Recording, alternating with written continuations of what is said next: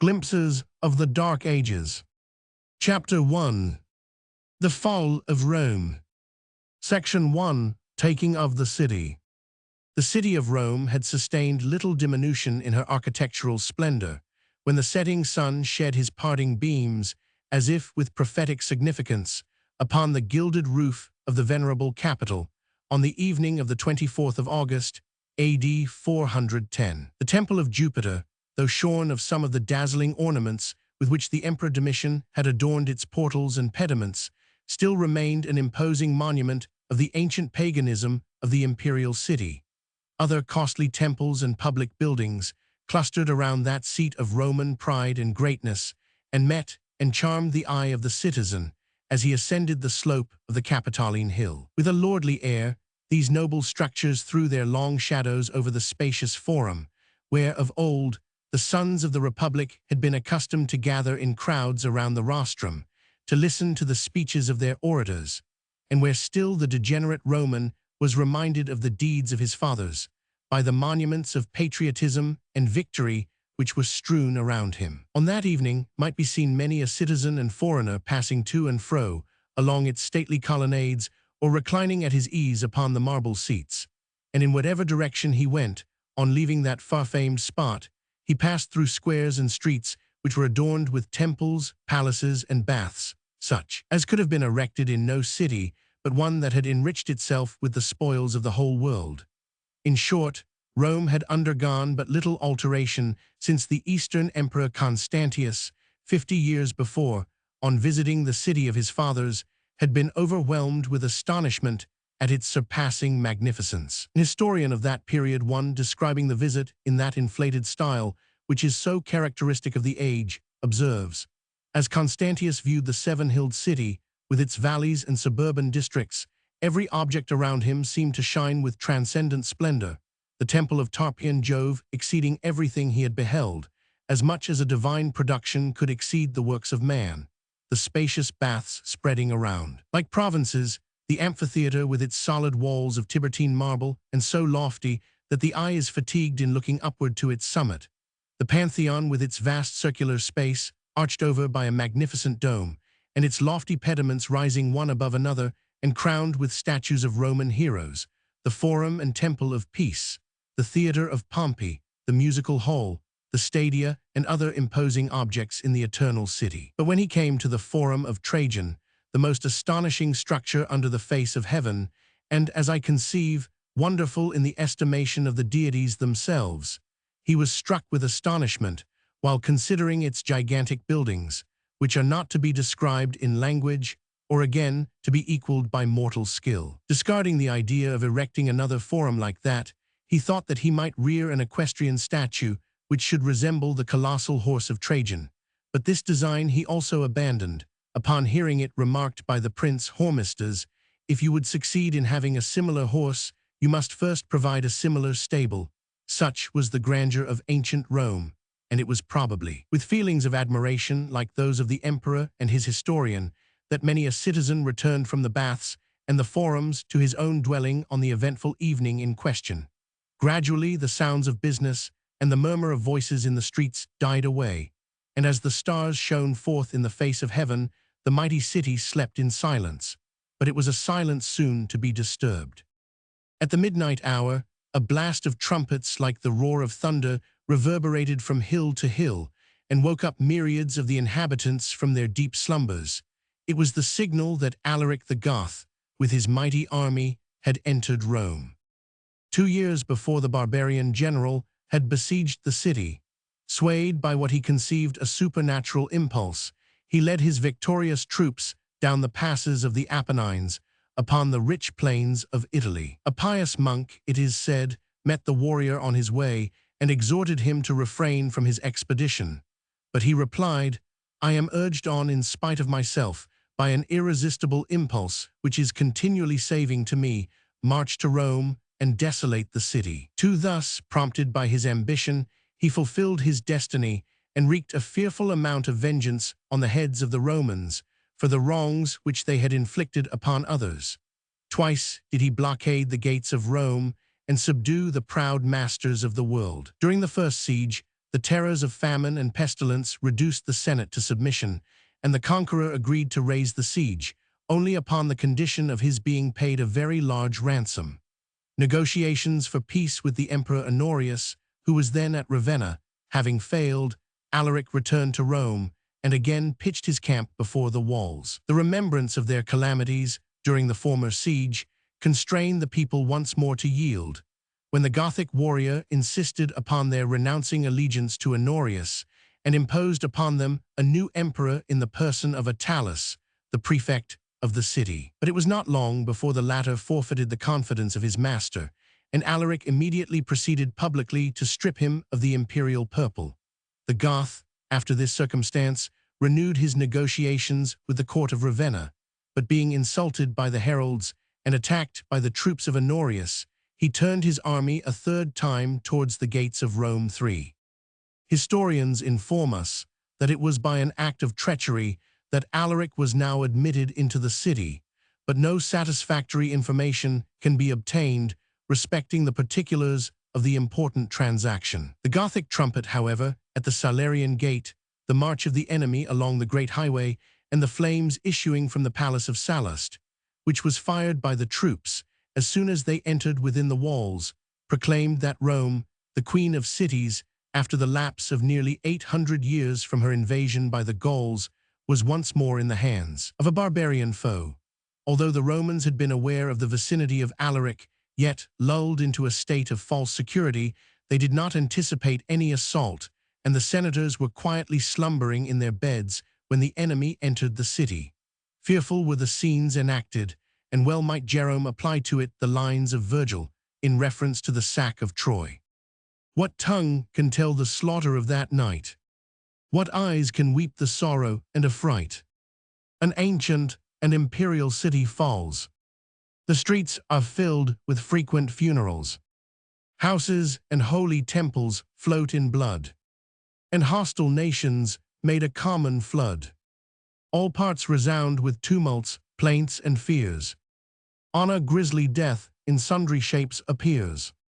The cruel and licentious soldiery made a dreadful slaughter of the Roman people, and violated many a matron and virgin. The horrors of the invasion were further heightened by the excesses which were practiced by 40,000 slaves, who now broke loose from the authority of their masters, and retaliated on them and their families the wrongs which themselves and their predecessors had endured through ages of oppression.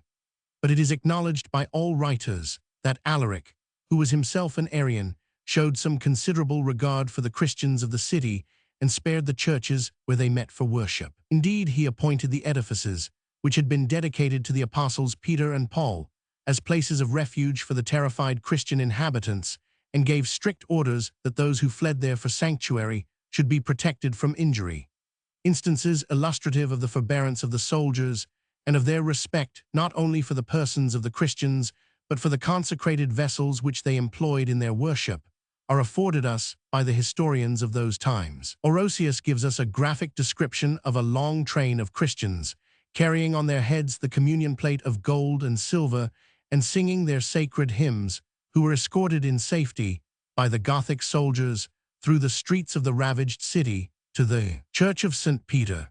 He speaks also of many of the barbarians and the pagan Romans uniting in these songs and joining in the solemn procession, and represents the latter as saving themselves from vengeance by taking shelter beneath the wing of the Christian faith.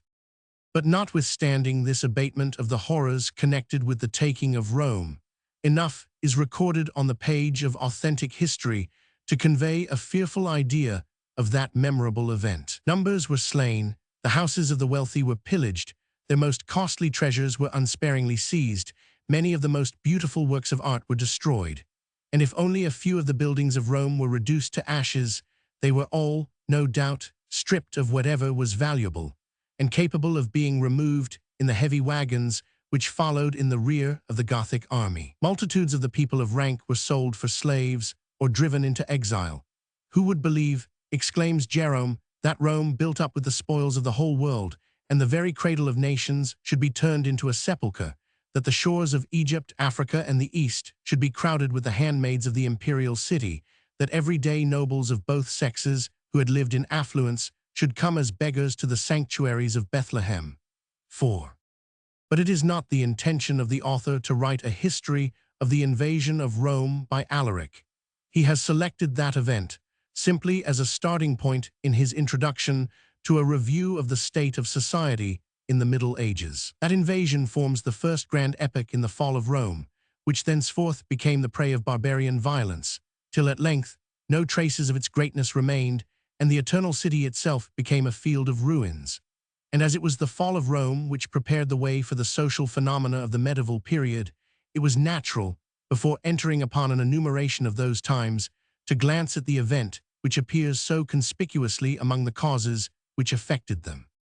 It will be proper, before we proceed further, briefly to notice the previous state of Roman civilization, as this will in some measure explain the remarkable fact of so great an empire having been overrun by barbarians, and will also illustrate the character of that form of society which was succeeded by the social changes of the Middle Ages. Section 2. Roman civilization. The history of Rome is that of a municipality pushing its vigorous arms in all directions, extending its influence on every side, without suffering its own central power to be affected, without admitting any other city or country to share in its dominion.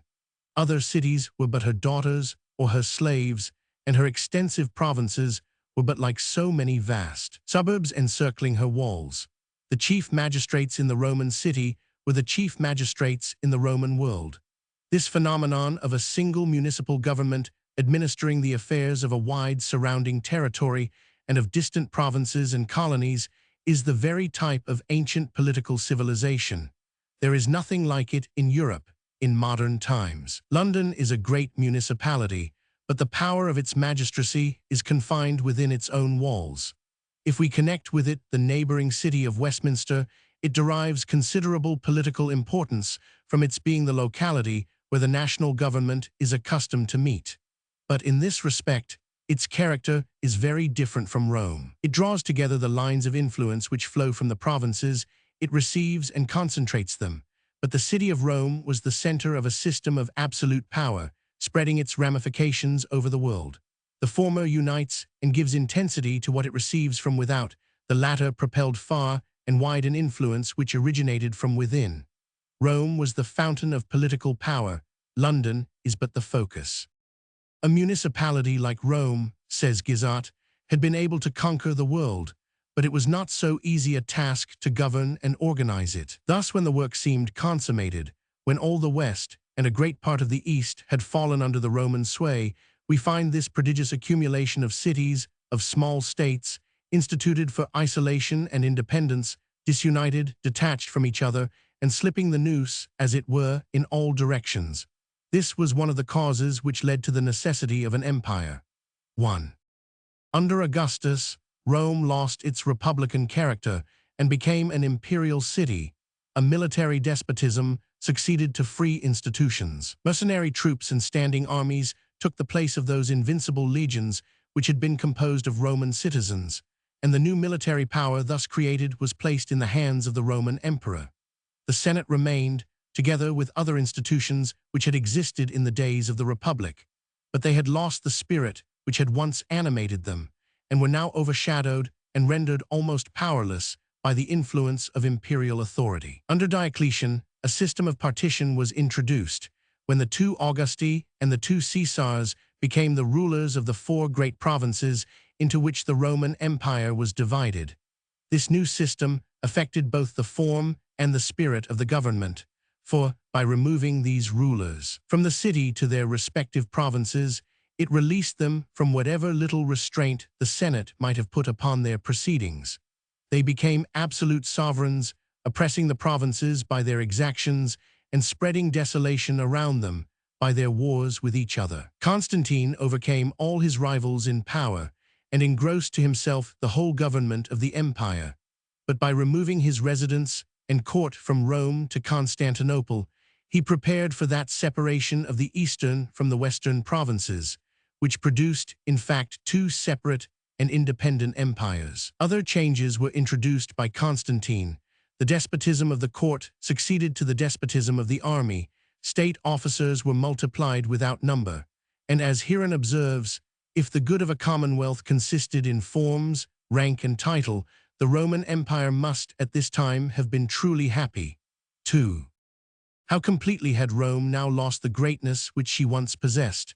Patriotism had faded from the empire, the spirit of liberty had expired. If republican forms remained, the life which had once animated them was gone, and they were made the covering for despotic practices and oriental courtiership. Laws no longer depended on the decrees of the Senate, but on the rescripts of emperors, and government sank into a fearful despotism, the punishment, under divine providence, of states unfaithful to liberty. It has been often observed that despotism was the only kind of rule which could hold the Roman Empire together during the last age of its history. But what a striking proof does that fact present of the thoroughly corrupt state of Roman civilization. Society in Rome was divided into three great classes: nobles, plebeians, and slaves. The accounts which are given by historians of the wealth, splendor, and luxury of the first of these classes almost exceed belief. A writer of the period, describing the state of Rome under Honorius, relates that several of the senators received from their estates an annual income of 4,000 pounds of gold, which would be equivalent to more than 160,000 pounds sterling, without reckoning provision of corn and wine, which, if sold, would have realized 1/3 of that sum. The estates of these patricians spread over distant provinces, and as early as the time of Seneca, rivers which had divided hostile nations flowed through the lands of private citizens. With such resources at their command, there were no bounds to their extravagance. Many of their mansions might excuse the exaggeration of the poet, that Rome contained a multitude of palaces, and that each palace was equal to a city, since it included within its own precincts everything which could be subservient either to use or luxury: markets, hippodromes, temples, fountains, baths, porticos, shady groves, and artificial aviaries. 3. A remarkable instance of Roman splendor, belonging to an earlier period, is afforded in the account we have of the house of Scaurus, which was valued at a sum equal to 885,000 pounds of our money. A distinguished antiquary has given a fancy picture of the dining room in this palace, which was probably equaled in some of the Roman houses of a later date. He describes the apartment as divided into two portions, the upper occupied by tables and couches, the lower left empty for the convenience of attendants. The former was adorned with valuable curtains. Garlands entwined with ivy divided the wall into compartments, which were bordered by fanciful ornaments, and the frieze above the columns was formed in 12 divisions, each of which was surmounted by a sign of the zodiac and by meat, fish, and game, emblematical of the season. Bronze lamps, suspended from the ceiling or raised on candelabra, shed a brilliant light and were trimmed by slaves. The tables were of citron wood more precious than gold and rested on ivory feet. The couches were overlaid with silver, gold, and tortoiseshell. The mattresses were of Gallic wool dyed purple. The cushions of silk, embroidered with gold, were worked at Babylon and cost 32,000 pounds. The pavement was of mosaic and represented the fragments of a feast scattered about, as if the floor had not been swept since the last meal. While waiting for their masters, young slaves strewed over the pavement sawdust, dyed with saffron and vermilion mixed with a brilliant powder made from the lapis specularis or talc. Foreign historian, before quoted 5, who lived during the 4th century, gives a lively description of the Roman nobility at that time, from which it appears that luxury of every kind was carried to the greatest excess. They adorned their houses with magnificent statues of themselves. Their robes were of the most costly description and became a burden to the wearer from the immoderate weight of their rich embroidery. When they traveled to any distance, so large was the retinue that it was like the march of an army, and even when they rode in their splendid chariots through the streets of the city, they were followed by a train of 50 servants and tore up the very pavement by their furious driving. Sometimes they sailed in their painted yachts from the Lucrine Lake on the coast of Puteoli and thought when they had done it that they had performed an exploit which might rival the expeditions of either Alexander or Caesar. Their tables were covered with the rarest delicacies, and the pleasures of the feast occupied no small share of their time and conversation. Musical concerts and visiting the baths, the theaters, and other places of amusement absorbed nearly all the rest. Great was the change since the days of Cincinnatus. Roman simplicity had been succeeded by Oriental magnificence. Cloaks of Laconian wool and purple, tables of thurga root, with claws of silver and ivory, services of plate, set with precious stones, furniture of the costliest materials, and most elegant workmanship, banqueting halls of florid architecture, baths of marble, and villas surrounded by enchanting gardens, were now the signs of greatness, instead of wisdom in the cabinet or valor in the field. The second class of Roman society consisted of the plebeian citizens, numbers of whom, neglecting all industrious employments, lived upon the public distribution of bread, bacon, oil, and wine, which, from the time of Augustus, had been made for the relief of the indigent among the people. These idlers spent their time chiefly in baths and taverns, and in witnessing those public amusements in the circus and the theatre, which their corrupt magistrates and great men, from the emperors downwards, were accustomed to provide as a means of securing and maintaining popularity. Some, says Ammianus, passed the night in taverns, and others under the awnings of the theatres. They occupied their time in playing at dice, or, which was a more favorite employment, in sitting from morning till evening in the sun or the rain, enjoying the amusements of the circus, and discussing the excellences or the defects of the horses and the charioteers. It was truly surprising to see an innumerable concourse of people, with the most ardent minds, watching the event of a chariot race. 6. The third portion of Roman society consisted of slaves. This unhappy class formed a large portion of the Roman population from an early period. So numerous were they at one time, that when it was proposed to distinguish them from the citizens by a particular dress, the proposal was negatived, on the ground that it would be dangerous to the state if these bondmen discovered their numerical strength. Domestic occupations of all kinds were allotted to slaves. Numbers of them were employed as artisans. Some of them were devoted to professional pursuits, and great men had among their slaves, physicians, librarians, and secretaries, a state of things obviously most pernicious, as the moral influence exerted by them upon the families with whom they resided must have been most injurious. Nor was the peril small from having so large a class of persons in the community, whose feelings towards their masters, in a multitude of instances, must have been deeply embittered. At one period, the possessors of slaves in Rome exercised over them a perfectly irresponsible authority, and scourged and put them to death at pleasure. But under the emperors Adrian and the Antonines, the shield of legal protection was extended over this oppressed portion of society. Some amelioration in the state of Roman slaves, no doubt, was secured during the last age of the empire, but the wrongs inseparable from slavery were still endured, and a disposition to be avenged on their oppressors still nourished. For amidst the scenes of terror and violence, which marked the taking of Rome by Alaric, we have seen 40,000 slaves rising to join the Goths in shedding Roman blood, and in trampling in the dust the remains of Roman pride and greatness. That the servile part of the Roman population, ministering, as they did, to the luxury, the extravagance, and the vices of their masters, partook of the prevalent moral corruption of the times is certain.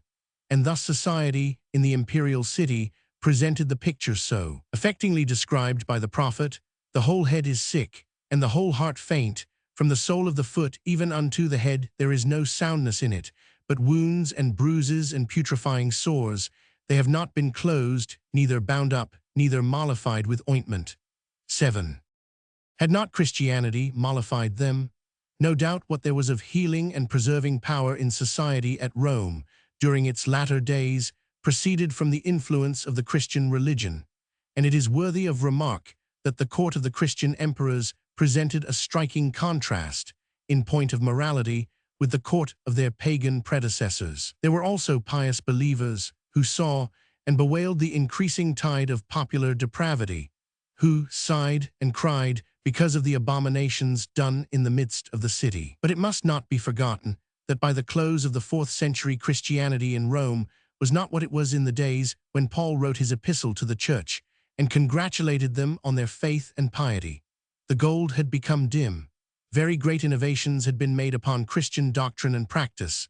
They had been slowly growing up for years, and after the Council of Nice, developed themselves more boldly than before. Christianity originally appeared as a system of wisdom and mercy, for the reconciliation of fallen man with God through the one mediator, Jesus Christ, and for the renewal of his depraved nature by the power of the Holy Spirit. But now a crowd of inferior mediators had begun to rise in the church, and to hide the Savior from the eye of the repenting sinner, while the scriptural doctrine of divine influence was made void by the notion of the saving efficacy of the sacraments. In the New Testament, we are informed that the religion of Christ is not a religion of forms, that the kingdom of God is not meat and drink, but righteousness, peace, and joy in the Holy Ghost. But now ceremonies were multiplied, men were led to addict themselves to these as of primary importance, and to lose sight of the spirituality of the Christian scheme. The morality of the gospel, as taught by Christ and his apostles, was pure and perfect, but in the writings of some of the fathers it assumed a different character, for their principles may be found concerning veracity, which undermine the foundation of all true virtue. 8. The church at first was not of this world, but now a spirit of secularity took possession of it, and it was hastening to identify itself more and more with the powers of the earth. Scenes were witnessed in Rome, in connection with ecclesiastical proceedings, which, so far from presenting an instructive and beneficial contrast to the flagrant disorders of society at the time, were of the very same description. Damasus and Ursinus, being extremely ambitious for the episcopal dignity, contended for it so fiercely that in the quarrel were inflicted wounds and death. When Juventius, the prefect of Rome, not being able to repress these outrages, retired from the city, Damasus overcame. In the church of Licinius, where there was an assembly of Christians, 137 were killed in one day, and it was a long time before the excitement of the people was calmed. Do not deny, proceeds the heathen historian, that considering the wealth of the city, they who covet such things are justified in pursuing them, even though it be with contention, since, having obtained these honors, they will be enriched with the oblations of matrons, and will ride, sumptuously clad, in chariots, and make profuse entertainments, vying with regal banquets. But surely they might be happy, if disregarding the grandeur of Rome, which they allege as a reason for their luxury, they would follow the example of provincial bishops, who, by the plainness of their table and their unostentatious dress and manners, commend themselves to the divine being as men of purity and religion. 9.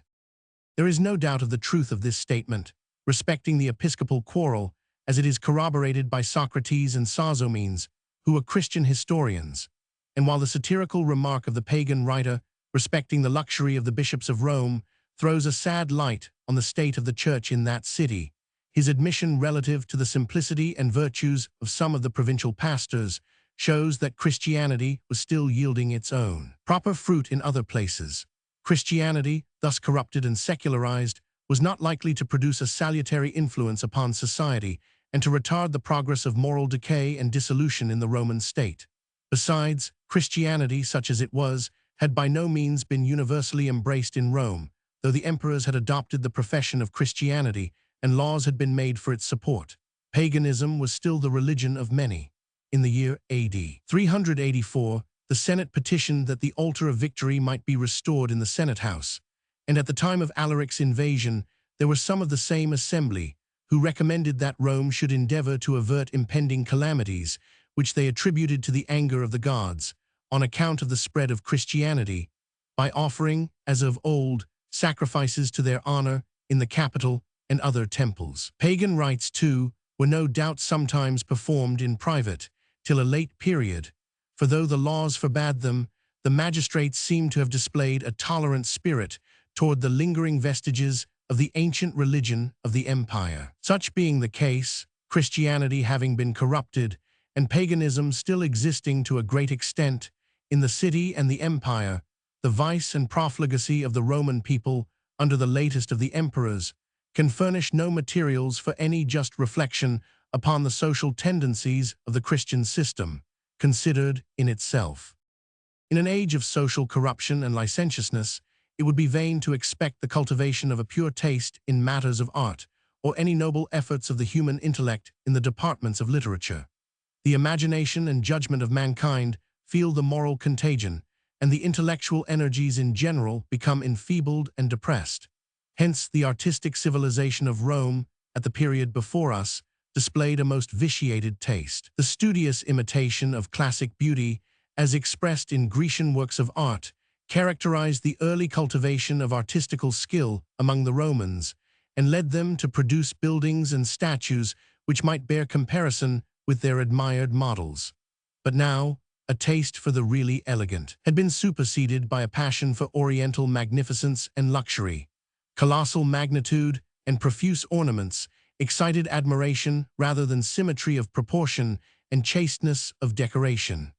As to literature, it was either neglected altogether or cultivated according to the prevailing taste.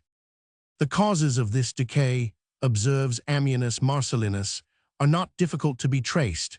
They are the dissipation of our young men, the inattention of parents, the ignorance of those who pretend to give instruction, and the total neglect of ancient discipline. The mischief began at Rome, it has overrun Italy, and is now with rapid strides spreading through the provinces.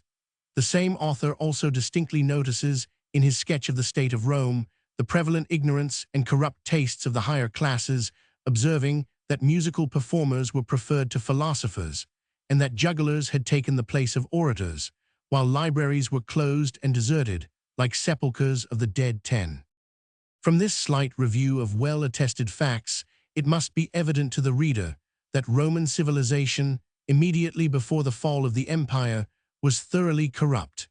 Everyone will discern, in that corruption, enough to account for the prostration of the proud imperial city beneath the power of barbarians. But the Christian mind will further recognize, in the facts of this memorable case, the operations of one of the established laws of divine providence. The full punishment of individual men for their transgressions in this life is reserved for a future state of being, but as nations in their collective capacity will have no existence hereafter, the punishments of their sins is sure to be inflicted upon them sooner or later in the present world.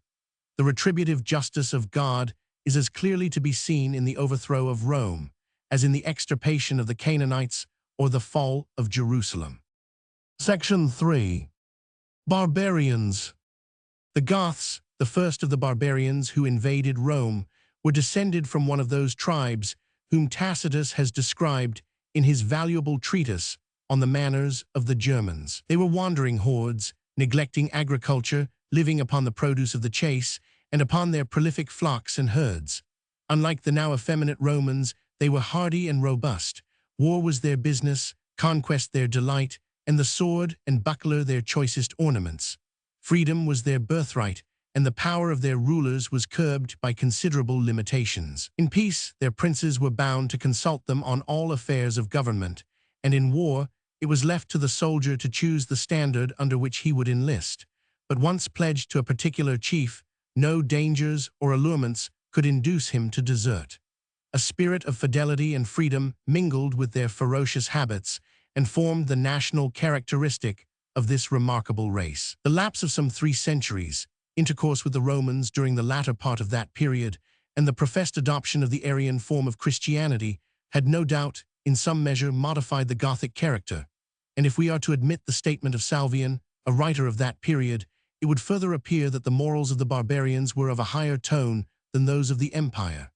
Still, there can be no doubt that they retained much of their original fierce independence of character. 1. We have already glanced at the spectacle of Rome invaded by the Goths under Alaric, but though that invasion was a fatal blow given to the city and the empire, it did not complete their ruin. Rome was not built, nor could it be destroyed, in a day. 40 years after it had yielded to the Goths, it beheld another enemy approaching its gates, in the person of Attila, the chief of the Huns, a tribe preeminently barbarous and cruel, who had forsaken their encampments in Hungary to seek victory and spoil in the fair and fruitful provinces of the south. Yet this powerful prince, moved by the persuasion of Leo, the bishop of Rome, and perhaps still more by costly gifts, by the prevalence of disease among his troops, and by the superstitious presentiments of his own mind, abandoned his design of entering Rome and gave another respite to the doomed city. 24 years elapsed, and Odoacer, at the head of the Vandals, who, with the Goths, seemed to have sprung from a common origin, again inspired terror in the enfeebled Romans, took the city, dethroned the last of the emperors, who was styled Romulus Augustus, as if in mockery of the proud associations connected with those 2 noble names, and caused himself to be proclaimed the King of Rome. But the empire cannot be said, even then, to have completely fallen, for the barbarian rulers held the government in commission under the imperial successors of Constantine, who occupied the throne of the East. Scenes of conflict and desolation followed in rapid succession. The wars of Totila with Belisarius fearfully ravaged the region of Italy and left Rome a scene of ruins.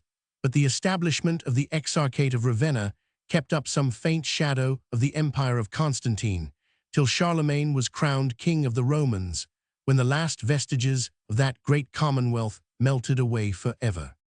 The ancient city of Rome was at once the type and the center of the civilization of the Old World. Her image was reflected in the great cities which adorned the shores of the Mediterranean, and she spread her manners, arts, and luxury over the far distant nations which she subdued.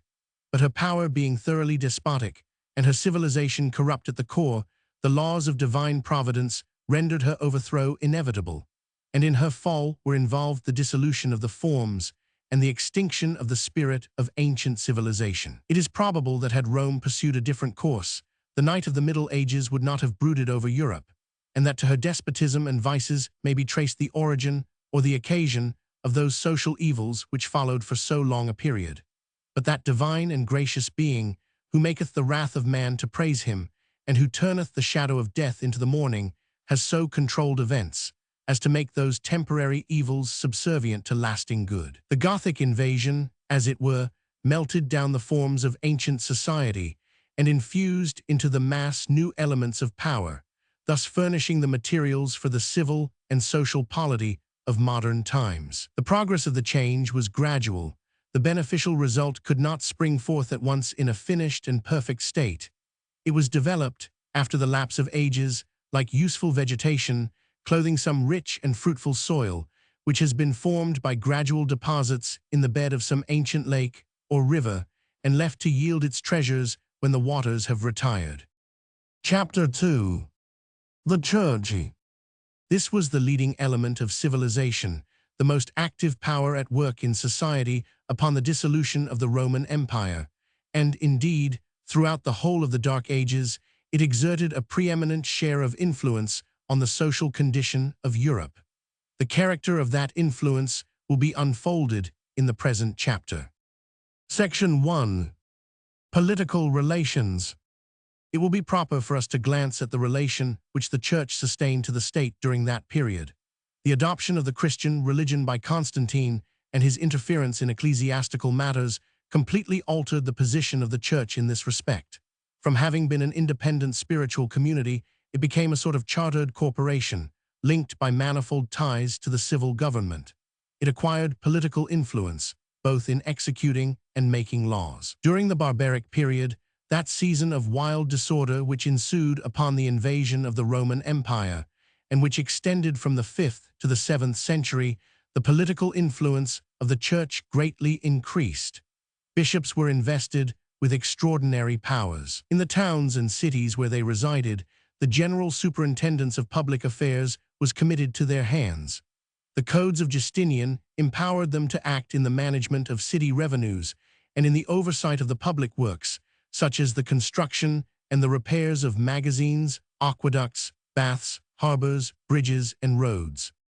Other powers were given them, rather more in accordance with the clerical character. They were to interfere in the appointment of guardians over the young, in the protection of prisoners, insane persons, foundlings, stolen children, and oppressed women, in the general administration of justice, and in the public maintenance of morality and order. Whatever opinion we may form respecting the discharge of civic functions by the ministers of Christianity, we are constrained to confess that here was an instance in which temporal authority might be most beneficially exercised. But if the temper of the clergy answered the description given by a writer of that period, and if that temper descended to their successors, the beneficial effect of the Church's civil power was not very widely extended. Is it likely that any should undertake the cause of the oppressed, when even the priests of the Lord do nothing, the most of them either holding their peace, or if they speak, acting like the silent? So it is that the poor are plundered, widows groan, orphans are trampled upon, and many are driven to take refuge among the barbarians, seeking among the barbarians Roman humanity, because among the Romans they are not able to endure their barbarous inhumanity. Some abatement, perhaps, may be justly made from this sweeping censure. Most probably, even in that degenerate age, cases were not wanting in which the benign spirit of Christianity prompted those who were invested with such extraordinary powers to employ them for the relief of human suffering, the vindication of injured character, and the protection of the oppressed. But it was not in the administration of municipal affairs alone that the clergy were possessed of political power. They had no small share in making laws as well as in executing them. This was especially the case in Spain. The laws of the Visigoths, instituted at the Council of Toledo, were compiled by the bishops. Here the influence of the Church was decidedly beneficial. Those laws exhibit traces of a philosophically and Christian spirit. Amongst the barbarians, men were valued at a fixed rate, according to their situations. The barbarian, the Roman, the freeman, the vassal were not estimated at the same sum. Their lives were made matter of tariff. The principle of men being of equal value in the eyes of the law was established in the Code of the Visigoths. With regard to the system of procedure, we find the oath of compurgators and the judicial combat displaced for the proof by witnesses, and such a rational examination into facts as might be adopted in any civilized society. In a word, the whole Visigoth code bears a wise, systematic, and social character. We perceive in it the labors of that same clergy which held command in the councils of Toledo and operated so powerfully on the government of the country. 3. The judicial prerogatives and legislative influence of the bishops of the Church were backed by the extravagant veneration of the priestly office, so natural to such a state of society as that which prevailed at the commencement of the Middle Ages, and these causes combined to elevate the rulers of the Church to the loftiest position in society. As an example of the power of the clergy and of the precedence which they claimed for themselves, as well as of the social manners of the period, we may quote an anecdote of the famous Martin, Bishop of Tours, in the 4th century, recorded in his life by Sulpicius. Severus, dining once at the royal table, the Emperor Maximus ordered the cup to be first offered to the bishop, expecting next to receive it himself.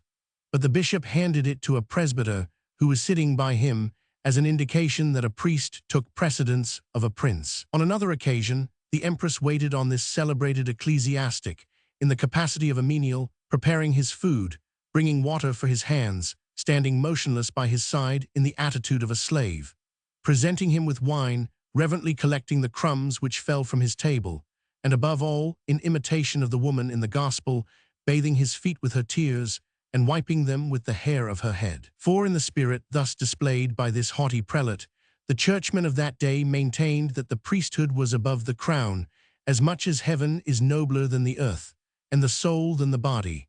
And acting upon that principle, we find the bishops of France in the 9th century deposing Louis, the son of Charlemagne. An ecclesiastical council in the same kingdom afterwards adjudged his son Lateran unworthy of the crown, and conferred it on his brother Charles the Bald. A subsequent council deposed him, when the pusillanimous monarch complained, "I ought not to have been deposed, or at least not before I had been judged by the bishops, who gave me royal authority. I have always submitted to their correction, and am ready to do so now."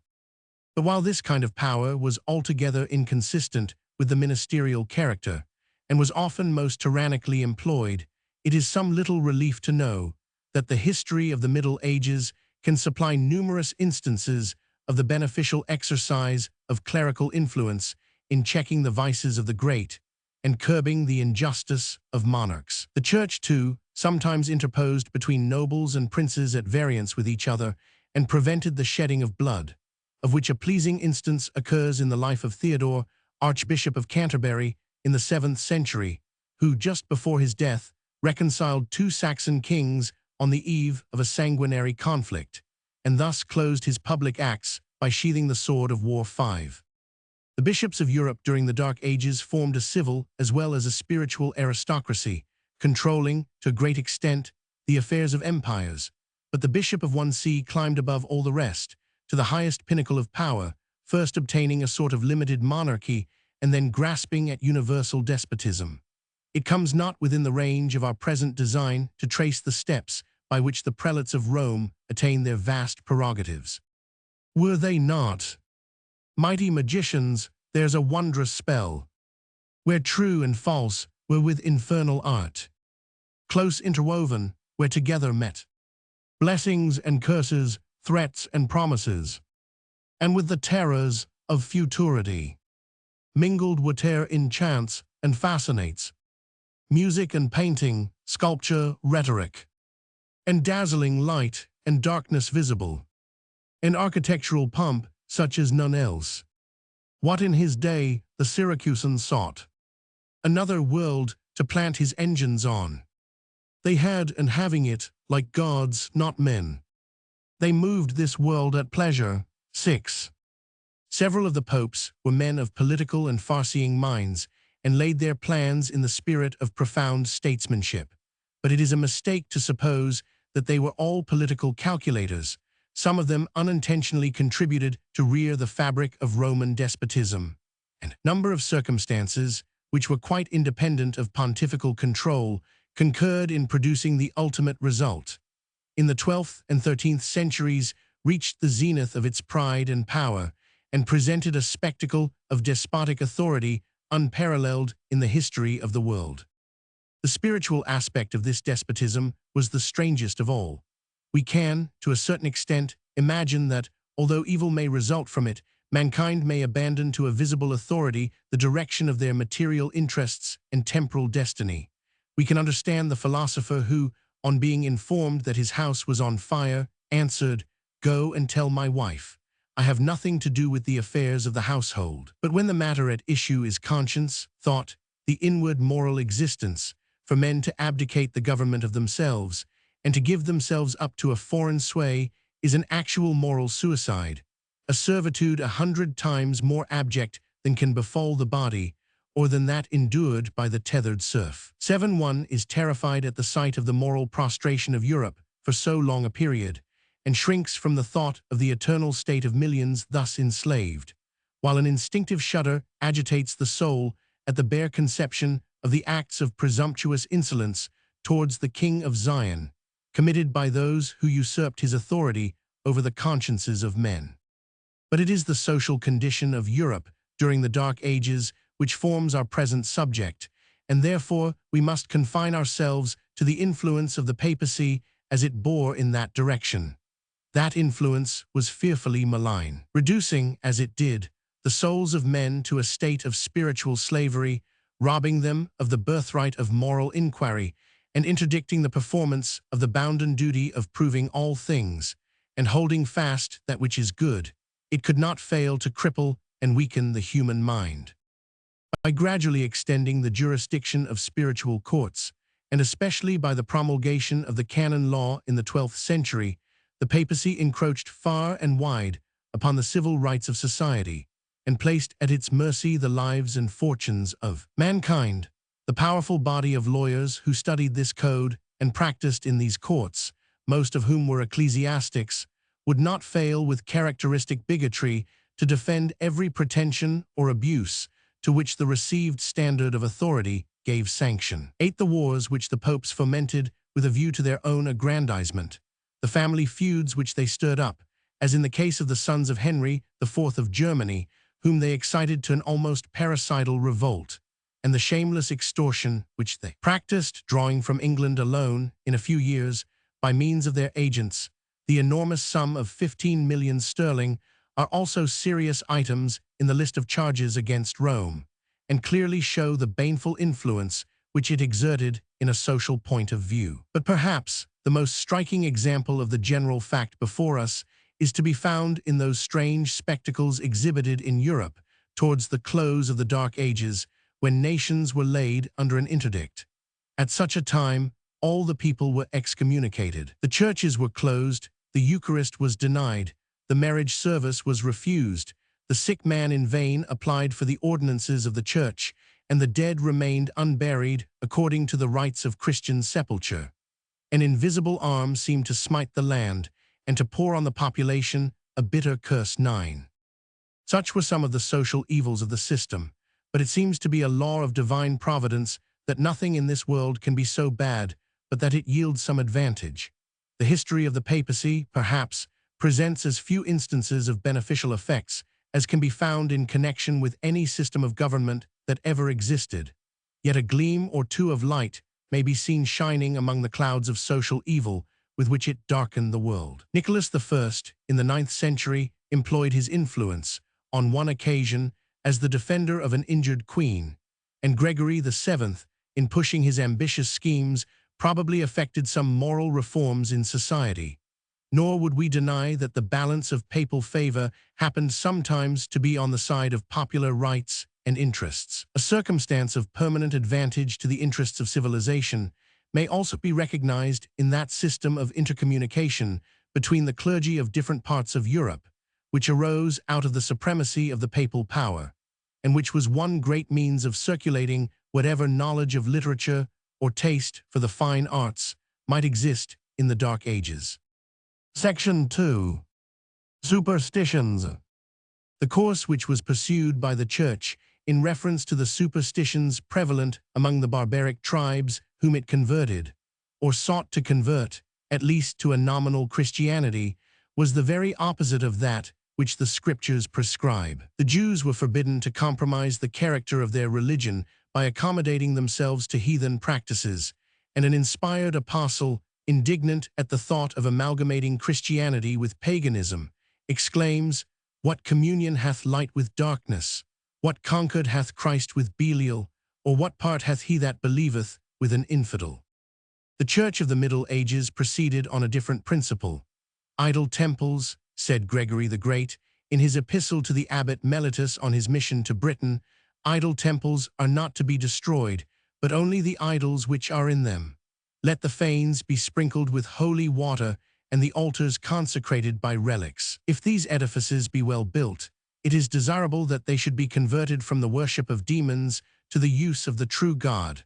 For the people, seeing that their temples are not destroyed, will more easily overcome their prejudices, and acknowledge and adore the Almighty in the places where they have been wont to worship. And since they are accustomed to slay oxen in sacrifice to their gods, let this be turned into a Christian solemnity, so that on the day of dedicating a church, or on the festivals of the holy martyrs whose relics may be there preserved, booths of green boughs may be erected round these same churches, and Christian rites be celebrated.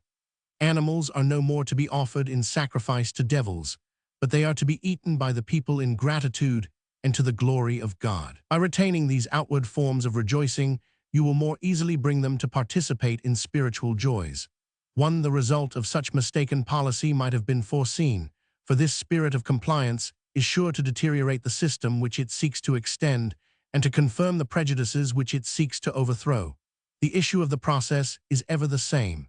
Pagans are not truly converted to Christianity, but the profession of Christianity itself is paganized. There were also persons in the Middle Ages who, in the same spirit, adopted parts of pagan mythologies and molded fancies of their own according to the prevailing forms of popular superstition. Not only do we find the Italians borrowing their patron saints from the dei presides and the dei patrons of their pagan fathers, and sometimes transforming the statue of a heathen god into the image of a Christian saint, but we also find people in other parts of Christendom accommodating to their own use certain fables current among the barbaric nations. The Scandinavian mythology gives great prominence to the exploits of Odin.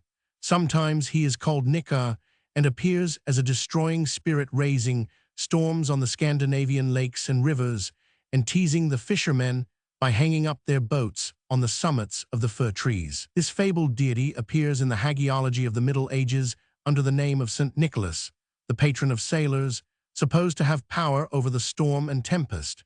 Mementos of this superstition still remain in churches situate near the sea and dedicated to this saint of the ocean, whom many a seaman still invokes, as he catches a glimpse of the distant church rising above the shore. Beside instances in which mythological fables were thus adopted, and if we may use the term, thus Christianized, there are proofs of the spirit of pagan superstition having molded the conceptions formed of invisible beings by the ecclesiastical teachers of the Dark Ages. Satan is commonly represented by them under forms which they could have borrowed only from such a source. The monster with horns and tail was evidently the creation of the fancy under the influence of legendary superstitions. One cannot help smiling at the grotesque scenes painted by the saints, in which the spirit of evil is introduced as the chief actor. He is said to have teased St. Gudula by blowing out her candle on her way to church at the hour of cock-crowing. But this story is surpassed by another related respecting the archenemy and St. Bricius. Once, while St. Martin was saying Mass, St. Bricius, whose name hath retained a place in the Protestant calendar, officiated as deacon, and behind the altar he espied the devil busily employed in writing down on a slip of parchment, as long as a proctor's bill, all the sins which the congregation were actually committing. Now St. Martin's congregation was anything but serious.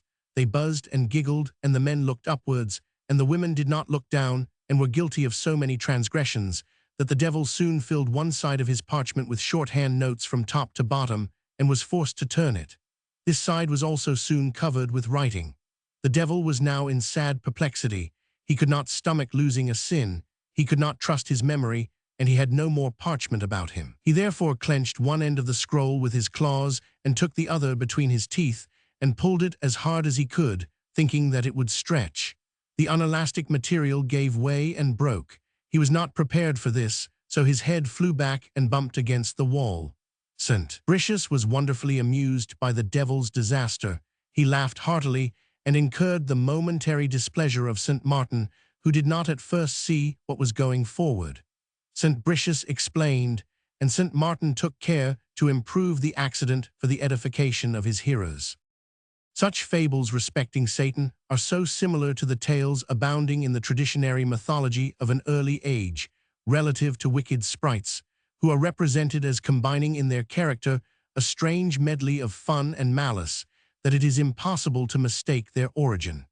And it may be observed by the way that such men as St. Martin, St. Benedict, and St. Gregory, who retail many an idle story of this sort, are surely not the men whom a wise and sober-minded Christian would think of choosing as the guides of his faith.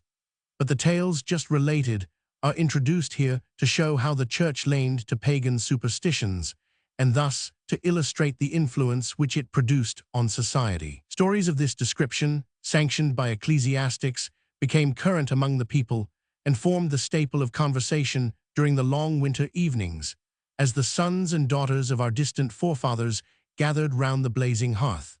They thus bring up before us the domestic scenes of those early times and show the opinions and sentiments which would be sure to prevail in the popular mind. The Church, instead of zealously setting itself to purify, as far as it could, the thoughts of men from the errors and follies which they had derived from paganism, in many cases accommodated itself to them, from motives of policy, or caught their spirit from sheer sympathy, and thus helped to perpetuate habits of credulity, degrading to the mind, and superstitious feelings, injurious to the heart, the lingering remains of which may be found in many parts of Europe and in some of the rural districts of our country to the present hour. The use of the ordeal is of great antiquity. Blackstone 3 notices obvious traces of it among both the ancient Greeks and Germans, but especially the latter. It was chiefly of two kinds, the fire ordeal and the water ordeal. The former, which was confined to persons of high rank, consisted in carrying a piece of red-hot iron or in walking barefoot upon red-hot plowshares. The latter kind of ordeal, which was intended for the common people, consisted in plunging the arm up to the wrist, or the elbow, in boiling water, or in being thrown into a deep river or pond. For if the person escaped unhurt from these perilous trials, it was supposed that the divine being had interposed for his safety, and he was pronounced innocent of the charge which had been brought against him. The pernicious nature of the custom, in reference to the welfare of society, is too evident to require remark, and Christianity shows itself to be the friend of man in discountenancing such practices. Under the influence of the principles of Christianity, some of the churchmen of the Dark Ages did condemn the use of the ordeal, but others, in the accommodating spirit already noticed, gave to it a decided sanction. In the 6th century, it was appealed to for the decision of theological questions, and after the 9th century, the clergy in general assumed its superintendence, probably from benevolent, though mistaken notions. A third kind of ordeal was engrafted upon one of the most solemn services of the Church. The corsoned, or morsel of execration, was either the sacramental wafer itself or a piece of bread administered in connection with the Eucharist. A solemn prayer was offered that the bread might cause convulsions if the person receiving it were guilty.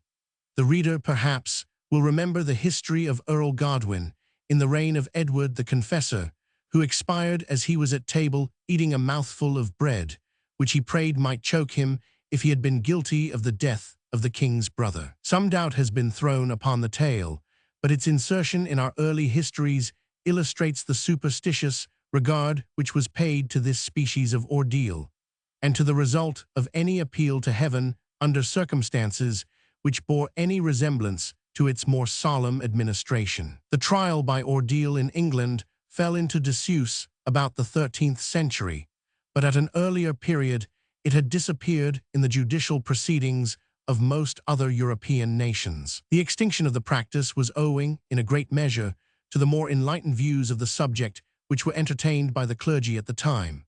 It is, however, to be lamented that, having been tolerated so long, the spirit of the institution survived its formal practice, and still we occasionally find persons impiously appealing to heaven in proof of their innocence, somewhat after the manner which prevailed in the Middle Ages. The writings of the Fathers and the decrees of councils afford abundant evidence that heathen festivals were condemned by the early Church. During the Middle Ages, instances are not wanting of their being severely reprobated by the clergy. In a sermon by Eligius, a bishop of the 7th century, there is a long and fervent exhortation against all participation in heathen festivities and kindred practices, and prohibitions by councils to the same effect may be found as late as in the 9th century. Yet from the passage we have cited from the Epistle of Gregory, it is plain that a principle of accommodation to pagan prejudices was sometimes adopted. This principle, in some of its bearings, seems to have advanced, rather than declined, in favor with the Church as time rolled on. The old heathen festival of the calends of January, which in its pagan form was long discountenanced by the Church, appeared in the 12th century, if not earlier, as a sort of Christian festivity, and bishops and archbishops engaged in Christmas sports, and even so far forgot their episcopal dignity as to join in a game of ball six. This festival afterwards became known as the Feast of Fools, and was marked by profanities almost incredible. An abbot of fools was elected, to whom the prelate of the diocese, if present, was accustomed to pay homage. A mock bishop was also chosen, who was carried to the house of the diocesan, where from the principal window he pronounced a benediction on the neighboring town. Mock sermons, prayers, and other religious services were connected with these absurd proceedings, and the whole thing from beginning to end was characterized by noise, disorder, folly, and impiety. Still greater excesses afterwards arose, and Ducange gives us the rubric of what was called the Feast of Asses, as celebrated in the Cathedral of Rouen. It appears to have been a kind of drama in which a number of characters were introduced, Jewish and pagan, each one in turn repeating something in accordance with the part he assumed. Balaam, sitting on an ass, seems to have been the hero of the piece, and from this circumstance the feast derived its name. A young person appeared in the character of an angel, with a drawn sword, standing before the animal, and a dialogue ensued, founded on the scripture narrative.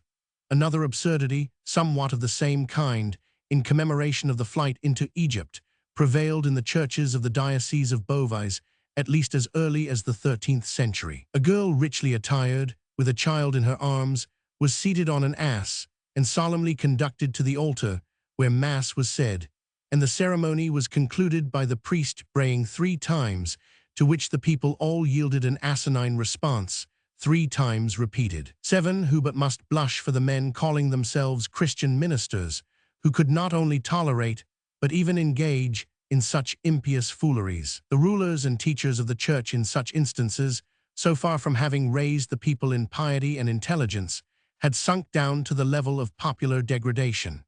It is said that the bishops endeavored to abolish these absurdities by ecclesiastical censures, but it was strange indeed, if they were strenuously resolved on putting them down, that they should still have permitted them to be performed within the walls of their own cathedrals. Some examples of the superstitious character of the period before us have appeared in the preceding pages, but the shape which superstition took in reference to the legends, relics, and miracles of the saints demand a distinct, though it must be a brief notice. Indeed, scores of volumes like the present might be filled with the stories of the Middle Ages on these subjects. It is enough to dip into one of the portly tomes of Father Dacre and take from his ample collection of medieval documents a specimen of the tales commonly believed. For example, read the following extract from a sermon by St. Theodore upon the blessed Apostle Bartholomew, preached in the 9th century, not as, by any means, the most marvelous story which might be selected, but as a sample at once of the superstition of the times and of the kind of instruction imparted by the clergy to their people. The Saracens arrived, and seized and ravaged the island. 8 They burst open the sepulchre of the apostle, and scattered his bones. When they had departed, the saint appeared in a vision to a certain Greek monk belonging to his church, and said to him, "Arise, collect my scattered bones." To which he replied, "Why should we collect thy bones, or pay thee any honor, since thou hast permitted us and this people to be ravaged by the pagans, and hast afforded us no help?" But he said, "For many long years I besought the Lord on behalf of this people, and in answer to my prayers he has preserved them. But because their sins are multiplied, and their iniquity is so increased, I am able to prevail no longer for their safety, and therefore they perish. But arise, and collect my bones, as I have said, and preserve them as I shall direct thee." To whom the monk rejoined, "But how shall I be able to find them, since I know not where they are scattered?" "Go by night," said the apostle, "to gather them up, and what thou shalt see shining like fire are my bones." Immediately he arose, and went to the place, and found the bones as the apostle had said. Having collected them together, he put them in a coffin, and departed, a friend being left to watch them. Some vessels of Lombardy having come to the place in pursuit of the Saracens, received the monks and the body of the saint on board, and sailed away. The Saracens afterwards surrounded the ship, in which the holy body of the apostle was conveyed, so that no hope of escape remained, when suddenly a thick mist enveloped the ships of the Saracens, so that they knew not where they were, and by this means the vessel escaped. While pursuing their voyage, the divine benignity of the apostle healed one of the sailors of a grievous malady. 9. Miracles in the Middle Ages lost their miraculous character by their great frequency. They became, as Jeremy Taylor observes, a daily extraordinary, a supernatural natural event, a perpetual wonder, that is, a wonder and no wonder. They could, therefore, be sometimes dispensed with, and we are informed that Abbot Stephen of Liege, in the beginning of the 11th century, prayed St. Wilbodo to refrain from working any more miracles, on account of the inconvenience which was felt by the brethren of the monastery, from the number of sick persons who came to be healed by day and by night. 10 It should, however, be observed that gross as was the credulity of the Middle Ages in reference to the miracles of their saints, it scarcely surpasses the credulity of many of the fathers of the Nicene period. Ambrose, Augustus, and Jerome may be matched to a great extent, in this respect, with the legendary writers of a later period. It has often been asked, were these stories the result of deliberate imposture, or the mere offspring of ignorance and superstition? No doubt there is room, in many cases, for the charitable interpretation so benevolently conceived and elegantly expressed by Sir James Mackintosh. The illusions of sight, the shades by which dreams sometimes fade into waking visions, the disturbance of the frame from long abstinence, and from the stimulants incautiously taken to relieve it, together with a permanent state of mental excitement, sanctioned by the firm faith which then prevailed in the frequent and ascertainable interpositions of divine power, are sufficient to relieve us from the necessity of loading the teachers of our forefathers with a large share of fraudulent contrivance and unmingled fiction. The progress of a tale of wonder, especially when aided by time or distance, from the smallest beginning to a stupendous prodigy, is too generally known to be more particularly called in aid of an attempt to enforce the reasonableness of dealing charitably, not to say justly, with the memory of those who diffused Christianity among ferocious barbarians. But while the benefit of such a charitable construction may be extended to many instances of pretended miracles, it cannot be denied that a large portion of them were the work of fraud. Gregory of Tours, in the 6th century, candidly admits that a certain miracle which he records had been ascribed, not to the divine power, but to the contrivance of the clergy. A writer of the 11th century relates a characteristic instance of a man who was accustomed to dig up dead bodies recently interred and to dispose of them as wonder-working relics. On one occasion, at the dedication of a church, it was discovered from conversation with the man himself that the relic which he had sold, and to which most extraordinary virtues were ascribed, was a gross and flagrant imposture. But still, the clergy, though convinced of the fraud, went on with the rites of consecration, and solemnly placed the pretended relic among the other precious treasures of the shrine. 12. It may also be remarked that the actions of one saint are often ascribed to another, and whole legions are repeated with only the change of a name. 13. With facts of this description before us, we are compelled, though with deep pain, to believe that deliberate imposture was often practiced in reference to relics and miracles. The disposition of the people to believe in these absurdities shows that superstition must have been the very element of their being. Their appetite for incredible stories was truly voracious. Still, it might be hoped that though the mind was degraded by such a credulous temper, vice would, in some measure, be held in check by a belief in the close and miraculous intercourse which the departed saints kept up with the dwellers upon earth. But these spiritual beings, instead of having ascribed to them such a character of inflexible hatred to all transgression, as would make it impossible for any but the virtuous or sincerely penitent to obtain their favor, were represented as taking under their patronage the worst of sinners, upon the easy condition of their presenting some offering to the church, or of their even uttering simple prayer. Among the popular legends of those days, there are stories of the Virgin Mary having interceded with her divine Son for the salvation of a dissolute monk who had died without confession, and of her having, to the no small surprise of the executioner, kept alive on the gallows for 2 days a favorite thief, who addressed his usual prayer to her while the rope was round his neck. 14. Section 3. Morals. At an early period in the Middle Ages, bishops might be seen wearing the helmet and buckler and leading troops to the field of battle. This resulted from their holding lands of the king as his vassals upon condition of their performing military service. Charlemagne attempted to reform the church, and perceiving the incompatibility of martial pursuits with the clerical character and functions, released the prelates in his dominion from the duty of serving in person if they sent their vassals into the field.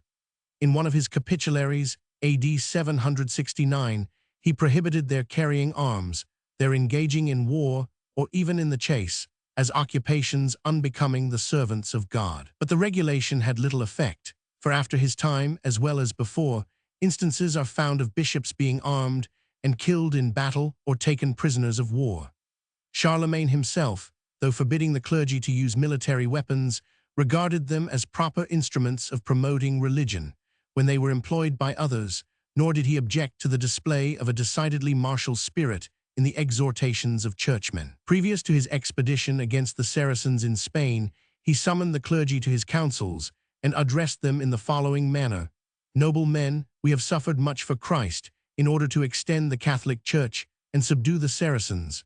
Notwithstanding, our sufferings for him are not 1,000th part so great as his sufferings for us, who, that he might deliver us from the devil, poured out his precious blood. Since then he suffered so much that he might deliver us from the punishment of hell and the power of the devil, and since he has promised to us a place in glory, we ought to extend the Christian faith and confound the pagans. Wherefore, we propose, by his assistance, to enter Spain, which has greatly troubled us, and if possible, to take Narbonne." Leo, the Pope of Rome, afterwards addressed Charlemagne's army in the following strain: "You should know for certain that if any of you fall in battle, you shall receive an incorruptible and eternal crown. Let every one confess his sins, and thus we shall be secure of conquering our foes, and in life and in death we may expect a reward. With great boldness and cheerfulness we ought to enter on the expedition and valiantly subdue them. And we, who occupy the place of St. Peter, by the power which is given to us, confer on you the pardon of all your sins." We see here much of the same spirit as that which animated the Crusaders of a later period. It was supposed that the sword was the proper instrument for subduing the enemies of Christ. Those who considered that their priestly vocation forbade them to use it themselves, encouraged and enforced its employment by others, and in their addresses breathed a ferocious and martial temper, strangely at variance with the mind of him who said to his rash disciple, of whom a line of military pontiffs, military in spirit, if not in act, were the proud pretended successors, "Put up again thy sword into its place, for all they that take the sword shall perish with the sword." From what has been already stated, some conclusion may be drawn respecting the morals of the Middle Ages. The impostures which were frequently countenanced and even practiced by the clergy, and the palpable falsehoods which were propagated by them in the legendary tales of the saints, evince a most deplorable disregard of truth, the very first of virtues. There is scarcely anything that strikes the reader more forcibly, on looking into the records of this dark period, than the general moral obtuseness of feeling which prevailed relative to the guilt of practicing deception and telling lies.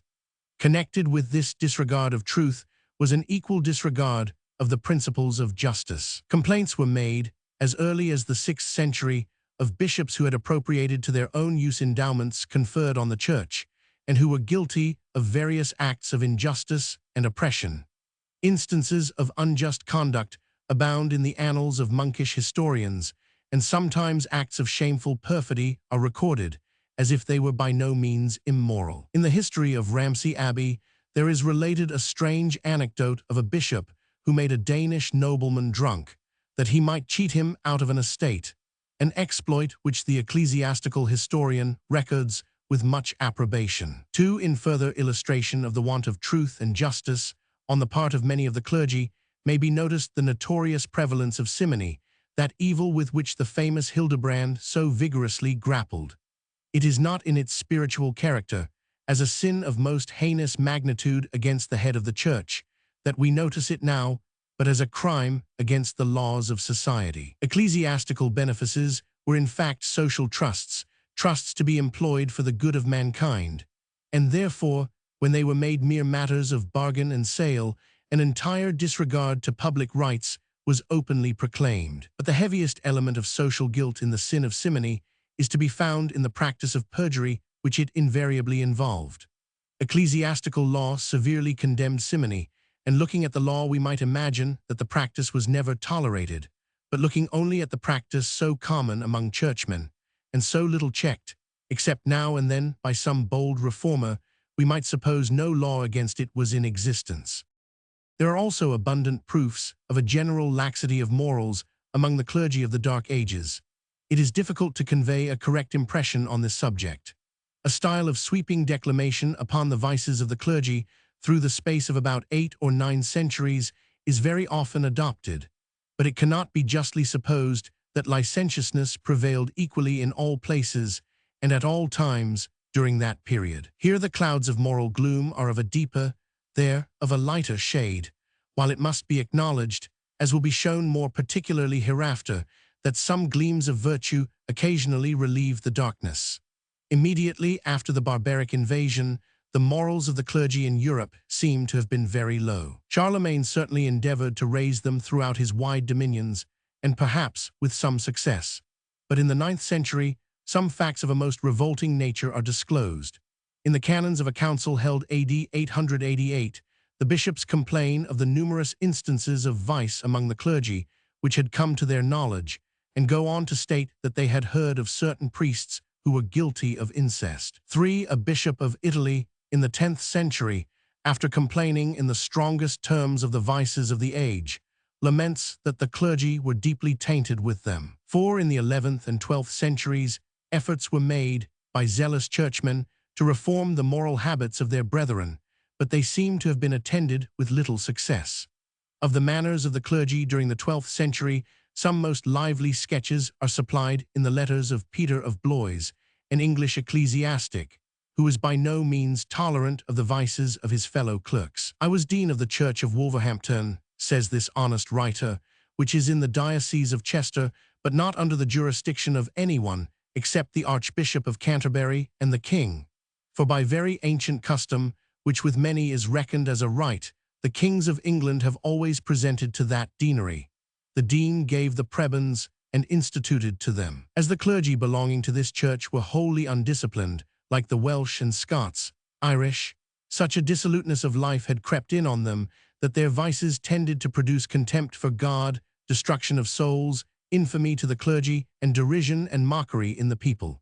In scripture language, their base deeds were sung in the highways of Gath and in the streets of Ascalon. I frequently reminded them of the words of Hezekiah, "Though thou, Israel, play the harlot, let not Judah offend." But they fornicated openly and publicly, proclaimed their sin like Sodom, and regardless of popular infamy, married the one the other's daughter or niece. And so close was the tie of relationship among them that no one could dissolve their bonds of iniquity. They were like the scales of Behemoth, one of which joins the other, and the breath of life does not pass through them. Moreover, the earth cries against them, and the heavens proclaim their iniquities. I took the greatest pains to cut off the poisonous branches of vice among them, but it would have been easier to turn wolves into sheep, or beasts into men.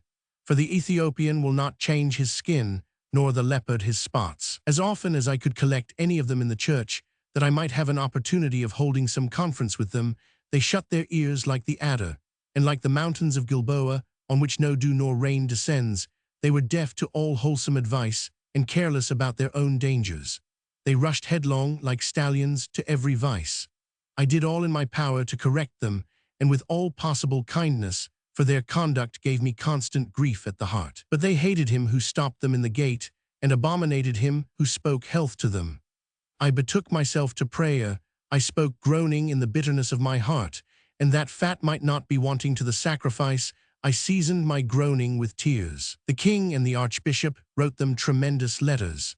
I assured them most positively that the Pope would take away their place and nation, and that they should be turned out of house and home. But the more they were threatened, the more obstinate they were. The more they were exhorted, the more contemptuous did they grow. They were few in number, but their iniquities made them a multitude.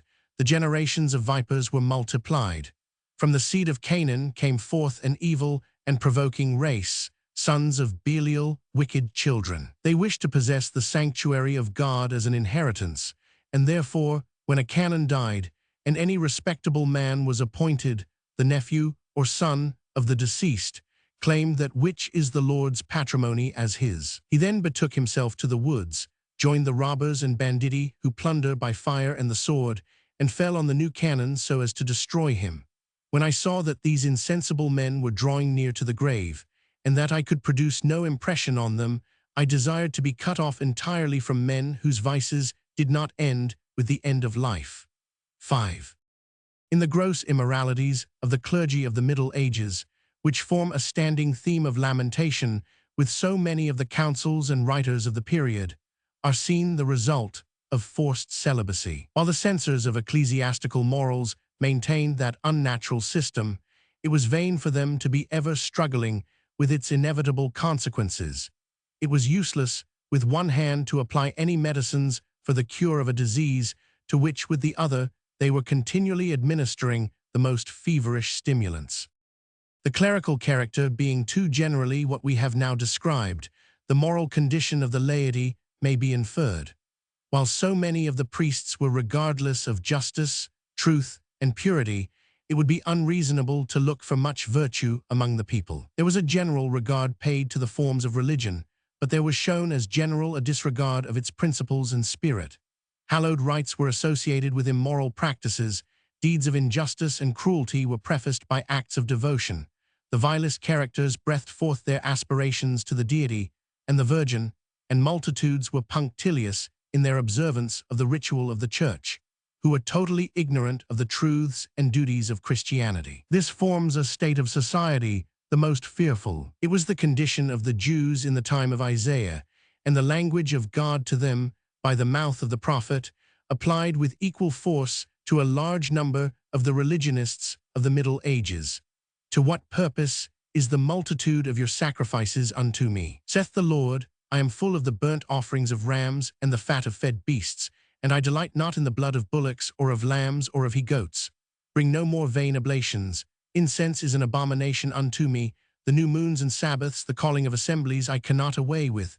It is iniquity, even the solemn meeting. Your new moons and your appointed feasts my soul hateth. They are a trouble unto me. I am weary to bear them. We have given the dark side of the picture. We must now, for a moment, glance at sentiments and traits of character of another order. Throughout the Middle Ages, traces of these may be found. Indeed, the very strong terms in which the vices of an age are reprobated by a contemporary author evince on his part a better state of moral feeling. There are sermons extant, belonging to those times, which, among much that is superstitious and unscriptural, contain some excellent moral and religious maxims. One preacher of the 7th century has not, generally, had justice done him. Maclean, Robertson, and other authors have given a few sentences, extracted from different parts of a sermon by Eligius, Bishop of Noyes, whence it would appear as if he had taught the people that nothing else was necessary to make a man a Christian than that he should go to church, present offerings to God, and repeat the creed and the Lord's Prayer. That Eligius did not clearly understand the way of salvation by faith in the divine Redeemer is clear enough to anyone who will peruse his discourse contained in Dacre's Spicelegum. But justice also demands the statement that this sermon, so often cited but so little read, certainly inculcates a vast deal more than mere ceremonial religion and contains many passages which are full of good sense and correct moral feeling. Indeed, in the very paragraph which precedes that from which garbled extracts have been taken, the bishop remarks, "It will not profit you, beloved, to receive the Christian name if you do not cultivate Christian practice. Christian profession avails a man only when he preserves in his mind and exemplifies in his conduct the precepts of Christ, that is, who does not steal, nor bear false witness, nor tell falsehoods, nor commit adultery, nor hate any man, but loves all even as himself, who does not render evil to his enemies, but rather prays for them, who does not excite strife, but on the contrary promotes peace. For these things Christ hath commanded in the gospel, saying, Thou shalt do no murder, etc. Matt, Roman 19, 18-19. The sermon is lamentably defective as it regards an exposition of the way in which a sinner is to obtain acceptance with God. No clear view is given of the work of Christ as the medium of our pardon, and of the work of the Spirit as the fountain of holiness. But it certainly is not wanting in moral exhortations, nor in a forcible statement of many important scriptural truths. 6. Benevolence, at least so far as it consisted in almsgiving and kindness to the poor, was the cardinal virtue commended in many of the sermons and exemplified in some of the lives of the saints of the Dark Ages. We may fairly conclude that the ecclesiastics were, in this respect, friends to the lower classes of society, and often relieved the wants of the indigent and soothed the minds of the sorrowing. The value of such influence, during ages of disorder and violence, when a stern and almost savage spirit pervaded the upper classes of society, cannot be too highly appreciated. The spirit of kindness nurtured by many in the bosom of the Church produced an improvement in the condition of domestic slaves and the gradual, but, at length, total extinction of slavery itself. Slaves who belonged to monasteries or ecclesiastics were in far better circumstances than those who were in the possession of laymen. Their sufferings under a stern master are sometimes bewailed by the writers of the day, who allude to them under the touching appellation of those whom Christ had redeemed at a rich price. Gregory the Great, in the 6th century, set a noble example of manumission in granting liberty to a number of his own slaves, whom he described as free by nature, but placed by unjust law under the yoke of bondage. Manumission was a religious ceremony. The person to be set free held a lighted torch in his hand and was led round the altar. He then laid hold upon its horns, when the formulary of liberation was solemnly repeated. Several charters of manumission, avowedly proceeding from religious motives, are cited by antiquarian writers. Slowly did the great curse of slavery yield to the influence of Christian principles, but its eventual extinction is to be ascribed solely to that spirit of humanity and justice which Christianity alone could kindle. Examples of individual purity and benevolence might be adduced, in contrast with the widespreading corruption already noticed.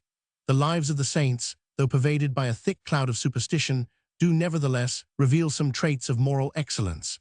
Christianity, in spite of the manifold corruptions which had gathered around it, exerted a renewing power over the minds of some, and it is very beautiful to catch, amidst the deep gloom of that period, glimpses of sincere piety, however faint. In the cloisters of the monastery and in the more active scenes of religious life might be found spirits who were partakers of a better nature than comes from earth. They had been born from above. They could not escape injury from the tainted atmosphere which filled the entire region around them. They often betrayed signs of feebleness, the moral pulse was low and faint, but life continued till, raised above the unhealthy element they breathed, they entered those purer regions to which they aspired, and there felt the quickening influences of the presence of God, and were united to the spirits of just men made perfect. Before closing this brief survey of the influence of the Church on the social condition of Europe, it will be proper to notice two institutions, the right of sanctuary and the truce of God, which had their origin from that source, and which produced incalculably great and beneficial effects in an age of oppression and violence. The precincts of a church afforded refuge to the fugitive. Had laws been firmly established and equitably administered, such a privilege would have proved little else than a bounty upon crime, and such, at a later period, it became.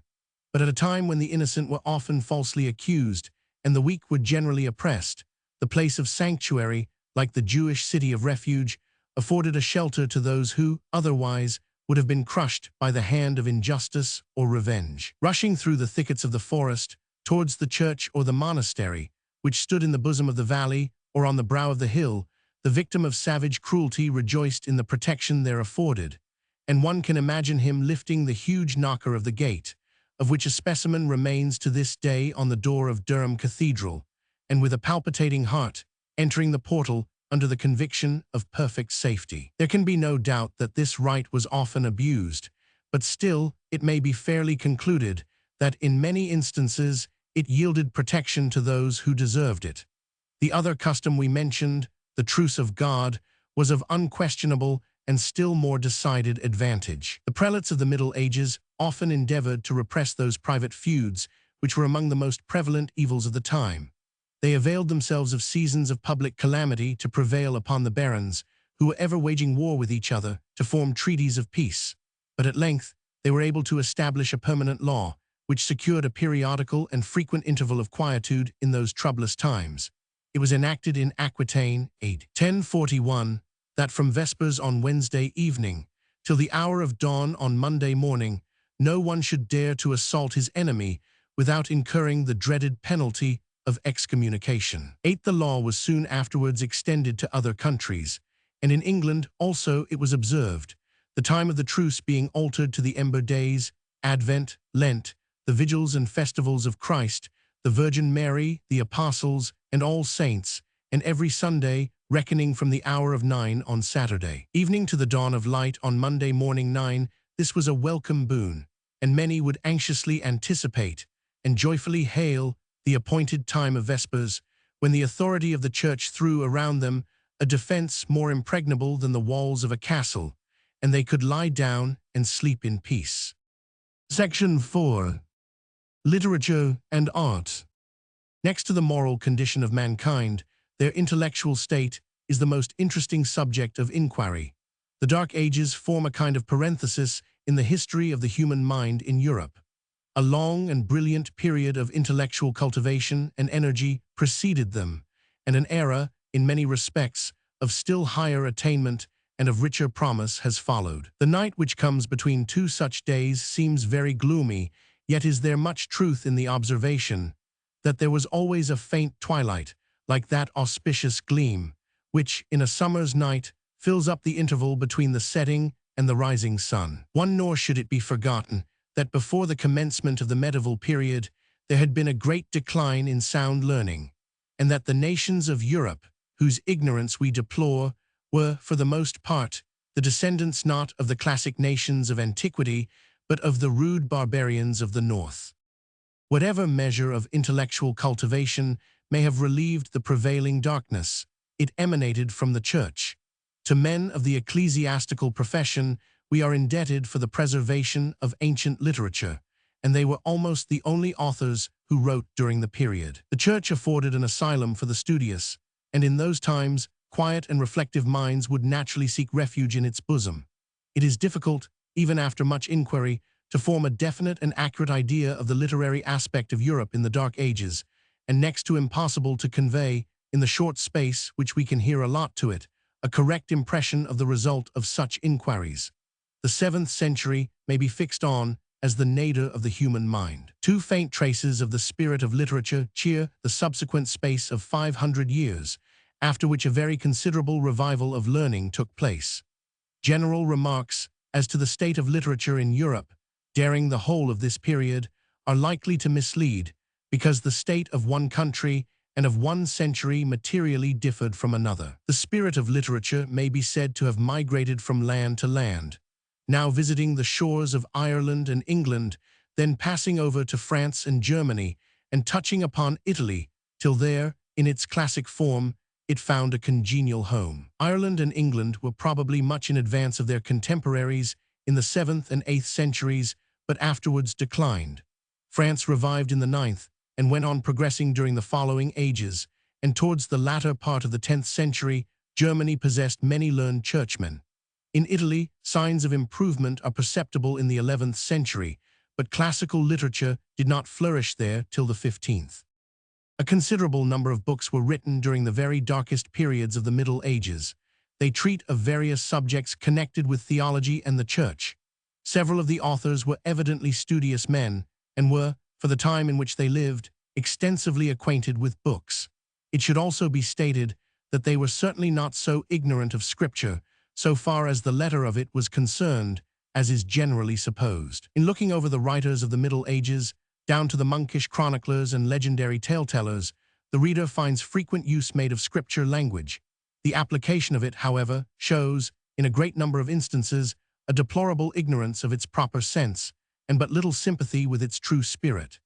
It is the most striking circumstance in the literary annals of the Dark Ages that they seem to us still more deficient in native than in acquired ability. The mere ignorance of letters has sometimes been a little exaggerated, and admits of certain qualifications, but a tameness and mediocrity, a servile habit of merely compiling from others, runs through the writers of these centuries. It is not only that much was lost, but that there was nothing to compensate for it, nothing of original genius in the province of imagination, and but two extraordinary men, Scotus Erasmus and Gerbert, may be said to stand out from the crowd, is literature and philosophy. 3. What might be the average state of the clergy in reference to the possession of knowledge during the Middle Ages is an interesting question, but one, like many others, difficult to answer. There can be no doubt that many ecclesiastics could not write, but it appears that ability to read, at least the service books, was a common attainment. Notices of extreme ignorance in some countries at certain times may be found. For instance, King Alfred complains in his day that there were very few on the south side of the Humber, and none on the south side of the Thames, who could translate the Latin service into English, and Rathurius, Bishop of Verona, in the 10th century, laments that he had found many clergy in his diocese who did not know Sapper, the Apostles' Creed 4, but perhaps it would be unfair to take these as decisive proofs of the ignorance of the clergy in general during the Dark Ages. The state of things assuredly was mournful enough, without adding to them any imaginary aggravations. Ecclesiastics were the only instructors in those days, but there is no evidence of their having shown much zeal in the enlightenment of the mass of the people. It is true there were schools connected with monasteries and cathedrals, but these institutions were for the education of such persons as were intended for the service of the Church.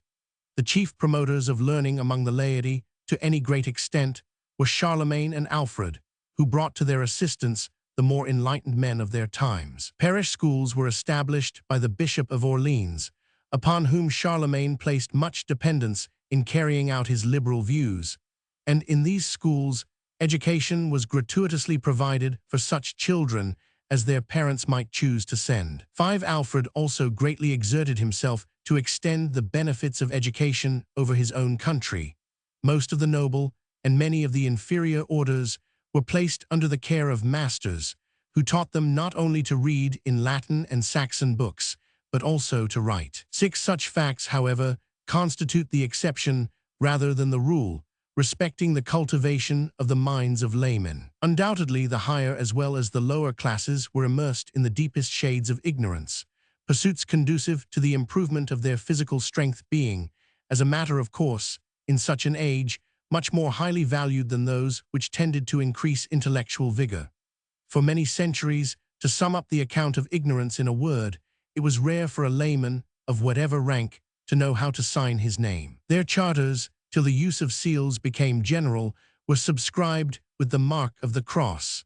Still more extraordinary was it to find one who had any tincture of learning. Even admitting every indistinct commendation of a monkish biographer, with whom a knowledge of church music would pass for literature, we could make out a very short list of scholars. None, certainly, were more distinguished as such than Charlemagne and Alfred, but the former, unless we reject a very plain testimony, was incapable of writing, and Alfred found difficulty in making a translation from the pastoral instruction of St. Gregory on account of his imperfect knowledge of Latin. 7. The Church did more for art than she did for literature. It is in the nature of Christianity, even when imperfectly understood or greatly corrupted, to produce an influence friendly to civilization and its attendant comforts, and thereby to foster the growth of the useful arts, of which the changes wrought in the barbaric nations during the early part of the medieval period by the introduction of Christianity among them are striking proofs. And in addition to this, it must be acknowledged that the innovations which, by that time, had been made upon the simplicity of gospel worship, operated in the same direction.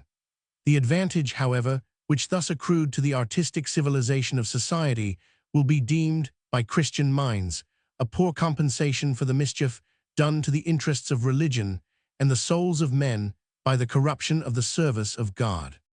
The study of architecture was a pursuit to which many of the clergy early devoted themselves, and though the ecclesiastical structures from the 7th to the 12th century were far inferior to those which were afterwards reared, they were undoubtedly much superior to the generality of buildings of the period to which they belonged.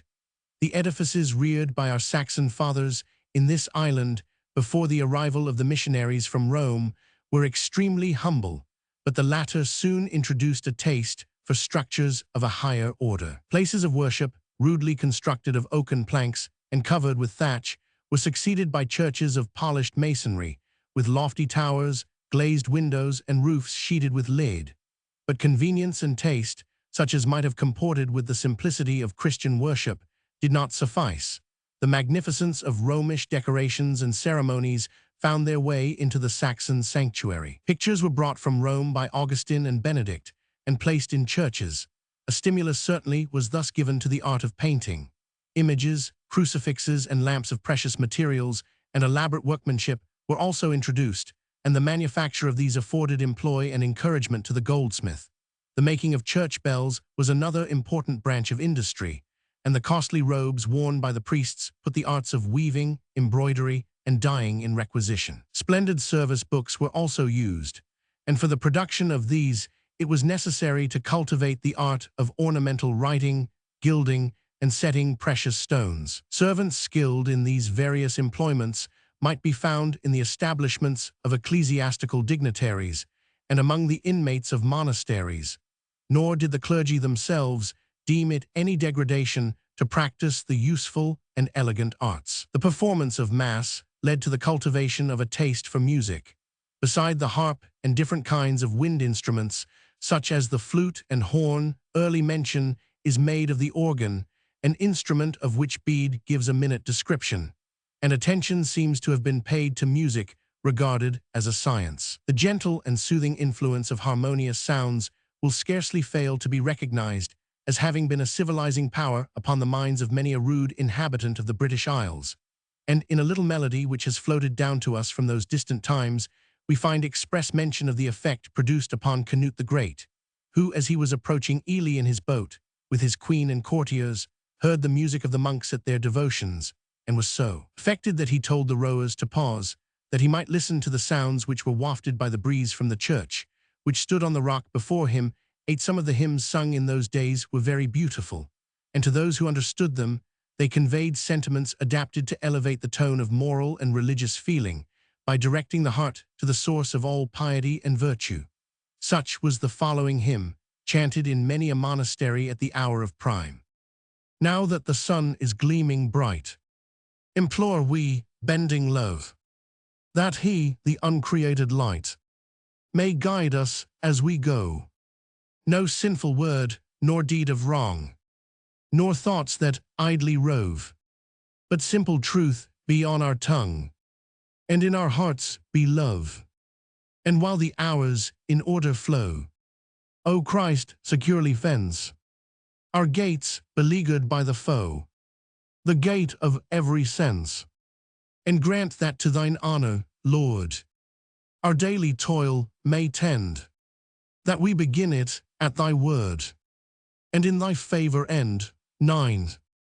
In bringing to a close this rapid survey of the influence of the Church during the Middle Ages upon the manners, morals, literature, and arts of society, we cannot suppress the remark, which, however, must be obvious to everyone who at all thinks upon the subject, that the decided benefits emanating from this source proceeded from so much of the genuine spirit of Christianity as still remained within its bosom, while benefits of but a doubtful or imperfect kind, and evils, some of them most flagrant in their nature, were the fruit of institutions which men had officiously planted around the temple of God.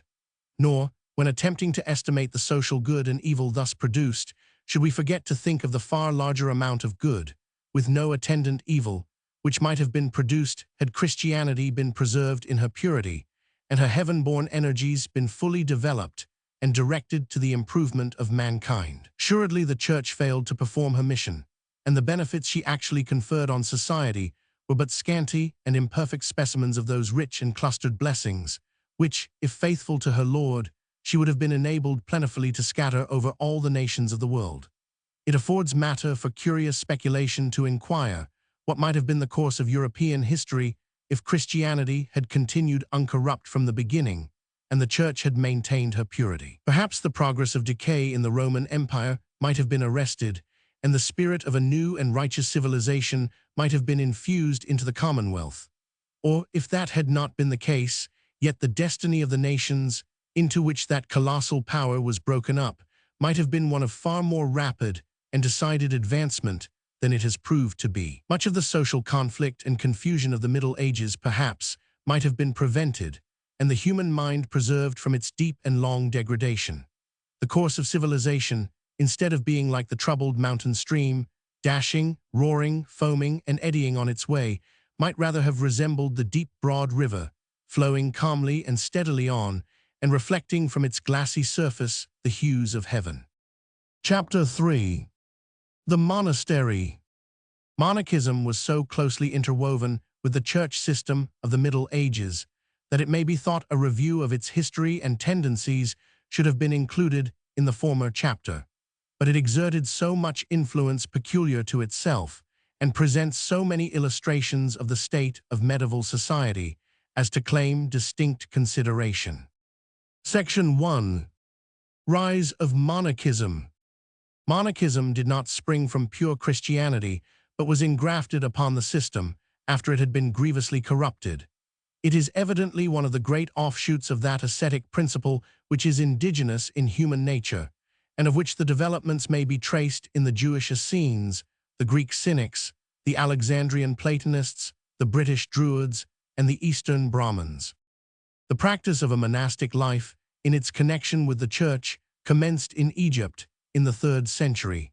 The storms of persecution drove many into the deserts, where they sought to carry out the ascetic principles, which, even at that time, were so strongly advocated by Cyprian and others. The spirit of self-righteousness, which had led to the Pharisaism of the Jews, and had produced no little of Pharisaism among Christians, doubtless helped on the result, to which, perhaps, the contemplative habits of the East, the preference of quietude to activity, and the notion that the height of religious excellence consists in the absorption of the mind by spiritual meditation, in some measure contributed. The founders of monachism were, in fact, hermits who sought the cavern and the den, the ruins of sepulchres and the dreariest spots of the desert, as scenes favorable to piety and communion with heaven.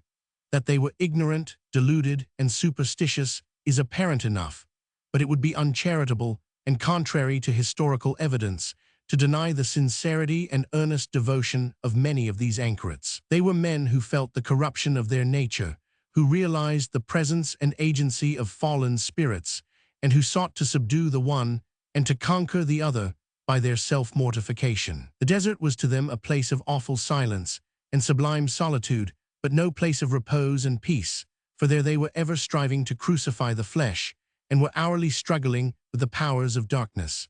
Gleams of noble feeling dart from amidst the darkness of their gross superstition, and while we deplore the course they all pursued, we cannot but perceive the sublimity of the purpose by which many of them were animated. The first of the anchorites, whose name was Paul, has been immortalized by Jerome, who, in his inimitable biography of that singular person, affords a characteristic specimen of the absurd superstition and credulity, or something worse, which then overflowed the church, mingled with those elevated sentiments which, in many happy instances, were still cherished and expressed. The eloquent father relates the most absurd stories respecting his hero, telling us that he was met by a hippocentaur, a being half horse and half man, who begged him to intercede with Christ for his salvation, that a raven, who brought him half a loaf every day, brought him a whole loaf on the occasion of St. Antony's visit, that Paul was seen ascending to heaven amidst bands of angels and prophets, and that 2 lions were sent to dig his grave, who, when they had finished their task, crouched at the feet of the saint and sought and received his blessing. Yet this monstrous fable concludes with the following magnificent passage. Perhaps at the close of this little book, some who are ignorant of his inheritance, who adorn their houses with marble and cover their estates with elegant villas, may ask, why were all these wanting to this poor aged man? You drink out of a cup of gems, he was content with one which nature supplied, the hollow of his own hands. You clothe yourself in embroidered tunics, he was clothed in a garb such as your slaves would not wear. But on the other hand, to this poor man paradise was opened. For you, rich men, perdition is prepared. He, though naked, was clothed in the robe of Christ. You, clothed in fine linen, lack that better raiment. Paul, covered with a little dust, is about to rise to glory. You, slumbering under marble sepulchres, shall be consumed with all your possessions. Spare yourselves, I beseech you, spare the wealth you love. Why should you wrap your dead in gilded robes? Why should your vain pride linger among your mourning and your tears? Will not the bodies of the rich decay unless they be folded in silk? I entreat you who read these things, that you would be mindful of Jerome, a sinner, who, if the Lord wrong give him the choice, would much rather have Paul's humble clothing with his merits than the purple robe of kings with their punishment. 1. This production, by Jerome, strikes us as being a type of the early system of monkery, a mass of superstition, illumined here and there by noble sentiments, while these very sentiments are themselves tinctured by fearful errors. The allusion to the naked soul being clothed in the robe of Christ is very beautiful, and accords with the Apostle Paul's sentiment in his epistle to the Philippians, where he exhibits the ground of his own personal hope, that ground on which every true Christian rests exclusively, yea, doubtless, and I count all things but loss, for the excellency of the knowledge of Christ Jesus my Lord, for whom I have suffered the loss of all things, and do count them but dung, that I may win Christ, and be found in him, not having mine own righteousness, which is of the law, but that which is through the faith of Christ, the righteousness which is of God by faith. Resting there, building on that blessed foundation, Jerome, a sinner, would be safe. But instead of alluding to that as his only ground of hope, he speaks of the merits of his departed friend. That was the robe, better than the purple of kings, in which he would fain be wrapped. He seems to forget the divine and perfect garment he had before mentioned, in his admiration and desire of the human, imperfect, and tattered robe of the poor hermit's righteousness. Such was the theology of the day, so ruinous to souls, either substituting the merit of man for the merit of the Redeemer, or endeavoring to unite them. Such was the pestilential heresy that was ravaging the church. Such was the principle which lay at the foundation of the monkish system, and such is the sentiment which, in the present day, as in former times, fastens on the minds of many, distracting their thoughts, bewildering their attention, and cheating them out of the safety and peace they would secure by a simple reliance on the Lamb of God, which taketh away the sin of the world. For neither is there salvation in any other, for there is none other name under heaven given among men, whereby we must be saved. Monks were a different class of ascetics. They were men not living in solitude, but associated together under certain laws, yet keeping aloof from the world and practicing great self-denial. Antony was the founder of monastic establishments in Egypt, whence they rapidly spread over every part of Christendom. Athanasius introduced them into the West, where at first they seem to have been unpopular, and Martin of Tours was the founder of them in Gaul. But these establishments were so agreeable to the spiritual pride of some, the indolence of others, and the misguided piety of many more, that they soon multiplied and became crowded with inmates, so that no less than 2,000 of the fraternity in Gaul followed to the grave the remains of their zealous patron, the famous St. Martin. The discipline of the Western monks was less severe than that of their brethren in the East, a change produced perhaps partly by the greater severity of the climate and partly from regard to popular feeling, nor did they cultivate the industrious habits of the Egyptian recluses. Even St. Antony spent a life of labor, and he is described by his biographer as diligently employed in basket-making.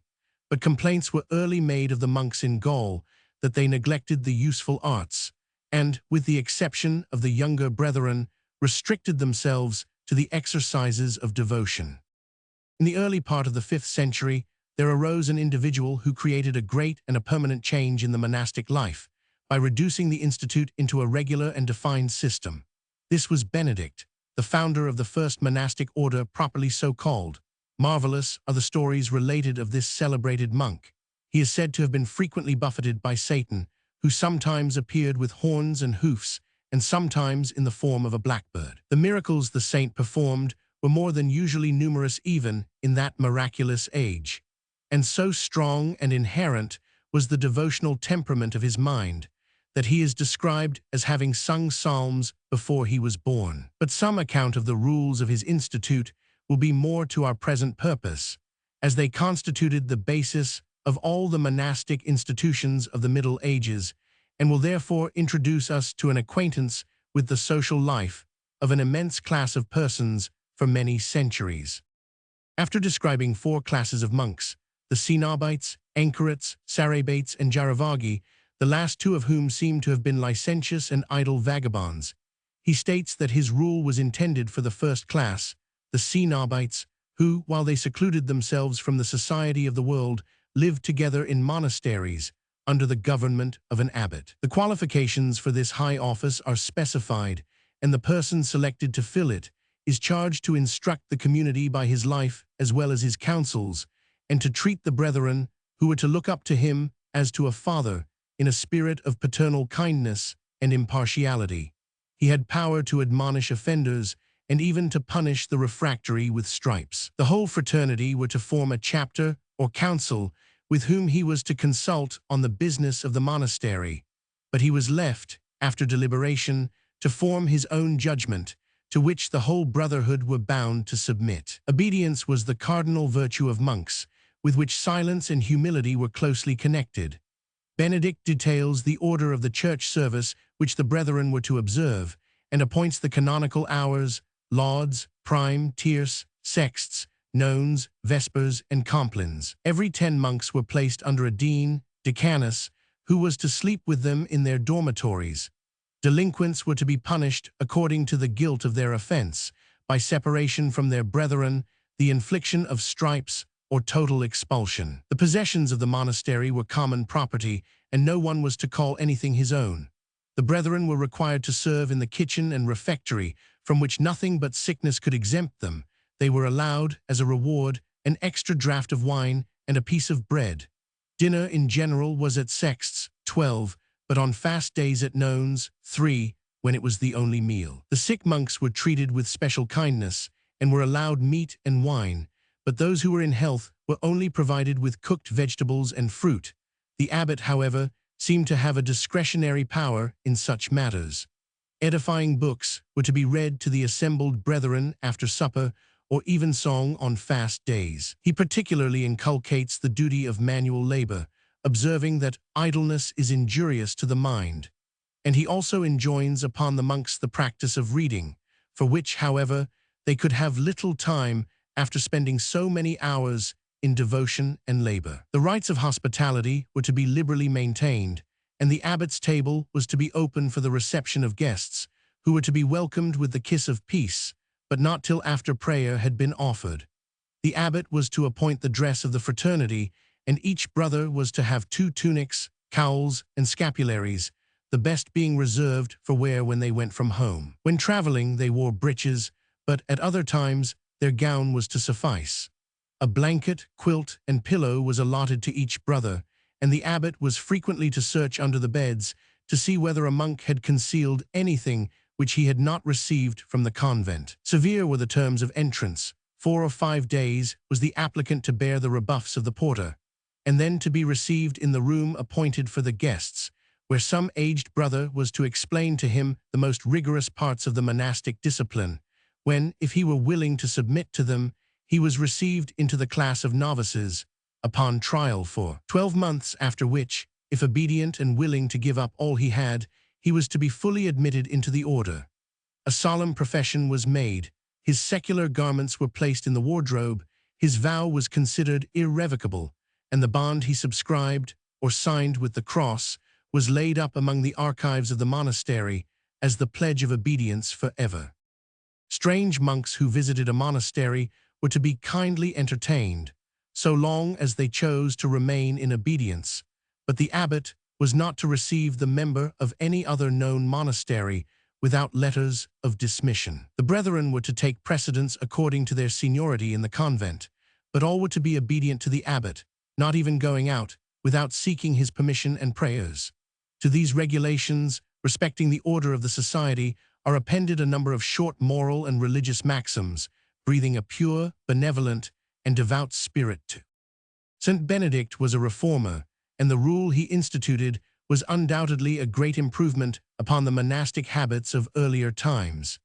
Its success was great beyond expectation, for being approved by popes and councils, it was, in process of time, adopted as the universal system of the West. The reader, no doubt, in perusing these rules, has caught some glimpses of the monastic life, and has pictured to himself the habits of the brotherhood.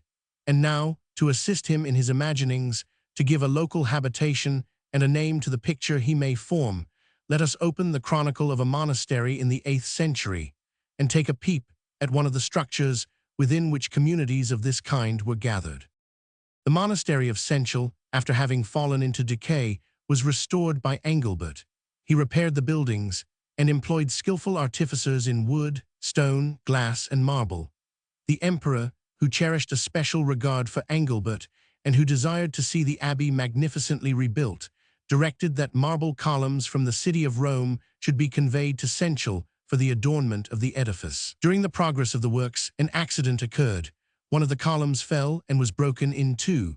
But early in the morning, when the workmen came to the spot, they found, to their surprise, the broken pillar restored and placed erect. For according to the historian, an angel had been there and united the broken parts and left the impress of his hand upon the marble where the pieces were joined. The monastery is described as triangular. It contained 3 churches, which were united to each other by 3 walls. The largest of the churches was dedicated to St. Richard, the founder of the abbey, and had 2 towers, one at the east and the other at the west end. The next in size was consecrated to the Virgin Mary, and the third, which was the least, was set apart to the honor of St. Benedict, who established the order. The monastery was arranged according to his rules, so that every useful art and necessary employment might be carried on within the circuit of the walls. The church had numerous altars, which were abundantly enriched with relics, some of the Virgin Mary's milk, and a portion of St. Peter's beard, occupying a very conspicuous place in the precious inventory. A long enumeration follows of vases, crosses, crowns, lamps, chalices, etc., of gold and silver, adorned with gems, beside a vast number of splendid vestments.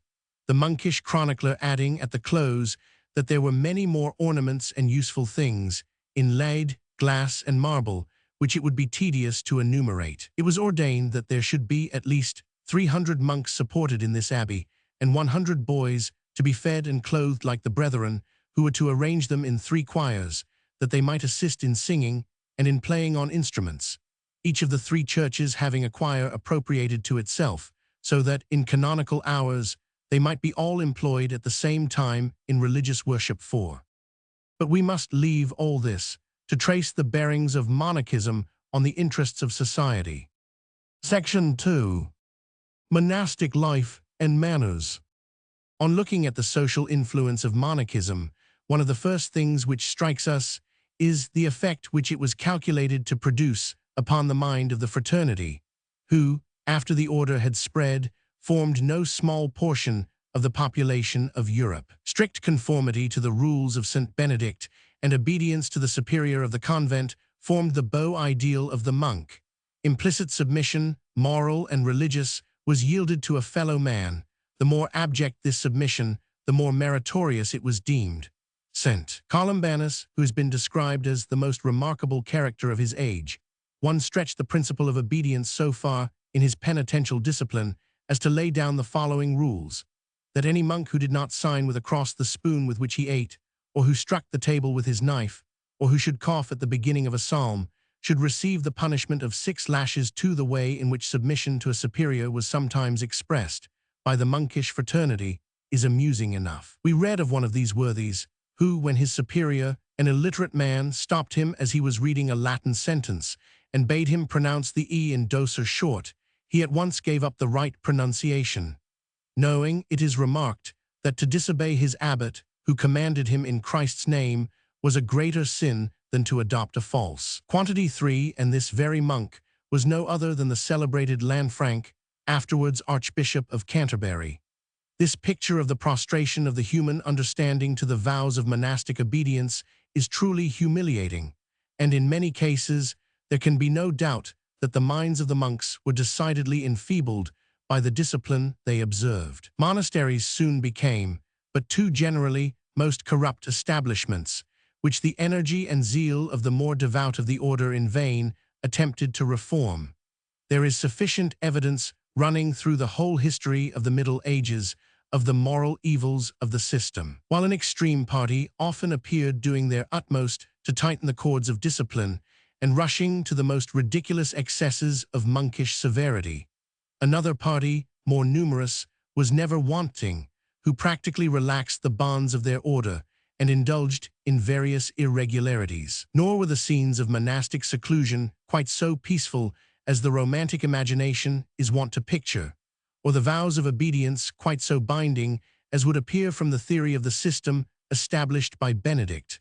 For, if we are to believe the testimony of those times, it not seldom happened that one fraternity quarreled with another, that monasteries were scenes of confusion, that monk fell out with monk, that the brotherhood rebelled against their superior, and that some discontented member turned fugitive, fairly escaped from the convent, and sought refuge in another establishment, in consequence of which a warm correspondence took place between the dishonored abbot and some neighboring prior who had taken the runaway under his patronage. Some were dissatisfied because discipline was too lax, some rebelled because it was too strict, and some did just as they liked, because there was no discipline at all. The effect of all this vice, disorder, and misrule upon society could not fail to be pernicious. The influence of such men who, while they set themselves up as models of sanctity and obedience, thus violated their vows, fostered the practice of all sorts of evil among the people at large. Historians have, therefore, justly laid at the door of these institutions, thus grossly corrupted, the blame of much of that social depravity which darkened the Middle Ages. According to the strict interpretation of the rule of St. Benedict, the monks were by no means to accumulate secular wealth, but a more liberal construction was generally put on the terms of the institute, so that the monasteries grew richer in this world's goods than in spiritual fame. A correspondence on this point, which arose in the 12th century between Bernard of Clairvaux and Peter the Venerable of Clugny, has been preserved, from which we find that the monks of Clugny were charged with violating the rules of the order by holding estates. What will you reply, it is asked, respecting the secular possessions which you hold, just like secular persons? For towns, villages, peasants, slaves, and handmaids, and what is more, the revenue of tolls and taxes and property of that description, you receive indifferently and retain unlawfully, and when you are attacked, you are not scrupulous about the means of defense. Contrary to all monastic law, ecclesiastics conduct secular causes and turn advocates, and thus in heart return to Egypt. For this is a specimen of the disputes which sometimes arose among the monastic orders, and it proves, what none can deny, that the monasteries, whether in violation of the Benedictine rules or not, grew rich. One cannot look over a few of the old monastic histories without finding numerous allusions to their wealthy endowments.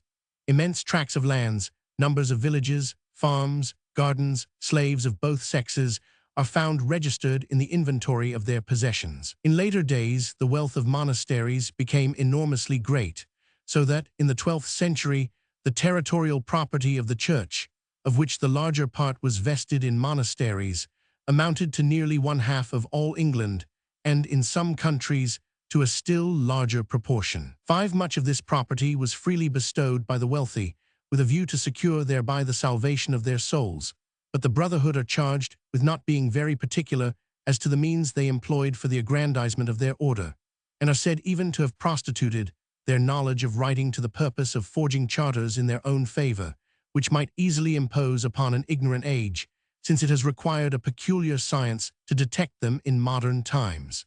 6. But though there be evidence enough of monkish worldliness, avarice, and rapacity in a multitude of instances, it must not be supposed that these societies, powerful as they were, had it all their own way. It is common for persons to think of the monks as having all lived in the midst of abundance, enjoying their possessions in perfect security, their spiritual authority encircling their domains as with a wall of fire. But this is a mistake. Many and sad are the lamentations poured out by monkish chroniclers over the spoliation of their property. Princes and barons were very far from always standing in awe of prelates and abbots. Convents were often plundered without mercy, and if the church had spoiled the laity retaliated with vengeance. The poverty and distress of the convents and their want of the necessaries of life was another feature of ancient society which we little expect. To find Anselm writing to Archbishop Lanfranc and telling him that oatmeal and beans had been so dear for a long time that the great monastery of B was in the depths of difficulty, and that, dreadful as the last year's sufferings had been, the next would be worse.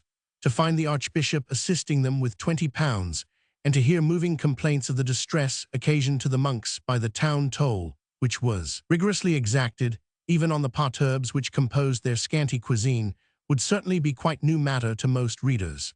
7. Yet, there can be no doubt that these instances were the exceptions and not the illustrations of the rule, proofs of the wealth of monasteries in general being abundant, and seasons of calamity and depression, of which we find complaints, being only temporary and owing to accidental circumstances. Section 3. Monkish employments. Manual labor was strongly recommended by Benedict, and from the first establishment of his order, the monks engaged themselves in tilling the soil. It is difficult to form an idea of the deplorable state of agriculture in Europe for some centuries after the invasion of the barbarians upon the south. The change which has since been wrought in the appearance of towns, in the state of trade, and in the general character of political and social institutions is scarcely greater than the change which has been produced in the aspect of nature. Many an immense tract of country now smiling with cornfields, meadows, gardens, and vineyards was in the Middle Ages a miserable morass or a straggling forest, haunted by the wolf and unvisited by man. In the first attempts to transform the desert into a fruitful field, we find the monks most active. In the early charters granted to monasteries, frequent mention is made of extensive districts, uncultivated and barren, made over to them as their property, which, by their labor, they turned to profitable account. Wild and inaccessible forests were cleared for the site of a new convent, and the monkish historian, as he recorded the fact, exclaimed, "How goodly are thy tents, O Jacob, and thy tabernacles, O Israel! In the place where dragons lay shall there be reeds and rushes." Some of the most pleasing parts of the monastic annals are those in which an account is given of the change produced in the face of the country by the enclosure of land around the monastery. There is some interest felt in looking on the following picture. "The place," says the biographer of Eligius, in describing an abbey which he built, "the place is so fertile and so pleasant that when any person walks there among the orchards of fruit and the gardens of flowers, he is ready to burst forth into the exclamation, 'How goodly are thy tents, O Jacob, and thy tabernacles, O Israel!' Like shady woods, like cedars near the waters, and as gardens by the river, Of such, Solomon says, "The habitations of the just are blessed." It is surrounded by an enclosure, not of stone, but consisting of a fosse and bridge, about 1.25 miles in circuit, on one side guarded by a beautiful river, from which there rises a lofty hill, crowned with wood, and rocks towering to great height. The inner space is filled with fruit-bearing trees of various kinds, where the mind is cheered, and may fancy itself surrounded by the delightful scenes of paradise. 1. The buildings which rose in these cultivated spots were the work of monks. They were the architects and masons of the day, and whatever signs of strength or beauty might be displayed in the structure of the convent, the cathedral, or the church was the fruit of their labor or their genius. For example, two distinguished monks in England, Bennet and Wilfrid, are described by our historians as being possessed of much architectural skill. The churches of Wearmouth and Jarrow were erected by the former, the Cathedral of York was repaired and beautified, and that of Ripon entirely built by the latter. We are told that the masonry was nicely polished, that rows of columns supported the roof, and that porticos adorned each of the principal entrances. The monastery of Hexham was the last and most admired of his works. The height and length of the walls, the beautiful polish of the stones, the number of the columns and porticos, and the spiral windings which led to the top of each tower, have exercised the descriptive powers of Edius, who, after 2 journeys to the Apostolic See, boldly pronounced that there existed not on this side, the Alps, a church to be compared with that of Hexham. When reading such descriptions, we must remember that they belong to an age of comparative ignorance and barbarism, and that therefore the buildings so much extolled would probably excite but little, if any, admiration now. Yet doubtless they did evince some buddings of that architectural taste which was afterwards developed in great perfection. It may not be uninteresting to add a notice or two of the Saxon method of building. The foundations of Medhamstead were laid with stones, each of which was drawn by 8 yoke of oxen. Those of Croyland were composed of piles of oak and alder between, which were compressed with great quantities of dry earth. At Ramsey, the stones for the foundation were beaten down with rammers. A windlass was employed to raise the stones to the top of the wall. The ceilings were generally framed with oak, vaulted roofs of stone forming a triumph of architectural skill which they rarely attempted and which they were unable perfectly to accomplish, and it should be stated that it was only in rare instances and in particular situations that buildings were of stone at all. Wood was commonly employed. Allusion has already been made to the decorations of the monasteries and churches and to the works of art employed in religious ceremonies.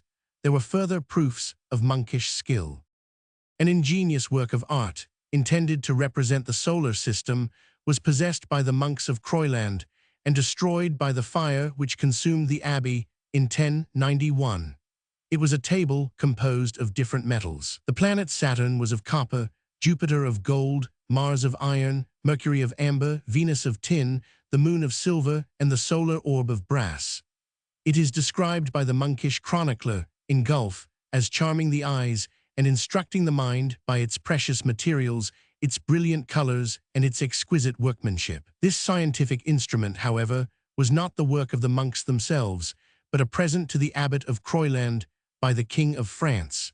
Yet it seems that similar tables were not uncommon in England, and these, no doubt, were the handiworks of the monastic brethren who alone understood scientific matters. Another proof of mechanical skill, not so well known, is to be found in an anecdote of St. Bernard and his friends. Weakened by his austerities, he retired to his cell, where he could not be persuaded to have a fire, but there were some who were more solicitous than himself to promote his comfort, and they contrived to introduce hot air into the apartment through the stone floor under his bed. 3. There was a touch of good feeling, as well as of skillful contrivance, exhibited by these friends of the old abbot, whence it appears that warming rooms by hot air is no modern invention, and that the reverence felt for genius and piety and a desire to promote the comfort of those we love are not peculiar to any age or country. Further light is thrown upon monkish employments in a letter written by Peter the Venerable, a friend and correspondent of the above-mentioned St. Bernard. After exhorting his friends to study and write, he says, "If, however, from its injuring your sight, or from its wearisome sameness, you cannot or will not be content, with one manual employment, make a variety of other handiworks. Make combs for combing and cleaning the heads of the brethren. With skillful hand and well-instructed foot, turn needle cases. Hollow out vessels for wine, such as they call justidi, or others like them, or try to put them together. And if there are any marshy places near, weave mats, an ancient monastic employment, on which you may always or frequently sleep, may bedew with daily or frequent tears, and wear out with frequent genuflection before God. Or, as St. Jerome says, weave little baskets with flags, or make them of wicker. Filling up all the time of your blessed life with these and similar works of holy purpose, you will leave no room for your adversaries to intrude into your heart or into your cell, but that when God has filled all with his virtues, there shall be no room for the devil, none for sloth, none for the other vices. For they were truly odd employments which the abbot prescribed. Yet it is to be feared that many of the brotherhood were far from being always so well employed. Certainly, the latter part of the advice is very good, and though written by a man in the Dark Ages, is not unworthy of consideration in these enlightened times. There was, in many monasteries, a room specially devoted to employment of the highest value. This was the scriptorium, or writing room. After the 12th century, small cells, only capable of accommodating a single person, were used by the monastic scribes, but at an earlier period, one large apartment was appropriated to their use. Meanwhile, along the cloister's painted side, the monks, each bending low upon his book, with head on hand reclined, their studies plied. Forbid to parley, or in front to look. Lengthways their regulated seats they took. The strutting prior gazed, with pompous mien, and wakeful tongue, prepared with prompt rebuke. If monk asleep, in sheltering hood was seen, he very often peeped beneath that russet screen. Hard by, against the window's adverse light, where desks were wont in length of row to stand, the gowned artificers inclined to write. The pen of silver glistened in their hand. Some on their fingers rhyming Latin scanned. Some textile gold from halls unwinding drew, and on strained velvet stately portraits planned. Here arms, their faces shone in embryo view. At last to glittering life, the total figures grew. The last stanza describes the business carried on in the scriptorium, and may help the reader, the next time he visits the ruins of an old monastery and sees among the moldering remains the traces of such an apartment, to picture to himself the scene which enlivened that spot when the abbey walls, now covered with moss, appeared in all their stately pride. Deep silence, as the above description indicates, was observed by the monks when carrying on their studies and their writing, and to prevent its being broken, they were required to adopt a whimsical system of communication with each other respecting anything they wanted. Of course, there was a sign for a book. For a book in general, they were to extend their hand and move it as if turning over the leaf of a book. The general sign being made, another was added to distinguish the sort of book wanted, and there were distinct signs for the missal, the gospels, the epistolary, the psalter, the rule, and so on.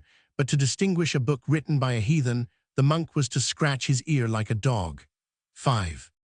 From catalogues of monastic libraries preserved in Dacre's Spicelegum, it may be concluded that it was considered a large collection, when an abbey possessed from 200 to 300 volumes.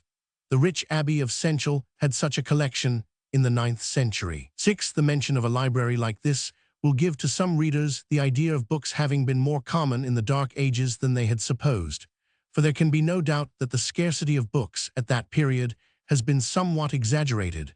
But still, even a library of this extent in a wealthy abbey does not say much. Proof of a large multiplication of manuscripts and of great diligence on the part of monastic transcribers. The process of copying was, as everyone must admit, tedious and expensive, but the Romans, the Egyptians, and the Saracens had to contend with the same difficulties, yet their libraries were some of them prodigiously large. 700,000 volumes, it was calculated, were in the famous Library of Alexandria, but that was beyond all parallel. The Library of Pergamus, however, amounted to 200,000 volumes. Doubtless, many of the books of the ancients were small, for Ovid speaks of his 15 books of metamorphoses as forming an equal number of volumes. 7 yet, allowing for this, some of the libraries of antiquity must have been very extensive. Nor were very considerable libraries at all uncommon in the houses of men of literary taste before the fall of Rome. The libraries of the Saracens were also extremely large. That of the Fatimites consisted of 100,000 manuscripts, and that of the Umayyads in Spain amounted to 600,000. It would be unfair to place large public libraries or the private collections of princes in comparison with the library of a monastery. But still, when we see how the difficulty of multiplying books by the pen has been overcome in many instances, and when we look at the vast numbers of persons in Europe during so many centuries devoted to the monastic profession, their literary labors do not appear to have been very great. Instances of the high prices given for books in the Middle Ages have been often quoted. Mabillon relates that the Countess of Anjou paid to the Bishop of Halberstadt for a copy of the homilies of Haman 200 sheep, a modius of wheat, and the same of rye and millet, beside £4 in money, and some marten skins 8. It would be very unreasonable to take an instance like this as a sample of the value of mere manuscripts at that time. Volumes were often most splendidly illuminated and adorned, and this was probably one of the most costly kind. For instance, in the catalogue of books in the Library of Central, already referred to, we find mention made of an illuminated volume of the Gospels, bound in plates of gold and silver and richly adorned with precious stones. 9 facts of the order just cited are not to be deemed so much proofs of the scarcity of books, as of the extreme value of certain volumes, arising from the precious materials of which they were composed, and the labor bestowed upon illuminating and adorning them. Still, books plainly written and without ornament must have been far from numerous, and therefore very valuable, as is evident from the catalogues of monastic libraries, which were almost the only collections having any pretension to that name. It will not be uninteresting to the reader to be informed what were the kinds of books which these libraries contained. In the Abbey of Central, we find Homer, Cicero, Josephus, Pliny, Socrates, Sozomen, Theodoret, Philo, Eusebius, Origen, Augustine, Jerome, Gregory, Isidore, Hilary, Chrysostom, Cassiodorus, Fulgentius, Bede, besides several authors of lesser note, together with a number of service books. After enumerating these works, the writer of the Chronicles speaks of them as the aliment of celestial life, feeding the soul with sweetness, so that in Central the saying was fulfilled, "Love the study of books, and you will not love the practice of vice." 10. Few of the classical writers are found in these catalogues, for in general, during the former part of the Middle Ages, no attention was paid to the study of them, even by those who made pretensions to literary taste and acquirements, though a few writers may be found, even at that period, who discover some acquaintance with them. But at a subsequent era, a taste for classical studies revived. And after the 11th century, a large number of transcripts from classic authors were made by the monks of the Benedictine order. Yet, as we are indebted to the Western monasteries for the preservation of the Latin classics, it is quite plain that there must have been throughout the Middle Ages, in some or other of them, enough of value set upon these works to induce the monks to copy them. But the most interesting part of the catalogue is that which relates to the scriptures. At the commencement of the list of books we find one entire Bible containing 72 books in one volume, also a Bible divided into 14 volumes, and then the commentaries of Jerome on many of the books of Scripture. In other catalogues, also parts of the Bible, and even the whole of it, may be found included. A whole copy of the Scriptures, however, was rare, but detached portions of the sacred volume were much less so. In a list of monastic treasures belonging to the Abbey of Fontenelle, the following item occurs: the 4 evangelists on purple vellum, which Argesius, the abbot, ordered to be written in the Roman letter, of which he completed Matthew, Luke, and John, but death coming, intervenient mort adjustum, the rest remained imperfect. There is something touching in this simple record of the abbot's purpose, thus cut off by the stroke of mortality, reminding us all of the possibility of our being taken away in the midst of plans more characteristic of modern times. but which, nevertheless, may be not so worthy of our spiritual and immortal nature. Of course, it will be understood that the Bibles and parts of Bibles found in the monasteries of the West were not written in the original languages, but were copies of the Latin version. To the Greek monasteries, we owe the preservation of Grecian literature. The convents, which covered, with picturesque beauty, the sides of Mount Athos, were the chief scenes of these learned labors. Not only were the manuscripts of the Iliad of Homer copied within sight of the very sea once traversed by the black and hollow ships which he describes, but the epistles of Paul were also transcribed on the shores of the same waters, over which he sailed on his errands of divine mercy.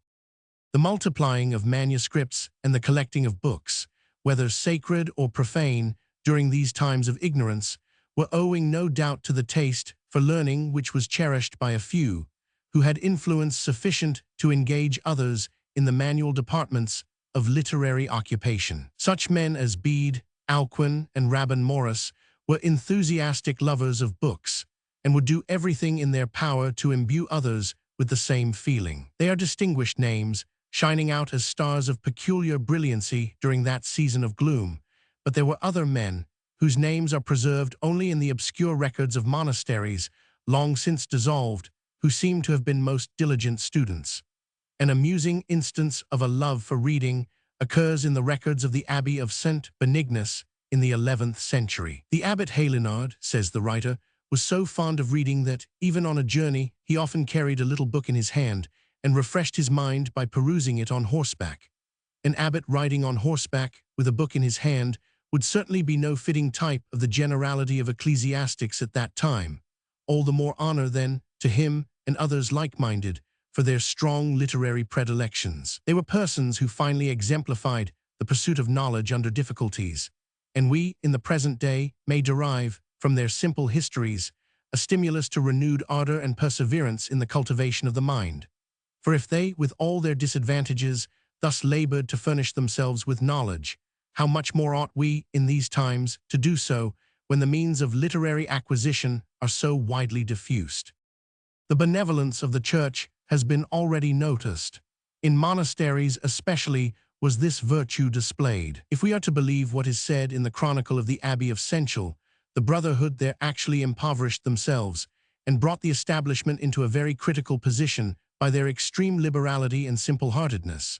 But admitting, as perhaps the reader will be inclined to do, that it is quite possible the generosity of the brethren is a trifle overrated, and that, even when some deduction is made from the statement, the case of Senchal was not a common one, yet it must be confessed that there is sufficient evidence extant to induce a belief that benevolence was not an uncommon virtue in these fraternities.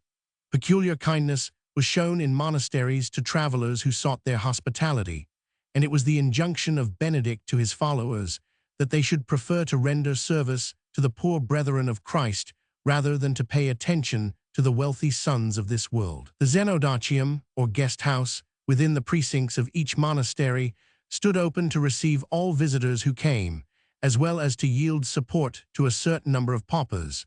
And though such an institution was liable to great abuse, and this system of relief altogether was open to objection, yet, doubtless, it supplied desirable assistance to many of the aged, the sick, and the weary, offered a useful place of sojourn to the traveler, who found no inns to go to, as in modern times, and proceeded from a kind and generous spirit, which appears peculiarly beautiful in those days of violence and semi-barbarism. But in seasons of famine, which were not uncommon, the monks often displayed more than usual liberality.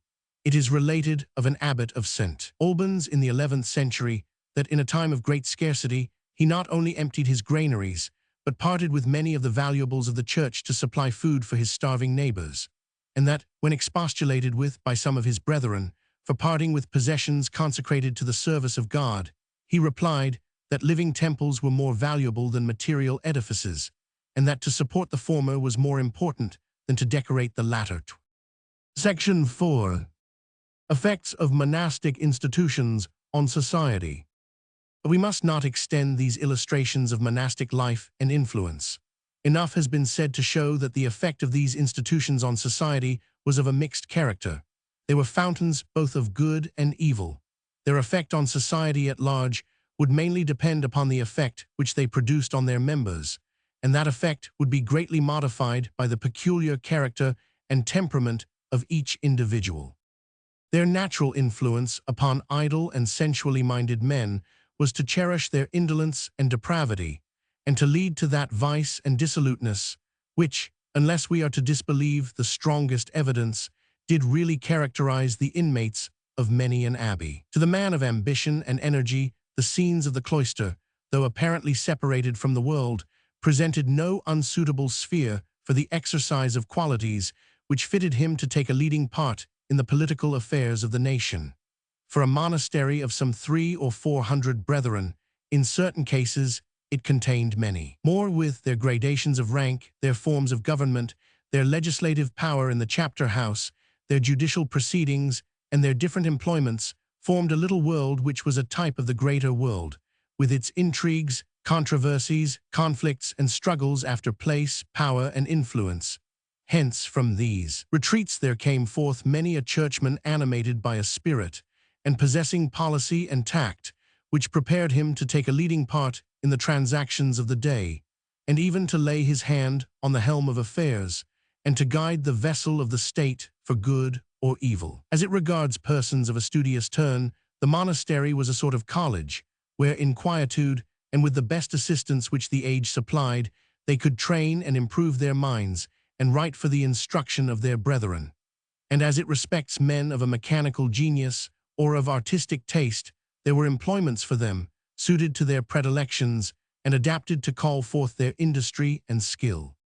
Individuals of a contemplative caste, and of devout habits, it cannot be doubted, found aliment for their piety in the better parts of the services of the church, in some of those beautiful hymns sung at vespers, or the hour of prime, which cannot be read in these days but with the deepest pleasure in certain writings of the fathers, and in those scenes of nature's loveliness which lay outspread around the convent walls, reminding the beholder of their Creator's power and goodness.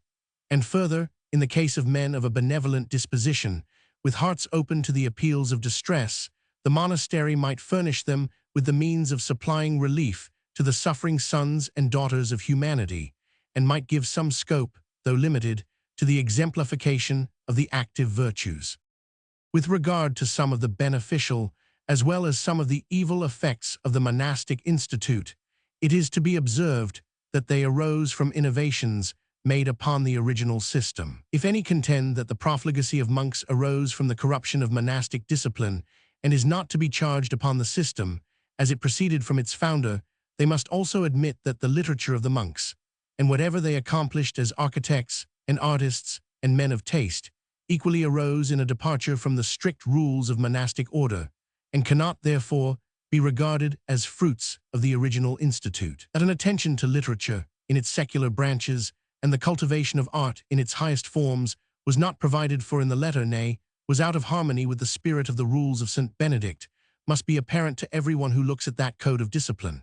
And moreover, that these things were blamed by monastic reformers in the Middle Ages, and by those who, in the spirit of monachism, aspired to ascetic perfection, is evident from a glance at their history and writings. We have said nothing respecting nunneries. Their rules were formed, for the most part, upon those which bound the monks. Like the monks, they lived from common funds, and used a common dormitory, table, and wardrobe. The same religious services exercised their piety, and habitual temperance and occasional fasting were enjoined with the same severity. Manual labor was no less rigidly enforced, but instead of the agricultural toils imposed upon their brethren, to them were committed the easier tasks of the needle or the distaff. By duties so numerous, by occupations admitting so great variety, they beguiled the tediousness of the day and the dullness of monastic seclusion. 1. The sister of St. Benedict is said to have been the founder of the Benedictine order of nuns, who soon became so numerous that in the city of Rome, under the pontificate of Gregory the Great, there were no less than 3,000 of these Ancildae, handmaids of God. In the 9th century, they had risen to such an elevation of rank and power that it became necessary to repress the pretended right of the abbesses to consecrate and ordain and perform other sacerdotal functions. 2. The establishment of female recluses followed very closely the numerous diversities of the monastic scheme, and imitated the names of the male institutions, where they could not adopt their practice or even their profession. An order of canonesses regular was founded, or at least presented with a rule, by the Council of Aix-la-Chapelle in AD 813, and we read in later times of a community of noble young ladies who were associated under a very easy discipline and unrestrained by any vow of celibacy under the title of canonesses secular. But these last pretenders to religious seclusion were on more than one occasion discountenanced by the authorities of the Church. 3. The taking the veil was a ceremony in harmony with the ascetic spirit of the Institute, and the scene within the convent chapel as the priestly voice pronounced the accustomed formula in the ears of the novice, "Behold, daughter, and consider, forget thine own people, and thy father's house, that the king may desire thy beauty," seemed to indicate a complete abandonment of the world. But there is abundant evidence that a secular temper and a love of earthly vanities often followed the recluse to her cell, however she might attempt to conceal it beneath the foldings of her veil. The worldly, the ambitious, the sensual, the devout, the literary, the benevolent, might be found within the walls of the nunnery as within the walls of the monastery, and the influence of the institute upon its professors in the one case, as in the other, and through them upon society in general, would vary accordingly. Such is an outline of the character and effects of monasticism, a principle which constituted a leading element in what has been termed the medieval system. It is worthy of a deeper consideration and of a more philosophical and Christian method of inquiry into its nature and results than it has commonly received. It sprung out of mistaken views of the human mind and of the Christian religion, and was wholly opposed to the latter in spirit and practice. It is deeply affecting to think of the many earnest and pious men who were misled by such a system, and who vainly sought by its artificial expedients that deliverance from the power of sin, which can be obtained only by faith in the Redeemer, by contemplating divine truth, by prayer for the Holy Spirit, and by the discharge of the manifold duties of social life. Yet does the record of this great mistake, with all the evils which followed it, furnish us with a most important and invaluable lesson. From the very nature of man and of the divine government on earth, when man is left to try all his inventions, the age of monasticism must, in all probability, one day have come. And had it not come when it did, we might now have been dreaming in the depths of its midnight. We may be grateful, then, as well as solemn, while contemplating the mistakes and consequent gloom of the past, and may thus become the more forbearing in the sweeping judgments we are apt to form of those who, with no bad intention, and in an age of but little light and less experience, were left to lead the way in untried paths, which have since conducted to results so appalling and unforeseen. For the failure of the monastic system to yield to the aspirant after holiness and peace the help he needs, should warn us against adopting any human devices for the accomplishment of an end so infinitely important, and induce us to cleave to the simple methods prescribed in the Bible, belief of the truth, self-watchfulness, and prayer. Unsound in principle, the system yielded, as might be expected, a harvest of mischief, not only to pure and noble minds whom it misled, but to other minds whose indolence and vice it nourished, while to mankind at large it exhibited, in many an instance, a most unlovely spectacle of religious pretensions allied with irreligious practice, and at the same time poured over the mass of society the contagion of a pernicious example. Yet during an age of barbarism, it preserved the seeds of taste and art. During an age of misrule, it afforded a shelter for the oppressed. During an age of ignorance, it kept alive some germs of learning, and during an age of cruel selfishness, it illumined the world by some kindly gleams of benevolence. By an overruling power, it was made to serve some useful purposes for many centuries after its establishment. But when its corruption had reached its height, and the better results it had once produced were neither felt nor needed, because a new state of things in the civilized world had come, it was smitten by the hand of Providence and left to wither.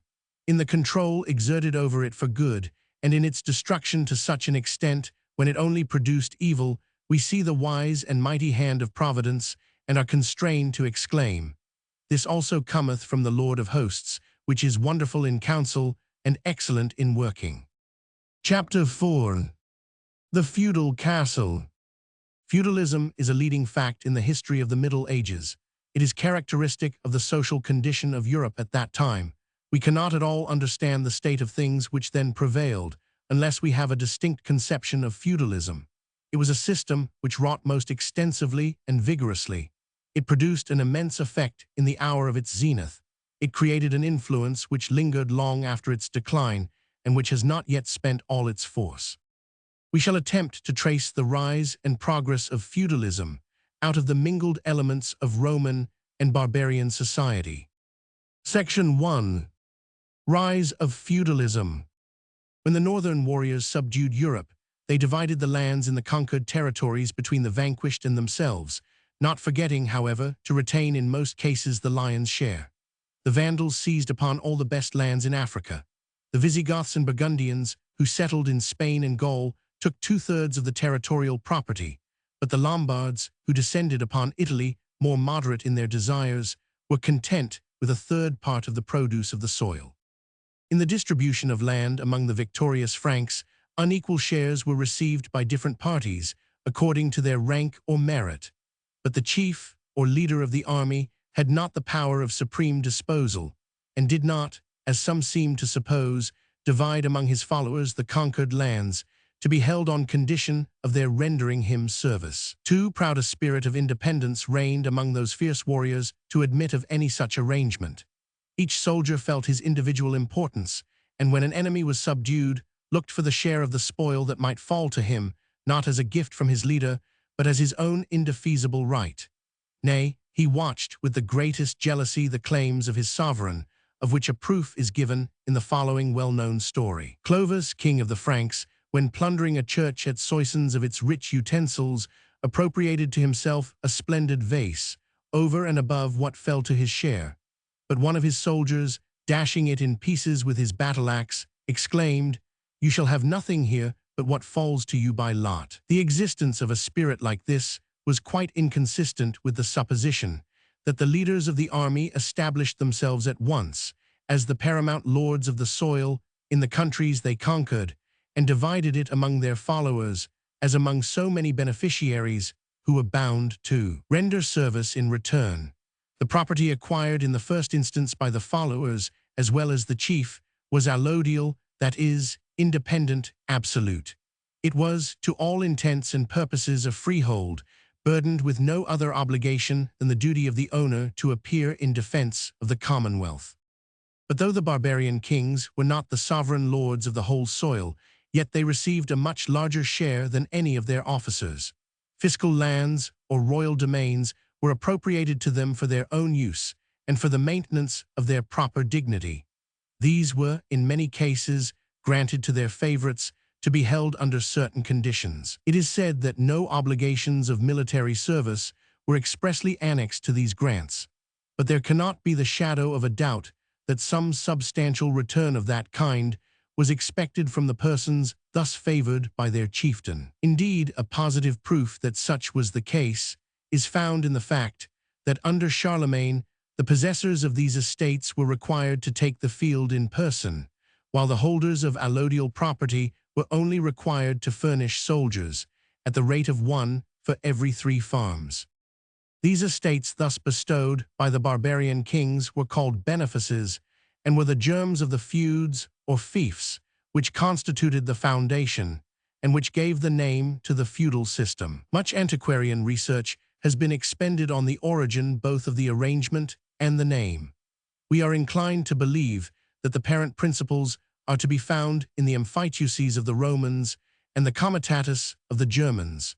The word emphiteuses signifies engrafting or planting, and was applied to property granted for cultivation. The property of the estate was vested in one party, and the usufruct in a second, who held it on condition of certain payments, and retained the use of it so long as the stipulated rent was paid. The relation between the parties seems to have been something more than the common one between landlord and tenant, even when the latter is secured in possession by the covenant of a lease for a term of years. It approaches nearer to a copyhold tenure. In this arrangement, we see the prototype of the feudal lord and his tenant permanently holding lands upon condition of rendering some acknowledgement of dependence. The comitatus of the Germans was different from this. The word signifies a band of retainers who accompanied their chief in war. The union was voluntarily formed, but when once formed, it was deemed disgraceful to break it. The favor of these martial adherents was gained or preserved by presents of horses and arms, and by rude and profuse hospitality. In this custom, we have a further prototype of the lord. This warlike band were attached to his person, shared in his quarrels, and fought under his banner, and as the ground of their services, received from him certain benefits, chiefly the possession and use of landed estates. Sir Francis Palgrave is of opinion that the word fief is a contraction of fiefdom, which he further supposes to be a colloquial abbreviation of emphiteuses, usually pronounced emphytesis. The essential and fundamental principle of a territorial fief or feud, he observes, is that the land is held by a limited or conditional estate, the property being in the lord, the usufruct in the tenant. One and other antiquarians have derived the term vassal from the German Gesell, which signifies a subordinate associate or helper. The feudal principles and usages certainly sprung from the intermingling of Roman and Gothic society amidst the convulsions of the 5th and the following centuries, and it is therefore by no means unreasonable to look for the seeds of them among the institutions of both parties. Some have maintained that the benefices granted in the way described were originally revocable by the lord at pleasure, and that it was not till some time afterwards that an hereditary interest was possessed by the tenant.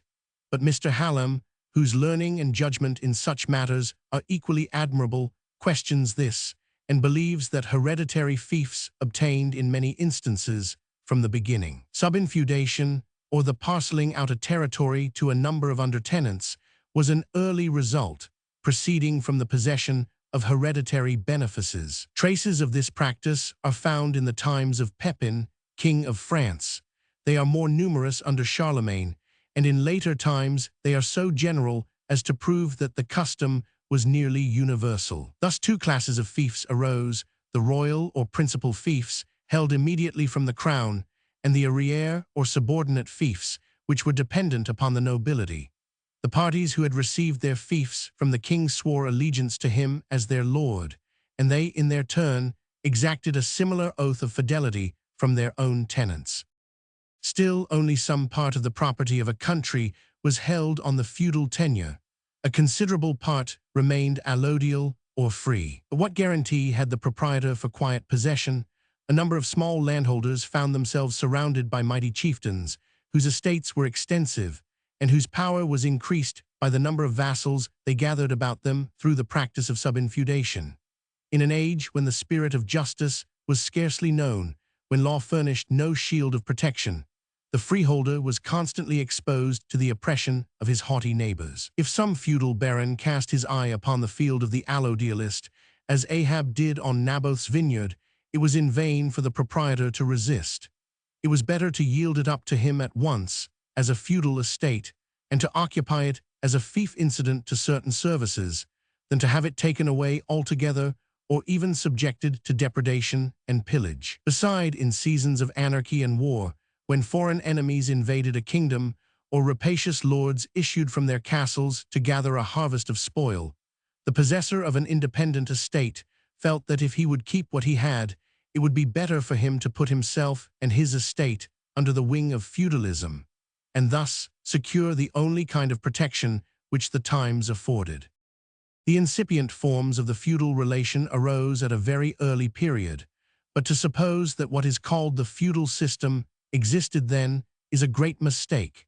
The state of things, designated by that appellation, did not reach its definite form, nor did its ramifications branch out to their full extent till the 10th century. In France, feudalism had the deepest root and arrived earliest at maturity, but during the 9th century, even there, we see it, but gradually rising amidst the storms of anarchy which ensued upon the dissolution of the empire founded by Charlemagne. Feudalism was not, as some seem to imagine, a system introduced at once by the barbarian invaders wherever they established their sway, but a form of social existence and power, which, though its parentage may be partly attributed to the German tribes, was also indebted for its being to causes which came into operation after the settlement of the northern warriors in their conquered territories.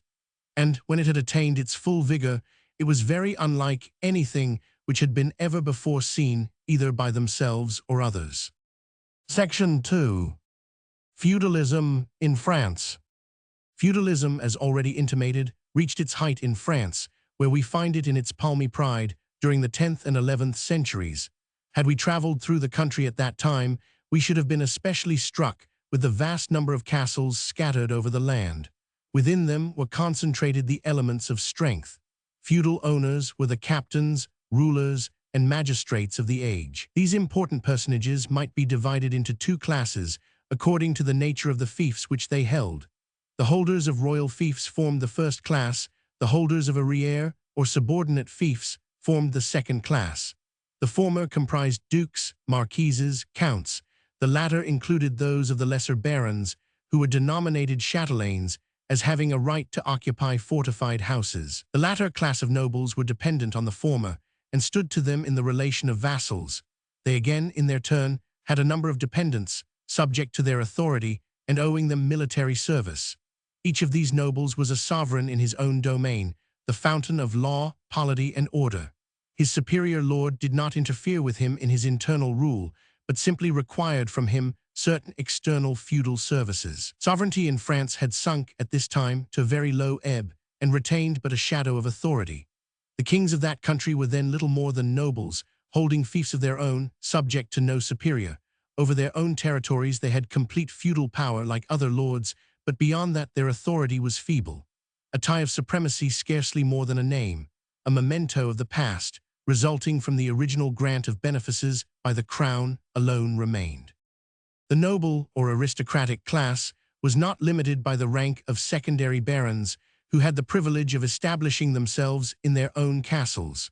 There were other persons deemed to be possessors of noble or gentle blood. Every knightly dependent belonged to the privileged order. The distinct class of nobility became coextensive with the feudal tenures. For the military tenant, however poor, was subject to no tribute, no prestation, but service in the field. He was the companion of his lord in the sports and feasting of his castle, the peer of his court. He fought on horseback, he was clad in a coat of mail, while the commonalty, if summoned at all to war, came on foot, and with no armor of defense. Every possessor of a fief was a gentleman, though he owned but a few acres of land, and furnished his slender contribution towards the equipment of a knight. Members of all these noble classes were eligible to hold offices of state, but none beside them had this privilege, except the clergy. These advantages being hereditary, all marriages between the noble and the plebeian class were forbidden. Thus an immense aristocracy was formed, having no sympathies with the lower classes. Such of the latter who retained the name of freemen were chiefly the inhabitants of towns. Beside these were a few scattered allodialists and rural tenants, subject to certain pecuniary payments. The inhabitants of towns were least dependent and suffered least from feudal oppression. Freemen in the country were quite at the mercy of their powerful military neighbors. Next to these were the villeins, or cultivators of the land, who were attached to the soil, but yet were permitted to hold property of their own, and below them came the serfs, who were in a state of abject slavery. The power of the lord over them was so absolute that, in the language of a feudal law book 2, he might take all they had, alive or dead, and imprison them when he pleased, being accountable to none but God. In this degraded class, slavery existed in a form quite as revolting as we ever find it in the worst days of the Roman Republic, though perhaps the power of the master was less severely exercised by the feudal lord than by the ancient patrician. Thus then all power, political and civil, centered in the feudal aristocracy. They only were lords of the soil and rulers of the state. Property, military command, judicial authority were all vested in them. The people had no political existence. The popular element of society, as developed in the ancient world, as seen in the Roman Commonwealth, had perished in the convulsions which succeeded the fall of the empire, and the popular element of modern society had not yet appeared. Aristocracy had little or nothing to struggle with, either above or below it. The principle reigned in all its power. It exerted an unchecked influence. Yet it was not the union of the noble class that gave them strength. The feudal lords of the same rank were independent of each other and assumed isolated positions. Entrenched within his own fortress, each stood aloof from the rest, and when they did meet, it was not unfrequently front to front, as enemies in the field. They inherited and displayed much of that spirit of proud individual independence which had burned in the bosom of their German ancestors. Each one relied upon himself rather than upon his order, and thus they greatly differed from the aristocracies of ancient and modern times, in all of which we see a principle of union at work, a measure of personal importance derived from association with others of the same class, and a measure of individual strength and influence derived from a feeling of common interest. In the feudal aristocracy were included the higher orders in the church, the prelates, and the abbots of large monasteries. The fiefs they held rendered them to all intents feudal lords, and the spirit and practice of the system were displayed by them in whatever related to their territorial possessions. They swore fealty to the king as the lord paramount, and divided their estates among vassals on military tenures, while at the same time they claimed and exercised in their own territory the same sort of civil jurisdiction as belonged to the temporal barons. Their sovereign demanded that they should equip a certain number of men for his service in war, and hence it was customary for an abbot to choose some baron in the character of advocate to lead the vassals of the monastic fiefs to battle and generally to protect the interests of the abbey. Having presented this brief outline of the distinctions of feudal society, we shall attempt a sketch of the forms, relations, and usages of feudal life, as exhibited in France during the period of their most striking exemplification. Let us then suppose ourselves carried back through the interval of some 8 or 9 centuries to one of the provinces of France. Let the reader's imagination supply the place of those powers of enchantment whose existence was fully believed at the time of which we treat. We land in France in the 11th century and fancy ourselves walking on the banks of a river skirted by hills and woods. Yonder, on the summit of the rising ground, stands a stern-looking castle, just catching the beams of the setting sun. It is a building of some considerable size, constructed of stone. The outer wall is flanked by towers, and a fosse, or ditch, runs round the enclosure and communicates with the river. The chief entrance is through a gateway in the wall, guarded on each side by a tower and spanned by a plain semicircular arch. On entering the gate, we observe the iron points of the immense portcullis ready to fall in case of the fortress being attacked. On entering the castle yard, the lofty keep stands before us, appropriated as the residence of the feudal owner and his family. It is the very type of stability, but has no pretensions to architectural taste and display. Safety, not elegance, is what the lord of this rough dwelling regards. Many of the apartments in the keep are small, and all are comfortless. The windows are mere loopholes, through which the light of heaven struggles for admission. The great hall is the chief room in the baronial residence, where, seated on the dais at the upper end, the lordly owner presides at the table of his family and household, and sometimes entertains his guests with banquets and festivities in accordance with the character of the age. Rude, for the most part, is the furniture which even the best of the apartments contain, and when the nearest approach is made to magnificence, there is little of ease or comfort associated with it. Let us ascend the battlements of the tower and look over the surrounding country, diversified by field and flood, all of which, far as the eye can reach, and far beyond, is subject to the owner of this castle. Gazing on the prospect, we at length perceive the gleaming of lances among the trees that skirt the road up to the barbican, or entrance of the fortress. A band of horsemen, some in plain mailed armor, ride up to the gate. It is the lord and his retinue, just returned from the sovereign's court, where he has been doing homage for his barony. It was a scene of splendor characteristic of the times, which he witnessed there. At 2 seasons of the year, Easter and Christmas, the French king holds his court, when he appears robed in his regal mantle, glittering with gold, and adorned with his richly jeweled crown. These occasions are made choice of for a display of royal magnificence before the vast crowd of barons, prelates, and state officers. The monarch entertains them with feasts, and bestows on them rich suits of raiment, liveries, suited to their rank and the season of the year. The king sits at table with his court, and is waited on by the great officers of the household. Other acts of condescension and liberality are performed. Gifts are bestowed upon the royal favorites, Heralds are sent among the concourse gathered together by the pageantries of the occasion to shout the well-known largesse, and hanaps, cups, full of silver, are scattered among the people. 3. From such a scene has yonder baron just returned, and there, by a significant ceremony, he has sealed the feudal compact with his sovereign as liege lord. He has been doing homage and swearing fealty. His head was uncovered, his belt was ungirt, his sword and his spurs laid aside. While kneeling, he placed his clasped hands within those of his lord, and swore to serve him with life and limb, and worldly honor, faithfully and loyally forever. This done, the monarch, on his part, accepted the baron as his vassal, promised to protect his property and his person, and then sealed the compact with a royal kiss. Connected with all this was the act of investiture, by which the baron became possessed of his lands. It consisted in the monarch's delivering to him some type of the property, such as a stone or the branch of a tree. A relief, as it is called, a sum equal to 1 year's produce of the estate, was paid at the time of the investiture.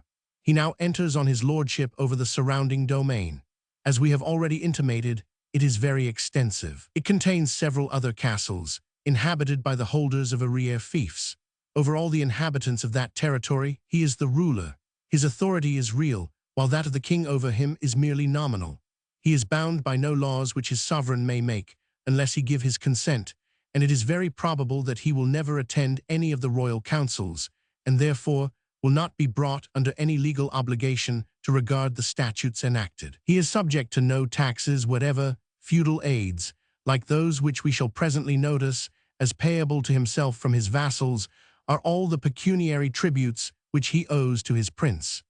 Military service is the chief thing which he is required to render. The sovereign has no power over the baron's territory, either legislative or judicial, and the provinces of France are in truth separate states, among which a loose sort of federative connection exists, at the head of which the monarch appears possessed of nominal, rather than virtual sovereignty. There are, however, certain moral obligations which ran through all the grades of the feudal relation, which he is bound by honor to observe. He is bound not to divulge any secret with which his lord entrusts him, nor to conceal from him the traitorous designs of his enemies, nor to injure his person or property, nor to violate the honor of any of his family. Breaches of fidelity in these respects are deemed acts of the highest treason. Moreover, he is under obligation to give up his horse to his lord, in case he is dismounted in battle, to fight by his side to the last, and to go into captivity as a hostage for him when taken prisoner. We have seen that the baron is supreme lord over the whole of his own territory. All the minor barons, knights, and tenants of every description are his vassals. They hold their lands of him on feudal conditions. He renders them protection, and they return allegiance and service. Without going so far as one of the castles held by the subordinate nobles in his domain, let us look a little at the relation borne to him by a neighboring tenant, who holds what is termed a knight's fee, or such an extent of land as is sufficient to maintain a man-at-arms as well as his horse. An old vassal of that class, who has long tenanted the little estate which lies on the bank of the river at no great distance from the castle, has lately died, and the property now comes to the eldest son. For whatever might be the original nature of fiefs, whether revocable at pleasure or not, they have long since become, not merely estates for life, but hereditary possessions. The young man cannot enter on the enjoyment of the paternal lands without doing homage to his lord, and receiving investiture at his hands. He therefore enters the baron's presence, and passes through a ceremony similar to that which was performed a little while ago, when the baron himself became the vassal of his sovereign. Connected with the proceeding is the payment of the relief, which in this case, as in the former, amounts to 1 year's produce of the land. He is now in full possession of his fief, and may go his way and inherit the paternal domain. Other pecuniary payments, in the shape of aids, as they are called, may, under certain circumstances, be exacted from the tenant. Whenever the baron's daughter, whom we saw just now walking on the parapet of the castle, her half-drawn veil blown aside by the evening breeze, shall be married to the young count, whom she was watching as he kissed and waved his hand on his prancing steed, and then vanished among the trees, whenever the eldest son, the heir of his father's estates and honors, shall be made a knight, or whenever it shall happen that the baron himself is taken captive, and a ransom is demanded for his release, the tenant will be bound to contribute pecuniary aids to his lord, which aids appear to be unfixed in their amount, and to depend much on the arbitrary will of the exactor. Soon a quarrel breaks out between the baron and another noble, and as there is no common jurisdiction to decide the matter, in these times, when the royal authority over its vassals has sunk into utter inefficiency, an appeal is made to arms. It is one of the savage but boasted rights of the barons that they are at liberty thus to settle their disputes by the sword. The vassals must be armed to attend their lord to the field, and therefore the young knight must mount his horse and follow his feudal master to the scene of conflict. 40 days' service may be demanded from all who hold a knight's fee, but the law as to the distance to which they are bound to follow their lord is by no means fixed. According to the usage, in some baronies, the vassal is not bound to go beyond the limits of the lordship. In other cases, he must follow wherever his superior may lead, provided it be not more than a day's journey from home. Upon the knights in this barony, we will suppose, it is obligatory to attend upon their suzerain to a much greater distance. The battle has been fought, the victory gained, and now the knight returns to his home and suspends his shield and helmet in the paternal hall. Ere long he receives another summons, not to perform the service of a soldier, but to discharge the functions of a judge. It has been noticed already that the baron has a legislative and judicial authority over his own territories, but it is necessary that his knightly vassals, who are peers of his court, should attend to aid his counsels, and to unite with him in the decision of such cases as may be submitted to his tribunal. The assembled vassals may be seen standing about that little mound of earth in the courtyard, which is the place of justice, and there our young knight mingles among them. By this baron's court is possessed the power of life and death, or la haute justice, as it is called, a prerogative not confined to barons of the highest class, but extended to all chatelains or possessors of castles, and sometimes even to the inferior nobility. An odd distinction, however, is kept up among them in the form of the instrument of death which they employ, for the baron's gallows may have 3 posts or supporters, the chatelains but 2, and the inferior lord only 1. In the present instance, the court is summoned to determine a case of disputed civil right between 2 tenants. It is difficult to decide the point. The defendant impugns the statement of the plaintiff, declares him perjured, and throwing down his gage, appeals to the judgment of God and claims trial by combat. This practice has succeeded the trial by ordeal and is of the same absurd and cruel character, for the man who, perhaps, has already been deprived of his rights, is now in danger of being deprived of life. The privilege of making this appeal extends still further, and even were the case adjudged by the baron's court, the party who conceived he had suffered wrong might call his judges into the field and decide the question by the sword. The wager of battle just thrown down by the defendant is accepted by his adversary, and the day of combat is appointed by the baron. They are to meet on horseback, accoutred as knights, for they are of gentle blood. Were they plebeians, they would be armed with club and target. They must fight till one party is slain or cries for mercy. In the latter case, the person who gives in will lose his cause and be further subject to a fine. Women, ecclesiastics, and men above 60 years of age may employ champions to assert their cause in the field of combat, but should the proxy yield, he is liable to have his right hand cut off. One of the tenants of the baron wishes to part with his lands to a stranger, in other words, to alienate his fief. The assent of his lord is requisite. He has received his fief, it is supposed, for reasons relating to himself and family.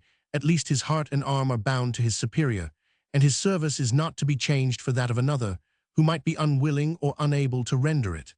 By the law of France, the lord is entitled, upon every alienation made by the tenant, either to redeem the fief, by paying the purchase money, or to claim a certain part of the value, by way of fine upon the change of tenancy.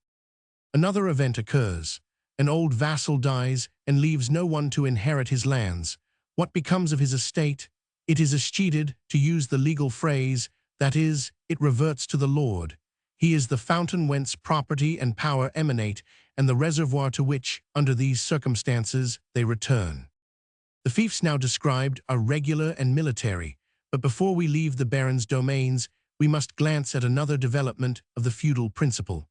Among the horsemen whom we saw accompanying the baron to the castle, there were certain retainers, holding land upon conditions different from those which we have just enumerated, and there are others filling domestic offices in his household, who, on that tenure, hold certain estates. Among the former are the baron's marshal and master of the horse, who, by filling such offices, secure possession of some of the neighboring fields. Among the latter are his cupbearer and steward, who swell his retinue on state occasions and receive their reward in landed property. By keeping up this kind of pomp, the baron emulates the splendor of the sovereign. Mechanical arts also are carried on in the castle, coining money, for instance, which is one of the baronial rights, and the workmen engaged in such occupations, like the rest of the baron's dependents, are repaid for their skill and toil by receiving lands on condition of their rendering these useful services. Feudalism has also extended its influence over other persons than warriors and domestics, and over other things than landed estates. The fisherman mooring his bark on yonder bank of the river and throwing out his nets is a vassal of the lord, and holds as a fief the right of fishing in the stream, for which he pays certain dues, and the woodman, whose axe resounds in the neighboring forest, possesses the right of cutting down the trees, upon condition of rendering some feudal service. The system has entered the church, and the priest of the village pays to his ecclesiastical superior an acknowledgment for the revenues he receives from baptisms, marriages, and the churching of women. In fact, society is pervaded by the spirit of feudalism. The state, the church, everything takes a feudal form. Such was feudalism in France, and its leading features are to be traced in the state of things prevalent in other European countries, in Germany, Spain, Italy, and England. The modifications it received in each of these countries we have not space to describe, but a brief account of the form which it took in our own land ought not to be omitted. Section 3. Modification of the system in England. It was transplanted hither from Normandy by William the Conqueror. Some customs of a feudal character existed here among our Anglo-Saxon ancestry, but they were not molded into a system. The strong arm of William bent the English constitution into the feudal shape, but happily it had an elasticity as great as that of his own bow, and at length regained its wonted liberty. He took care to employ feudalism so as to make it subservient, as much as possible, to the establishment of his own authority, and so as to avoid the evils by which it beset and limited the French monarchy. In France, the barons were almost independent sovereigns, and the king had but little power, save in his own immediate domains.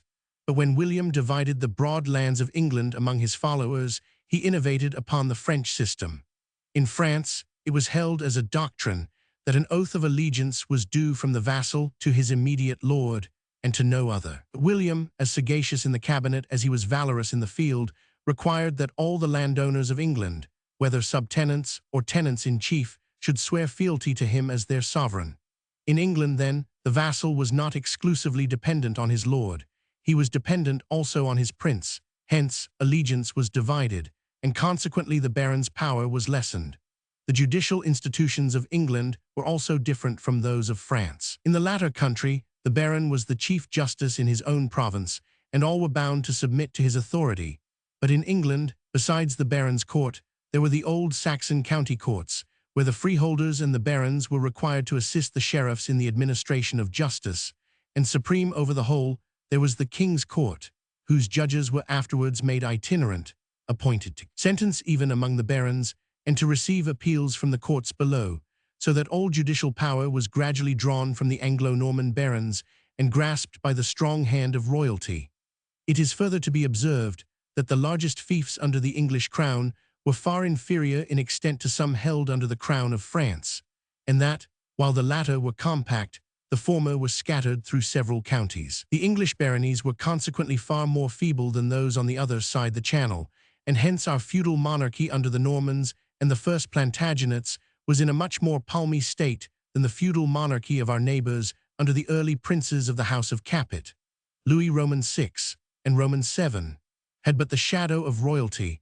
The Williams and the early Henrys grasped a real scepter. It may seem inconsistent with this that at the period in question, the French monarch ruled without a parliament, while the Norman princes convoked the peers of the realm to aid them in conducting affairs. But this very difference, in fact, arose from the independence of the French and the subjection of the English crown vassals. The barons of France cared not to attend upon the king's council, since no law emanating thence could bind them without their personal consent. But the barons of England were constrained to attend upon the royal summons, for if they remained absent, they were still bound to obey any laws that might be made. Another characteristic of English feudalism remains to be noticed. In addition to the usual feudal incidents, such as reliefs, fines, alienations, and aids, two other customs, which probably had before existed in Normandy, prevailed in England. These were certain claims connected with wardship and marriage. The lord of the fief was the guardian of the heir during his minority. He had the custody of his person and his lands, without rendering any account of the use made of the profits. In the case of a male, the guardianship continued till the minor arrived at the age of 21. In the case of a female, it terminated at the age of 14, when the young lady could marry and her husband do suit and service for her. But before she attained that age, her lord could offer her in marriage to whom he pleased, provided it was without disparagement or inequality of rank. And if she refused the alliance, she had to forfeit from her estate just so much as the person to whom her hand had been offered would have given for the match. The penalty was still more severe if she married without the baron's consent, for in that case, a fine, equal to double what an alliance with her was valued at, was exacted by her ruthless sovereign. In addition to all this, the feudal lord in England extended his authority over the daughters of all his vassals, not allowing any of them to be married, but on condition of the payment of a certain sum, so that marriages yielded him an abundant harvest of revenue. These incidents were, obviously, oppressive to no small degree. They fell with a special weight on the immediate tenants of the crown, and so intolerable were the exactions of royalty, so rapacious and unjust was the whole of the regal administration, from William to John, that at length the system could be endured no longer, and though singly the English barons might be weak united, they formed an effectual breakwater against the proud surges of monarchical oppression, and obtained the grand palladium of English liberty, the Great Charter. That venerable instrument materially modified the feudal demands, limiting reliefs to a certain sum, restraining the wastes committed by guardians in chivalry, forbidding the disparagement of female wards in matrimony, and securing widows from compulsory marriages. Beside these special provisions, in reference to feudal claims, the principles of our Constitution which are there laid down, such as the habeas corpus, trial by jury, and the necessity of the people's consent to their own taxation, tended to modify the working of feudalism. In short, they struck at its vital principle, drained out its very life-blood, and left it slowly to expire. The charter was admirably contrived. Its principles were slowly developed. Its effect, says Mackintosh, was not altogether unlike the grand process by which nature employs snows and frosts to cover her delicate germs and to hinder them from rising above the earth, till the atmosphere has acquired the mild and equal temperature which ensures them against blights. Feudalism is a system which has borne a conspicuous part in the civilization of Europe. It has left a visible impression on the laws and habits of our own country. We find its remains, we feel its lingering power in various directions. The lawyer traces its influence on our jurisprudence. The statesman sees its impress on our constitution.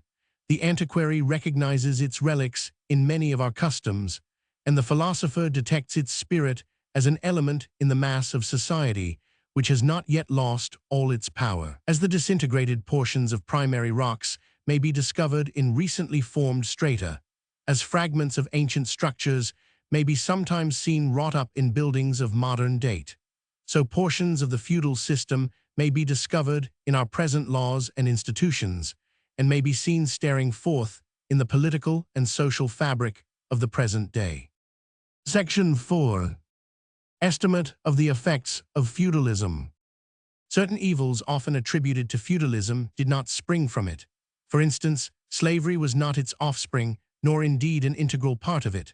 The lord and the vassal were the parties who formed the feudal relationship, and though the latter was not a freeman, according to our views, he was not a slave, but had certain personal and social rights, which his lord was bound to respect and preserve. Slavery of an abject kind existed in Europe long before the feudal system appeared. It existed in the Free Republic of Rome, in Greece too, the cradle of liberty, and while Athens knelt at the shrine of freedom, and poets and philosophers and orators were her ministering priests, there were thousands of slaves within the narrow limits of Attica. The Germans had slaves, the Saxons had slaves, all Europe had slaves. Feudalism found slavery in existence and attached it to itself. The system was not inimical to it, but it did not create the evil. In relation to the social disorders of the Middle Ages, the insecurity of property, the personal dangers, the robberies and cruelties which prevailed, it may be remarked that the feudal system, if it did not quench them, did not kindle them, and if, in some cases, it should appear that the system fanned them into greater violence, it also appears that, in other cases, it checked their operation. The state of society, at the commencement of the feudal era, was most deplorable. It was disorganized and dissolved. The Roman Empire was shattered to pieces. Monarchy made some abortive attempts to mold the scattered fragments of the social fabric into form, but failed. The kingdom of Charlemagne shone like a meteor and vanished. The church sunk in ignorance and corruption. The religious power almost entirely left it.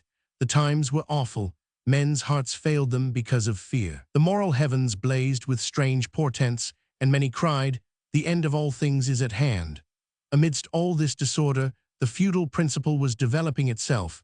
On this scene of social strife and misery it had to work. This was the theater of its operation, the field of its career, and when it terminated its course, it certainly left Europe better than at the beginning. Mr. Hallam has shown that feudalism accomplished two great political results. In Germany, it stood in the way of the ambitious designs of an Otho and a Barbarossa, and prevented the establishment of a great empire, a powerful despotism, crushing the seeds of commerce and liberty, and retarding, perhaps for ages, the progress of civilization. In France, it prevented the dismemberment of the monarchy, and its reduction into a number of petty and despotic sovereignties. For who can doubt that some of the counts of France would have thrown off all connection with the crown if the slight dependence of vassalage had not been substituted for legitimate subjection to a sovereign. As to its moral influence, it cannot be denied that feudalism nurtured fidelity and gratitude. It also inspired a sense of honor, far different, indeed, from a sense of duty, especially as it exists in a Christian's mind and having in it much of lofty pride. Yet it may be justly observed, was it not much that such honor could be felt, and its dictates obeyed in so tumultuous an age? Everything is to be measured according to its times. One and further, there can be little doubt that, in the interior of the old castles, where the baron or knight, during intervals of peace, had no society but his own family domestic life, and the condition of women were in some instances improved, contributing toward the inspiration of that lofty and pure affection which has shed so beautiful an influence over modern civilization. The soft charities of home thus sprung up, like myrtles, among the dark wild rocks of feudal society, relieving and adorning them with its snow-white blossoms. At the same time, it generated and sustained many unhallowed and antisocial habits and principles, especially war, injustice, and revenge.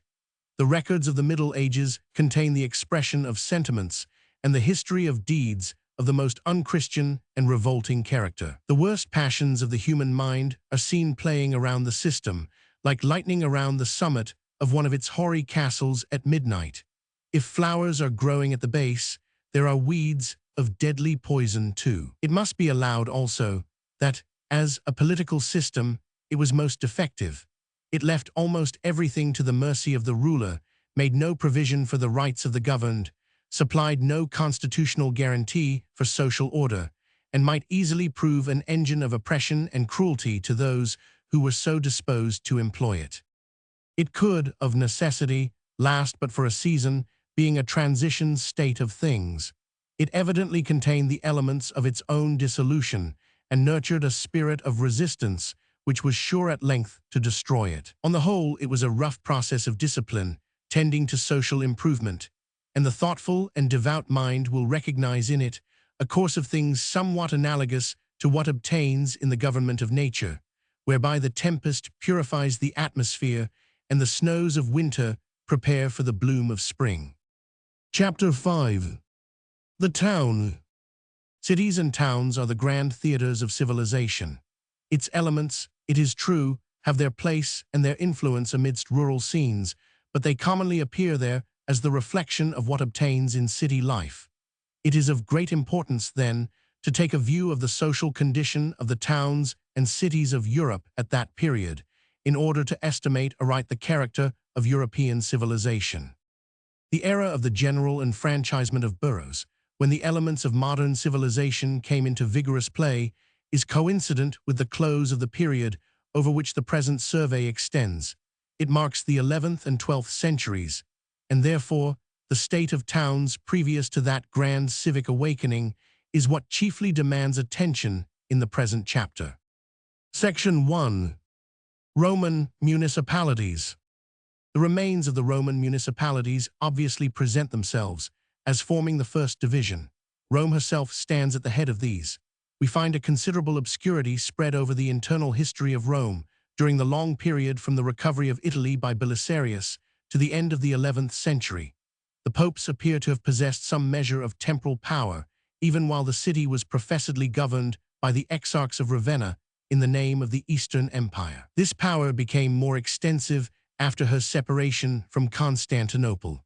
It was, however, subordinate to the undeniable sovereignty of the new imperial family, who was supposed to enter upon all the rights of their predecessors. There was always an imperial officer or prefect in that city to render criminal justice.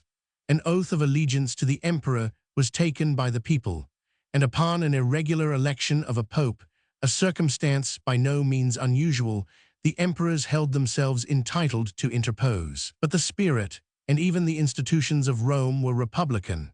Amidst the darkness of the 10th century, which no contemporary historian dissipates, we faintly distinguish the awful names of Senate, consuls, and tribunes, the domestic magistracy of Rome. These shadows of past glory strike us at first with surprise, but there is no improbability in the supposition that a city so renowned and populous, and so happily sheltered from the usurpation of the Lombards, might have preserved, or might afterwards establish a kind of municipal government, which it would be natural to dignify with those august titles of antiquity. There can be no doubt that through the whole period of the Dark Ages, a lingering attachment was felt by the citizens of Rome to their ancient institutions, an attachment which local traditions of bygone glory, historical associations connected with the very soil on which they trod, and the mutilated yet magnificent remains of the ancient structures which graced the Forum, could not but keep alive. Some considerable degree of architectural splendor must have distinguished the papal city, at least from the time of Charlemagne. It is described by Eginhard in a letter to Alcuin, the emperor's friend, as surrounded by walls, defended by 387 towers, and as presenting a very imposing appearance from the lofty castles erected by the nobles upon the hills and along the Tiber. He especially dwells upon the ecclesiastical structures which adorn the city, consisting of colleges, monasteries, and churches, the latter of which, according to his account, were enriched with a variety of most costly ornaments, which must have made a very glittering and attractive show to the citizens and the pilgrims who frequented the various shrines. The architecture of the period was of the Roman kind, and the churches were formed upon the model of the ancient basilicas or courts of justice. They were generally in the shape of a parallelogram, with aisles formed by rows of columns and a choir enclosed by rails, the upper end of the building being in a circular form in which was fixed the bishop's throne. Pillars and marbles, the spoils of the ancient city, contributed to increase the magnificence of these structures, which also contained sacred vessels and other articles of gold, silver, and precious stones. The Palace of the Lateran and other edifices were of considerable magnificence, and reflected, though perhaps but dimly, some of the splendor and luxury of imperial times. The arts never perished in Italy. Architecture, sculpture, painting, and music always found some patronage in Rome as the handmaids of her religious worship, though the taste and genius which they displayed were very low. The habits of the upper classes in the city, and especially of the papal court, towards the latter part of the period we embrace, were doubtless as expensive and luxurious as prevailed in any part of Europe at that time, perhaps more so. But still, we must not form our notions of them from the standard of luxury in the present day. At a time when the manufacture of linen had made but little progress, and articles of that material for clothing and for domestic use were little known, when monarchs were content to lie on beds of litter, when eating with forks was thought to be a species of most ridiculous refinement, and a comb of ivory or bone was deemed a rare and curious instrument, all of which was the case in the 12th century, habits then esteemed luxurious must have been rude in comparison with those which now prevail. The lower orders of Rome were, throughout the Dark Ages, in a state of deep social degradation, and must have experienced a very great degree of misery, for a sad catalogue of oppressions, tumults, outrages, robberies, and diseases marked the history of the city for many centuries. The morals of all classes were most depraved. The nobles and highest ecclesiastics were generally corrupt and licentious. The character of many of the popes was vile in the extreme, and moral influences were shed over the population by the men who called themselves the heads of the church, more pernicious than the deadly malaria that rose from the marshes round the city. It has been already remarked that in the Roman Empire, at the time of its decline and fall, there were a number of cities formed upon the model of the parent municipality. When the Gothic nations passed the frontiers of the empire and poured down upon these provinces, they swept over these cities, leveling their walls, plundering their treasures, and materially reducing their importance. They also diffused around them their own wild barbarian sentiments, infusing new elements of thought and feeling into the minds of men. But still, the municipalities remained, for the most part, Roman in their form and spirit. The ancient magistrates gave place to new kinds of officers, such as dukes and counts, introduced by the conquerors. Yet, in the documents of the Middle Ages, numerous instances may be found in which there is an evident regard for the official titles which belonged to the days of the empire. 2 convocations of the Senate, meetings of the Curie or Roman courts, for the administration of justice, and the laws of the imperial code, still obtained in the ancient towns, and the citizens of Metz, Cologne, and Treves, in the time of Charlemagne, proudly retained the remembrance and carefully preserved the traces of their Roman origin.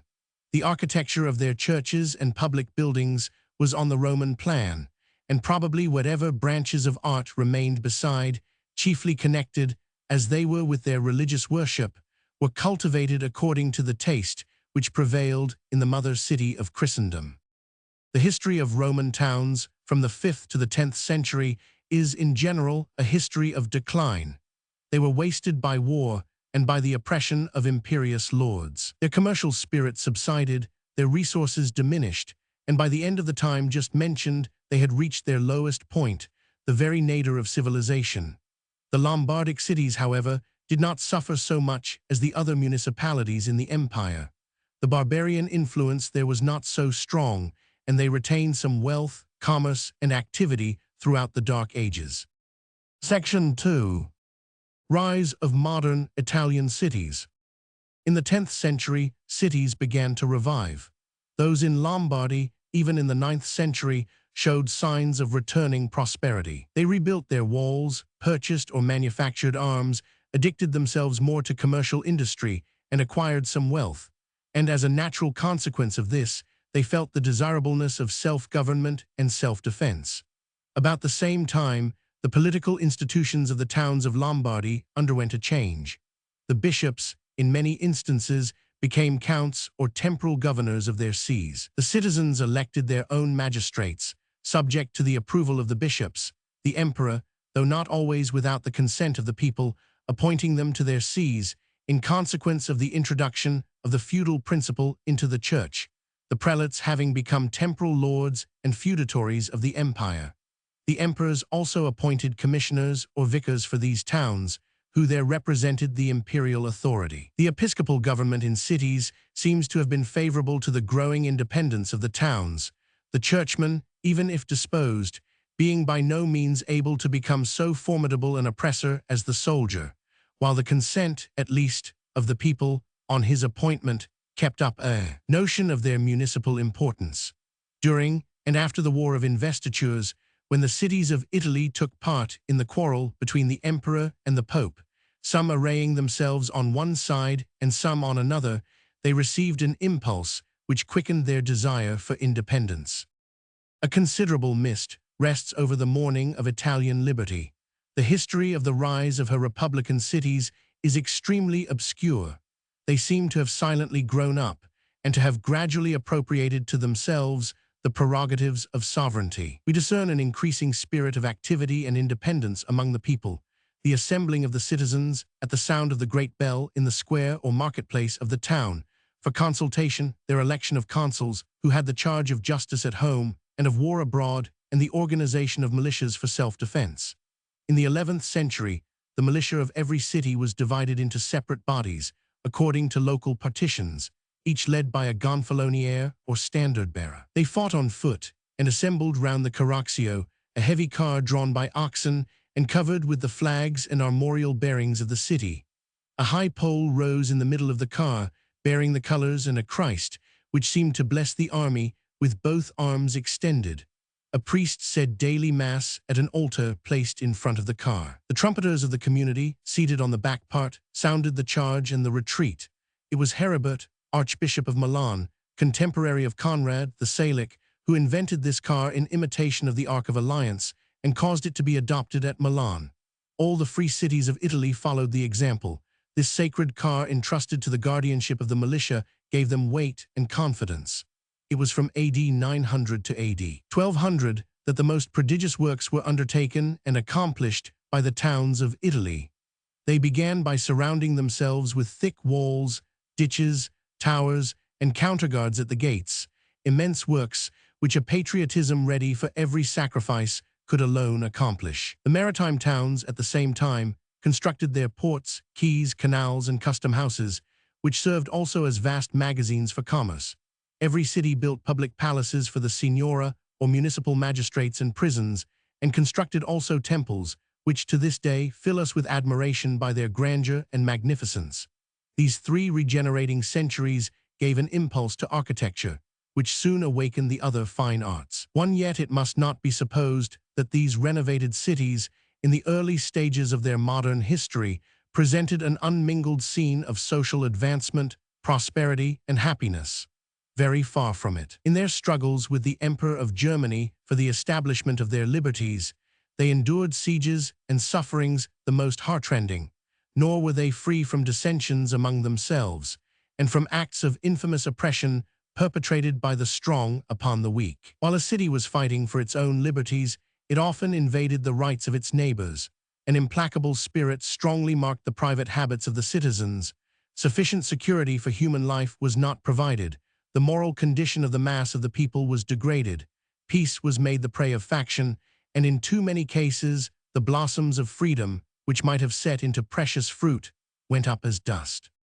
There were some Italian cities, especially Amalfi and Venice, which, in consequence of their dependence on the Eastern emperors, their relations and intercourse with Constantinople, and their commercial activity, differed in their social condition from the cities of Lombardy. They were decidedly in advance of their neighbors. Civilization, they made more rapid strides and reflected some tinge of Orientalism. Amalfi shines with conspicuous luster from the 6th to the 12th century, when its glory was extinguished by the Norman king of the Sicilies. There can be no doubt that its commercial intercourse with Constantinople, where Eastern luxury prevailed in the Middle Ages, and the trade which it carried on with the Saracens, who were the chief cultivators of the arts and sciences during that period, tended to raise the city of Amalfi, as it relates to artistic civilization, to a proud position. Some additional refinement might probably be imparted to it by its close vicinity to Salerno, which was only 7 miles distant, where learning was cultivated and a school of medicine established, the first of the kind in Europe. But the luster of Amalfi is eclipsed by that of Venice, which, if at an earlier period she were inferior, at a later period vastly surpassed her rival in commercial greatness. Formed by bands of refugees who fled from the sword of Alaric and Attila to the lagoons, which spread at the extremity of the Adriatic Gulf.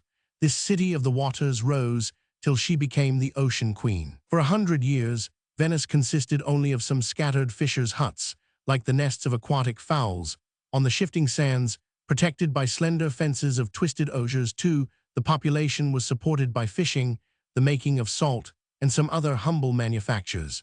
And probably the insignificance of the infant republic preserved her from the attacks of enemies, and from the oppression of the Eastern emperors, to whom she owed subjection. Her earliest form of government was essentially democratic, for tribunes elected by the people ruled her affairs. But owing to the factions and jealousies which arose among them, it was resolved, at the close of the 7th century, that one chief magistrate, called a doge, should be elected by the people, who should be invested with sovereign authority, and should choose inferior officers. Many were the civil commotions of Venice under this form of government, and out of about 40 of her citizens who successively wore the ducal bonnet, nearly half were killed, deprived of sight, or banished. Yet withal, Venice went on growing in importance, wealth, and power, and as we look upon her history, a sort of magical effect is produced, somewhat like a dissolving view. The huts on her lagoon became palaces, her humble boats, splendid argosies, her fishermen, princes, and her traffickers the honorable of the earth. And whence the talisman whereby she rose? Towering, it was found there in the barren sea. Want led to enterprise, and far or near. Who met not the Venetian? In the 10th and 11th centuries, Venice presented the picture of a rich and prosperous commercial city, though still far inferior to what she afterwards became. She could boast, even a century earlier, of the commencement of the famous church of St. Mark, with its 500 columns of marble, an edifice built on the Byzantine model of architecture and showing the influence of Eastern example upon the opening taste of the Venetian people. Saracenic luxuries and arts also began to flow into Venice, and before the close of the period under review, she sent forth her fleets, which returned to the lagoons after anchoring in the port of the Egyptian caliph, and the Arabian maiden wove the rich sandal of silk and gold which arrayed her priests when they prayed before the altar. 3. There might then be seen the brides of Venice with ostrich plumes and veils transparent as the gossamer, and jeweled chains in many a winding wreath, wreathing a gold brocade, and her youthful sons, walking with modest dignity, folding their scarlet mantle, and her doge, gliding in a stately barge of gold through the canals, while old and young thronged her 300 bridges, the grave Turk, turbaned, long-vested, and the cozening Jew, in yellow hat and threadbare gabardine, hurrying along, fours, arms, silks, furs, fine linen, and other luxuries from the East formed the staple commodities of the Venetian markets and were supplied by her merchants to other parts of Italy. Indeed, almost all the commerce of Europe was carried on through the medium of Venice and Amalfi. But it should not be forgotten that the amount of traffic there at that period, compared with the commerce of modern times, must have been very limited, as neither these cities nor any others in Europe had any manufactures which they could exchange for the commodities of the East, and they were, therefore, limited to the export of their gold and silver in payment for their purchases. There was, indeed, another kind of traffic which these Venetians pursued, and it is, observes Hallam, a humiliating proof of the degradation of Christendom that they were reduced to purchase the luxuries of Asia by supplying the slave market of the Saracens. Their apology would, perhaps, have been that these were purchased of their heathen neighbors, but a slave dealer was, probably, not very inquisitive as to the faith or origin of his victim. This abominable trade in human flesh and blood must then, as ever, have brought a number of vices in its train, tending greatly to demoralize the Venetian merchants, so that, at an early period, the language of Scripture, in reference to Tyre, was applicable to Venice. By the multitude of thy merchandise they have filled the midst of thee with violence, and thou hast sinned. Section 3. Cities of Germany and the Netherlands. But we must leave the Italian towns to look at the cities which sprang up in the northern parts of Europe. The Lombardic cities were Roman municipalities, keeping up a struggle for existence after the fall of the empire, and Venice and Amalfi were communities which sprung up immediately upon that fall imbibing some elements of Roman civilization, intermingled with others of an Oriental caste, derived from their dependence on the Eastern emperors and their subsequent intercourse with the Saracens, but the cities to which attention is now to be directed had their origin in feudal times. They arose amidst that state of disorder into which society was plunged by the inroads of the northern barbarians. They exhibited new developments of social life and manners. They derived their spirit of independence from the Gothic races who founded them. Their progress was a struggle with their feudal lords, and their final establishment and prosperity secured the overthrow of the feudal system. The former were in a great measure but the reflection of ancient civilization. The latter were the infant but vigorous forms of modern civilization. There we see the Roman city, here the German borough. The ancient Germans, according to Tacitus, had no cities. The people lived a wandering life, and when they settled anywhere for a time, they erected for themselves rude, detached, and scattered dwellings. One long after the invasion of the south of Europe, the Gothic tribes retained their uncitizen-like habits. Till the reign of Charlemagne, observes Hallam, there were no towns in Germany, except a few that had been erected on the Rhine and Danube by the Romans. A house with its stables and farm buildings, surrounded by a hedge or enclosure, was called a court, or, as we find it in our law books, a curtilage, the toft or homestead of a more genuine English dialect. One of these, with the adjacent domain of arable fields and woods, had the name of a villa or manse. Several manses composed a march, and several marches formed a pagus or district. From these elements, in the progress of population, arose villages and towns. The character of these tofts, or homesteads, is well illustrated by a passage from Dr. Whitaker's History of Craven. A toft is a homestead in a village, so called from the small tufts of maple, elm, ash, and other wood, with which dwelling houses were anciently overhung. Even now it is impossible to enter Craven without being struck with the isolated homesteads, surrounded by their little garths, and overhung with tufts of trees. These are the genuine tofts and crofts of our ancestors, with the substitution only of stone to the wooden crocks and thatched roofs of antiquity. The little towns which thus sprung up were subject, of course, to the feudal lord in whose domain they were situate, but probably the condition of their inhabitants was preferable to that of his dependents, who lived in the open country. Some small amount of manufacture and trade would necessarily arise in these infant communities, all of which doubtless had their weavers, smiths, and curriers, for the supply of garments and implements of husbandry to the rural laborers in the vicinity too. Germs of civic communities also appeared, in many instances, under the immediate shadow of the feudal castle. Groups of serfs who tilled the neighboring fields, and some few artisans who manufactured necessary articles for the household, gathered round the baronial abode and formed a little village, out of which, in process of time, there arose a town of some importance.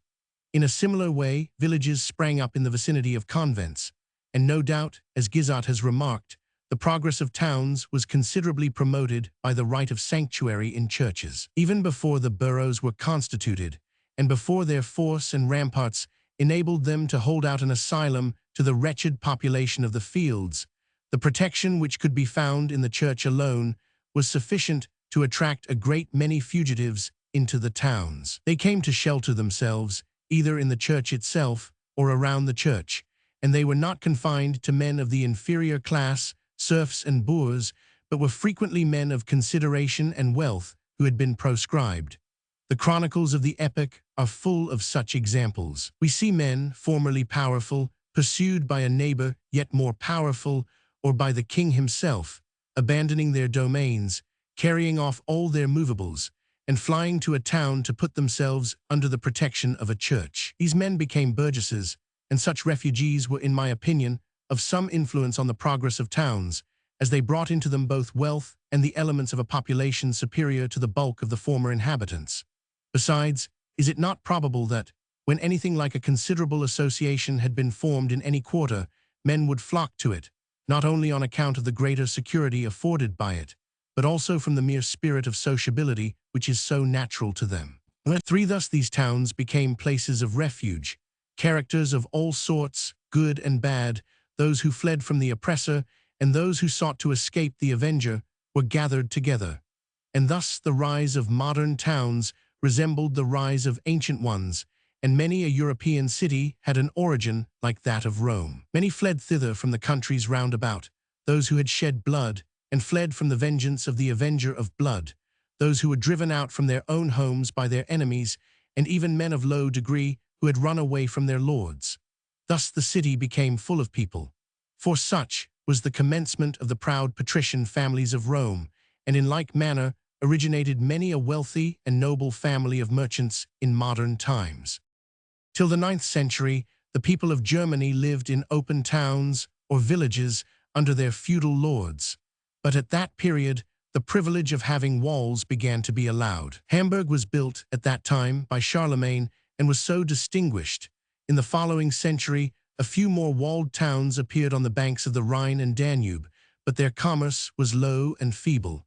A charter was granted to Magdeburg, A.D. 940, to build and fortify their city and exercise municipal law therein. 5. But the most northern parts of Germany could not boast of any towns till a later period.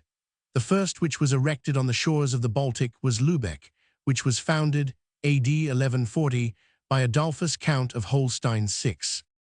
In the Netherlands, the towns were in advance of those in Germany.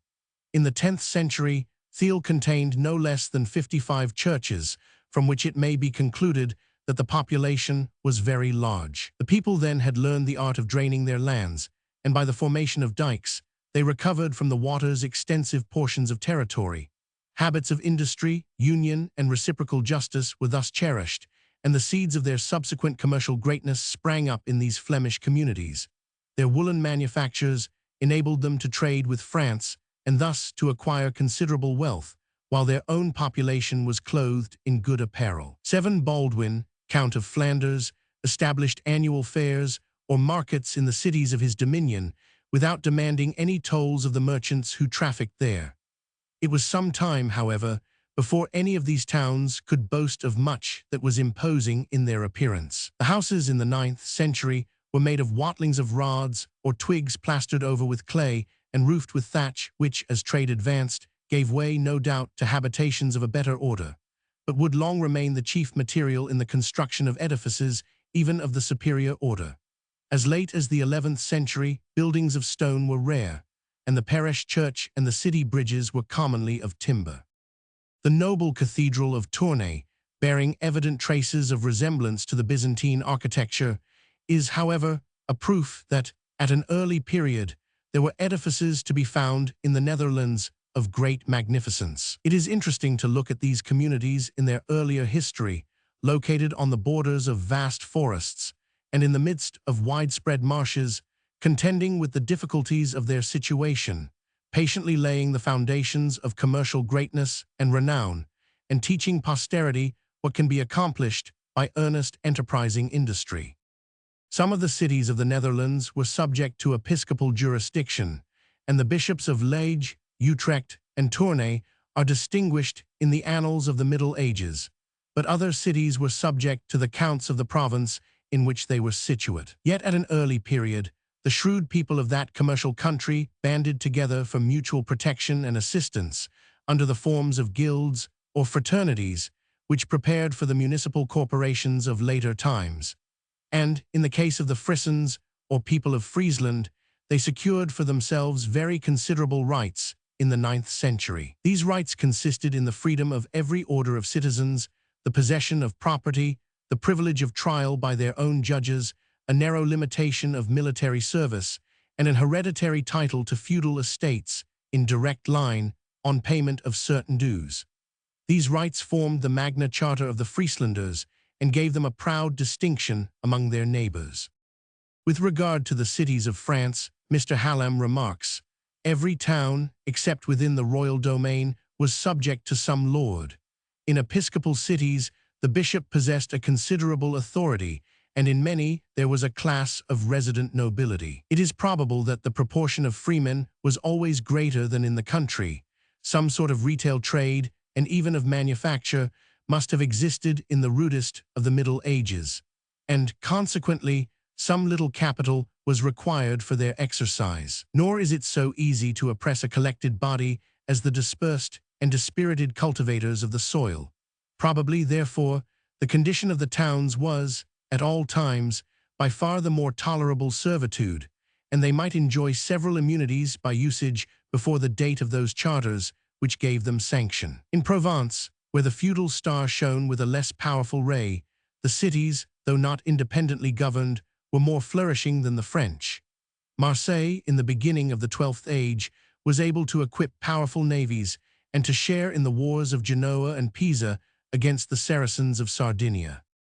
If Paris is to be taken as a sample of the towns of France, before the 12th century, they must have been in a deplorable condition of filth and wretchedness. The swine were accustomed to wallow in the streets of this metropolis until a prince of the blood was thrown from his horse, in consequence of a sow running between the legs of the animal. To prevent the recurrence of such accidents, an order was issued to prohibit the swinish multitude from infesting the public thoroughfares of the city, but the monks of St. Antony remonstrated at this, the pigs of their monastery having had, from time immemorial, the privilege of frequenting, at liberty, every part of the towns, of feeding on such scraps and offal as they could find, and of reposing on the choice beds of mire which covered certain spots in the great highway. The monks were not to be resisted, and at length there was granted to the swine of their convent the exclusive privilege of roaming about the Parisian streets without molestation, provided only that the said swine went forth on their peregrinations with bells tied about their necks. Section 4. Anglo-Saxon boroughs. The boroughs of our Anglo-Saxon fathers claim our notice. When the Romans conquered this island, they founded in different parts of the country their civitates or cities. 28 of these are enumerated by Gildas, an historian of the 6th century, as existing in his time, which was about 100 years after the Roman conquerors had relinquished their dominion in Britain. Beside these cities, the Romans formed a number of military stations or strongholds. These cities and stations became Saxon towns after the invasion of Britain by its new masters, the latter receiving the name of boroughs from the Latin burgus, which signifies a fortification. Other towns also sprang up in various directions, where local advantages invited a settlement of population, and long before the Norman conquest, our island was thickly studded with townships of various sizes. It is very remarkable that, with few exceptions, all the towns and villages of England appear to have existed from the Saxon times. Some of these towns, however, must have been extremely small, consisting of some few dwellings and other buildings around the homestead of the Saxon lord, and not bearing any more resemblance to what they have since become than some little hamlet bears to an important city. We must abandon, says Sir Francis Palgrave, any conjectures as to the government of the boroughs in the earlier periods. We must rest satisfied with the fact that, in the reign of the Confessor, the larger boroughs had assumed the form of communities, which, without much impropriety, may be described as territorial corporations. The legal character of the burgess arose from his possessions. It was a real right, arising from the qualifications which he held. The burgess was the owner of a tenement within the walls, and the possession might descend to his heirs, or be freely alienated to a stranger. The same writer considers that, in some instances, the possession of land imparted the right of judicature in the borough mote, or town assembly, but that while such persons were aldermen by tenure, there were other boroughs which possessed an elective magistracy. The nature of the Anglo-Saxon institutions has long been matter of dispute, and considerable doubt surrounds the interesting subject, which the most diligent and learned antiquaries are unable to dispel. But so far as our municipal history is concerned, probably the twofold view of the organization of the Saxon towns suggested by Sir F. Palgrave is correct. The towns in which the tenure of land gave magisterial authority would most likely be the smaller ones, while elective magistrates would distinguish the larger communities. The following account by M. Thierry is, perhaps, accurate. The burgesses of London, one like those of most of the larger Anglo-Saxon towns, composed, under the designation of Hawes, a municipal corporation, which had the privilege of conducting the government of the city and regulating its police. The presence of the king made no difference in its institutions, and the burgesses might, even without his permission, assemble and deliberate together on the internal administration of their city. Too, but this account, we apprehend, must be carefully restricted to the large towns of the Anglo-Saxons, or it will mislead the reader. Towns in general we cannot believe had attained to such power and independency. Still, even the existence of a few such towns, tending as they did to leaven the mass of the community with their own free sentiments, indicate the attainment of a no small degree of liberal civilization by our Saxon ancestors. Whether the Saxon burghs were represented in the Witenagemote or General Assembly of the nation is another question which has given rise to much controversy. On this point, we are also inclined to follow Sir Francis Palgrave. He considers that the elected or virtual representatives of townships or hundreds constituted the multitude noticed as the people in the narratives describing the great councils and other assemblies. For the share taken by the folk in the proceedings forbids the conjecture that the bystanders were a mere disorderly crowd, brought together only as spectators and destitute of any constitutional character. Yet he does not consider that they attended as mere deputies chosen by popular election, but that they were the municipal authorities who came by virtue of their office or were sent to represent their brethren in the borough magistracy, who were unable themselves to attend. And he thinks that the expedient of authorizing a person not bearing office to appear as a deputy on behalf of those who did would be easily suggested and would thus approximate to something like the modern system of parliamentary representation. All this seems feasible, but we are not warranted to conclude that there was anything fixed and definite in the modes of representing these boroughs. We should suppose that they were rather irregular and were shaped by local and even accidental circumstances. As to the appearance, the classes of population, and the internal economy of the Saxon towns, we have more precise information. Almost all the buildings were of wood.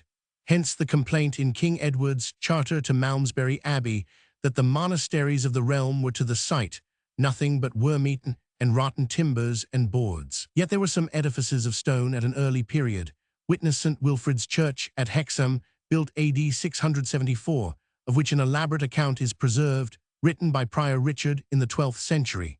The churches built of stone were probably of a simple form, resembling some of our oldest parish churches, with a nave and chancel and sometimes side aisles. In cases where timber was employed, there was, perhaps, more of decoration. We read of glass windows in the monastery of Wearmouth as early as the 7th century, but as late as the time of Alfred, they must have been very uncommon. For when the ingenious monarch tried to measure the time by burning candles, they so flared about in the wind, which came rushing through the lattices of the apartment, that he made horn lanterns to shelter them from the blast. Chimneys were luxuries unknown, the fires in the houses being made in the center of the floor, over which there was generally an opening in the roof to allow the escape of smoke.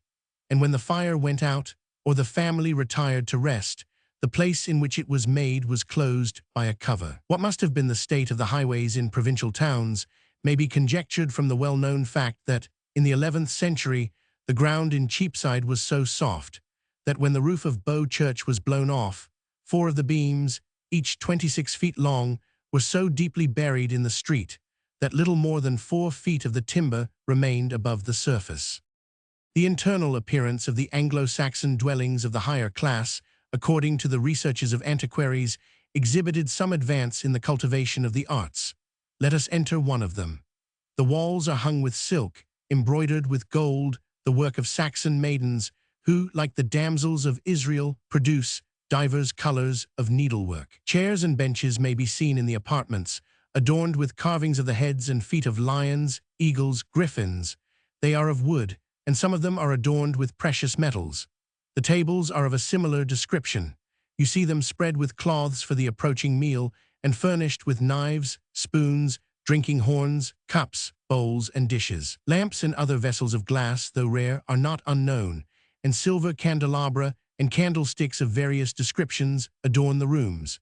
There are also lanterns of horn and mirrors of silver.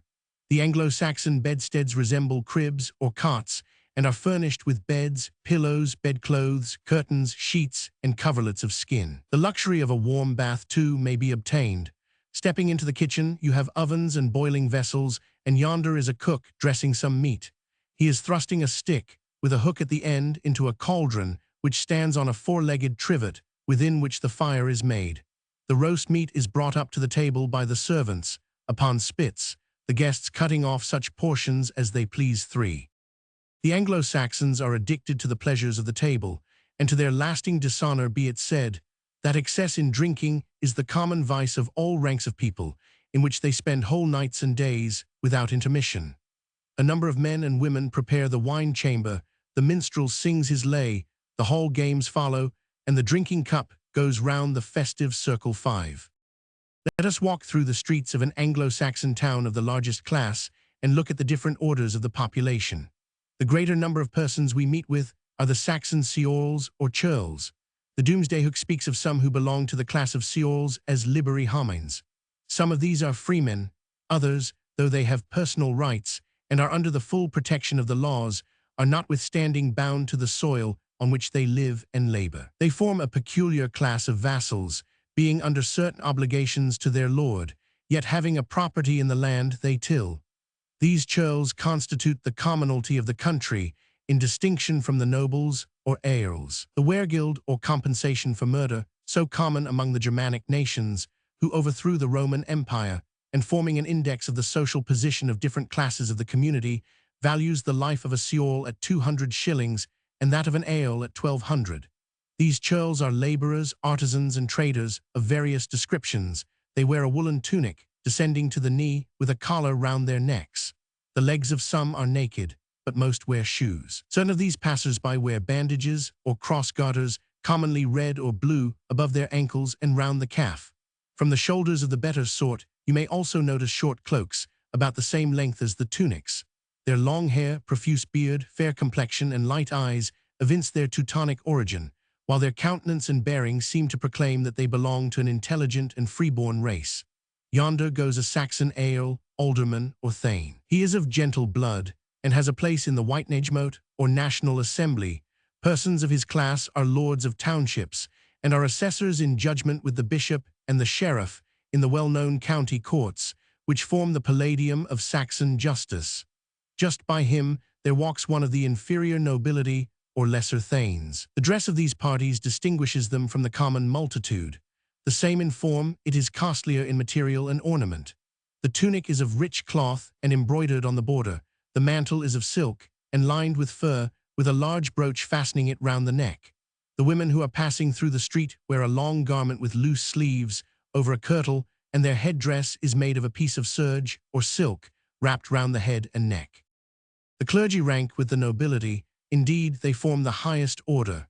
Their office invests them with a dignity which men in general revere. Even the world thane, as the nobleman is called, looks with respect upon the mass thane, or common priest, and treats him as an equal, while the greatest earl gives precedence to the bishop. Men of this class may be easily recognized by the ecclesiastical garb. We arrive at the house of a Saxon nobleman. Before us is the great hall, with a projecting porch, supported by pillars and arches. Folds of drapery are discerned through the opening, and lamps are seen suspended from the ceiling. On the one side of the hall is the chapel, with a curtain in front, withdrawn, and a lamp hanging near the door. On the roof of the building is a globe, surmounted by a cross. On the other side are various buildings appropriated to the domestics. The noble thane is now sitting in the open hall, surrounded by his family, and attended by a number of servants, armed with shields and spears. Yet are they there for no warlike purpose, for he is engaged in acts of charity, giving alms to the poor, who throng around him in suppliant attitudes and gratefully receive his generous offerings. We now reach the county court, where the thanes are assembled to sit in judgment. Oaths of allegiance are here administered to freemen, inquiries are made into breaches of the peace, criminals are tried, and civil claims determined. The following is the record of a suit in the reign of Canute. It is made known by this writing that in the Shiregermont County Court, held at Agelnothstane, Ilston, Herefordshire, in the reign of Canute, there sat Athexton the bishop, and Rain the alderman, and Edwin his son, and Leofwin, Wulfig's son, and Thurkill the White, and Tafig came there on the king's business. And there was Brining the sheriff, and Athelweard of Frome, and Leofwin of Frome, and Gudry of Stoke, and all the thanes of Herefordshire. Then came to the moat Edwin, son of Union, and sues his mother for some lands, Weolinton and Seodeslia. Then the bishop asked who would answer for his mother. Then answered Thurkill the White, and said that he would, if he knew the facts, which he did not. Then were seen in the moat 3 thanes that belonged to Feligly, Fawley, 5 miles from Ilston, Lofwin of Frome, Jelwig the Red, and Thinzig Stgth Mans, and they went to her, and inquired what she had to say about the lands which her son claimed. She said that she had no land which belonged to him, and fell into a noble passion against her son, and calling for Leofleda her kinswoman, the wife of Thurkill, thus spake to her before them, This is Leofleda, my kinswoman, to whom I give my lands, money, clothes, and whatever I passes after my life. And this said, she spake thus to the thanes, Behave like thanks, and declare my message to all good men in the mode, and tell them to whom I have given my lands, and all my possessions, and nothing to my son, and bade them be witnesses of this. And thus they did, rode to the moat, and told all the good men what she had enjoined them. Then Thurkill the White addressed the moat, and requested all the thanes to let his wife have the lands which her kinswoman had given her, and thus they did, and Thurkill rode to the church of St. Ethelbert, with the leave and witness of all the people, and had this inserted in a book in the church. It need scarcely be observed that the document shows the crude state of legal process and inquiry at the time to which it relates, and in the practical jurisprudence of our Saxon ancestors, even at the beginning of the 11th century, we perceive no advance of civility and skill from the state of their own savage progenitors on the banks of the Elbe. 6. It is important to remark that the county court is the great constitutional judicature in all questions of civil right, and unless justice be there denied, no appeal can be made to the royal tribunal. Among the Anglo-Saxons, the practice of compurgation obtains in criminal cases. The accused has the privilege of clearing his character and establishing his innocence by his own oath, supported by the oaths of a certain number of persons who can pledge themselves to the truth of his testimony. 7. Where he fails to obtain these compurgators, he appeals to the ordeal, by the issue of which his cause is decided.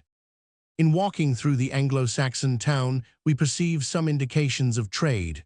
Artificers are at work, among whom the tanner, the blacksmith, and the carpenter are most distinguished and useful.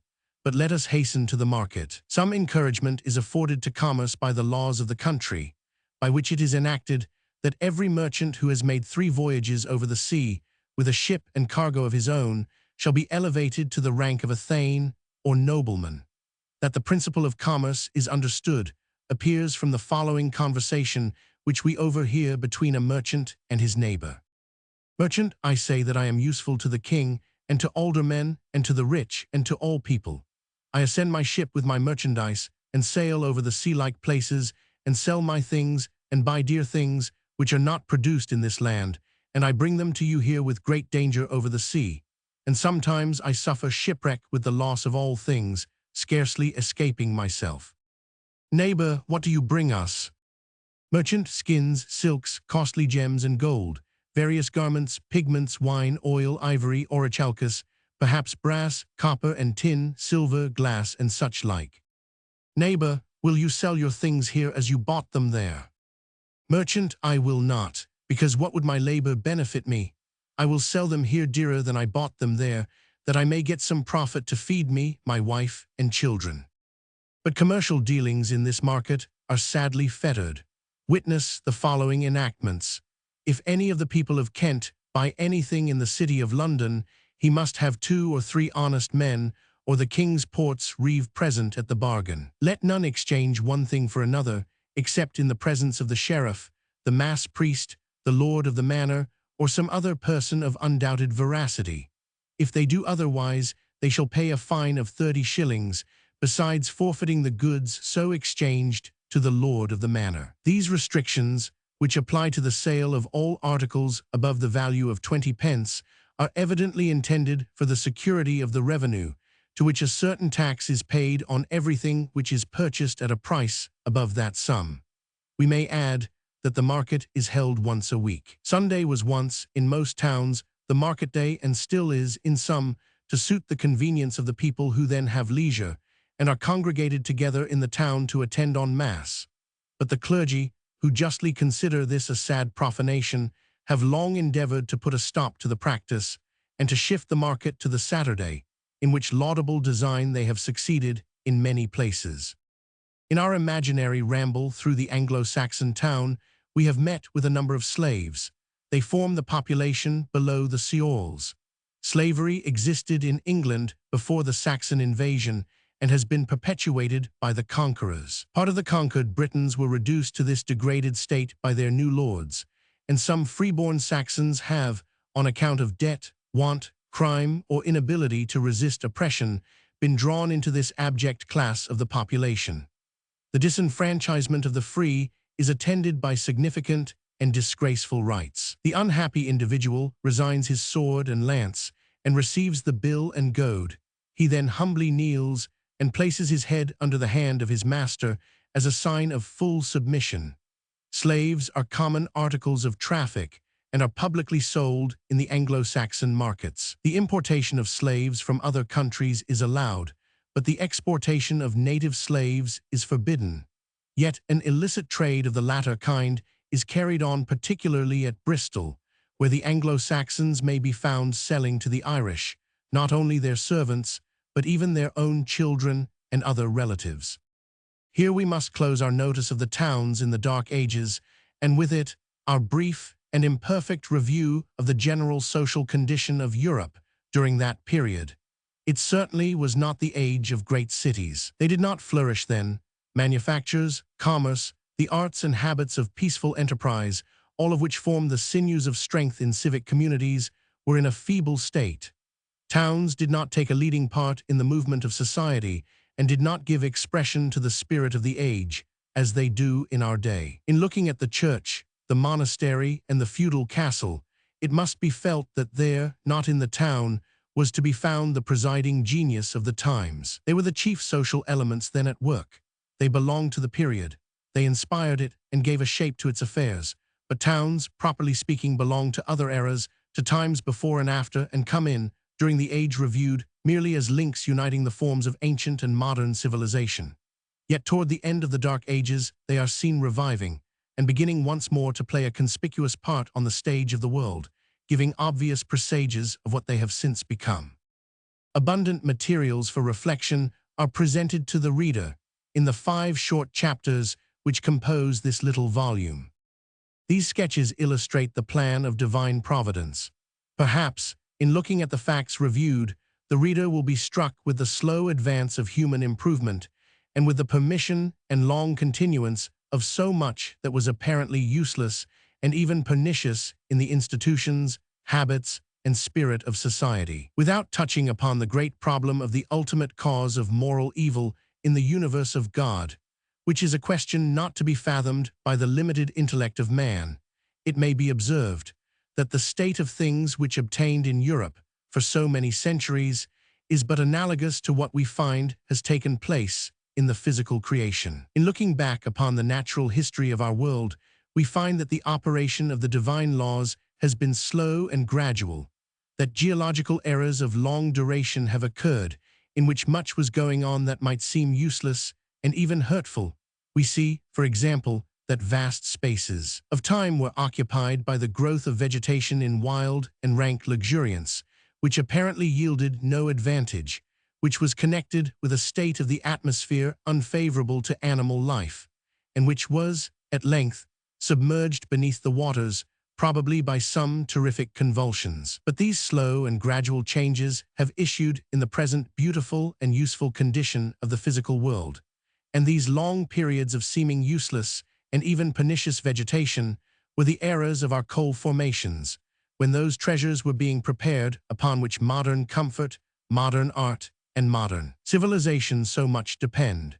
In the institutions and events of the Dark Ages, there were being formed the elements of that civilization which is now developing itself, and which will, under Christian influence and the blessing of God, doubtless ultimately yield the highest benefits to man in his present state of existence. But after all, it becomes us humbly and devoutly to admit that divine providence is a scheme but imperfectly understood by the human mind, even when enlightened by the Holy Spirit, and such a mind is willing now to leave the dark recesses unexplored.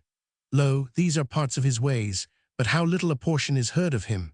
Here we have but his whisper word, the Almighty, we find him not. But what we know not now, we shall know hereafter, and what a large measure of pure enjoyment will be afforded in a future state of existence to those who, through the atonement of our divine Redeemer and the sanctifying work of the Holy Spirit, shall attain to a blessed immortality, as they receive, in a manner of which we have now no conception, revelations of the mystery of providence, as they stand before his throne, whose glory it will then be to unfold, as it is now his glory to conceal a thing, and as they discern the connection of the whole history of mankind with the glorious economy of redeeming love.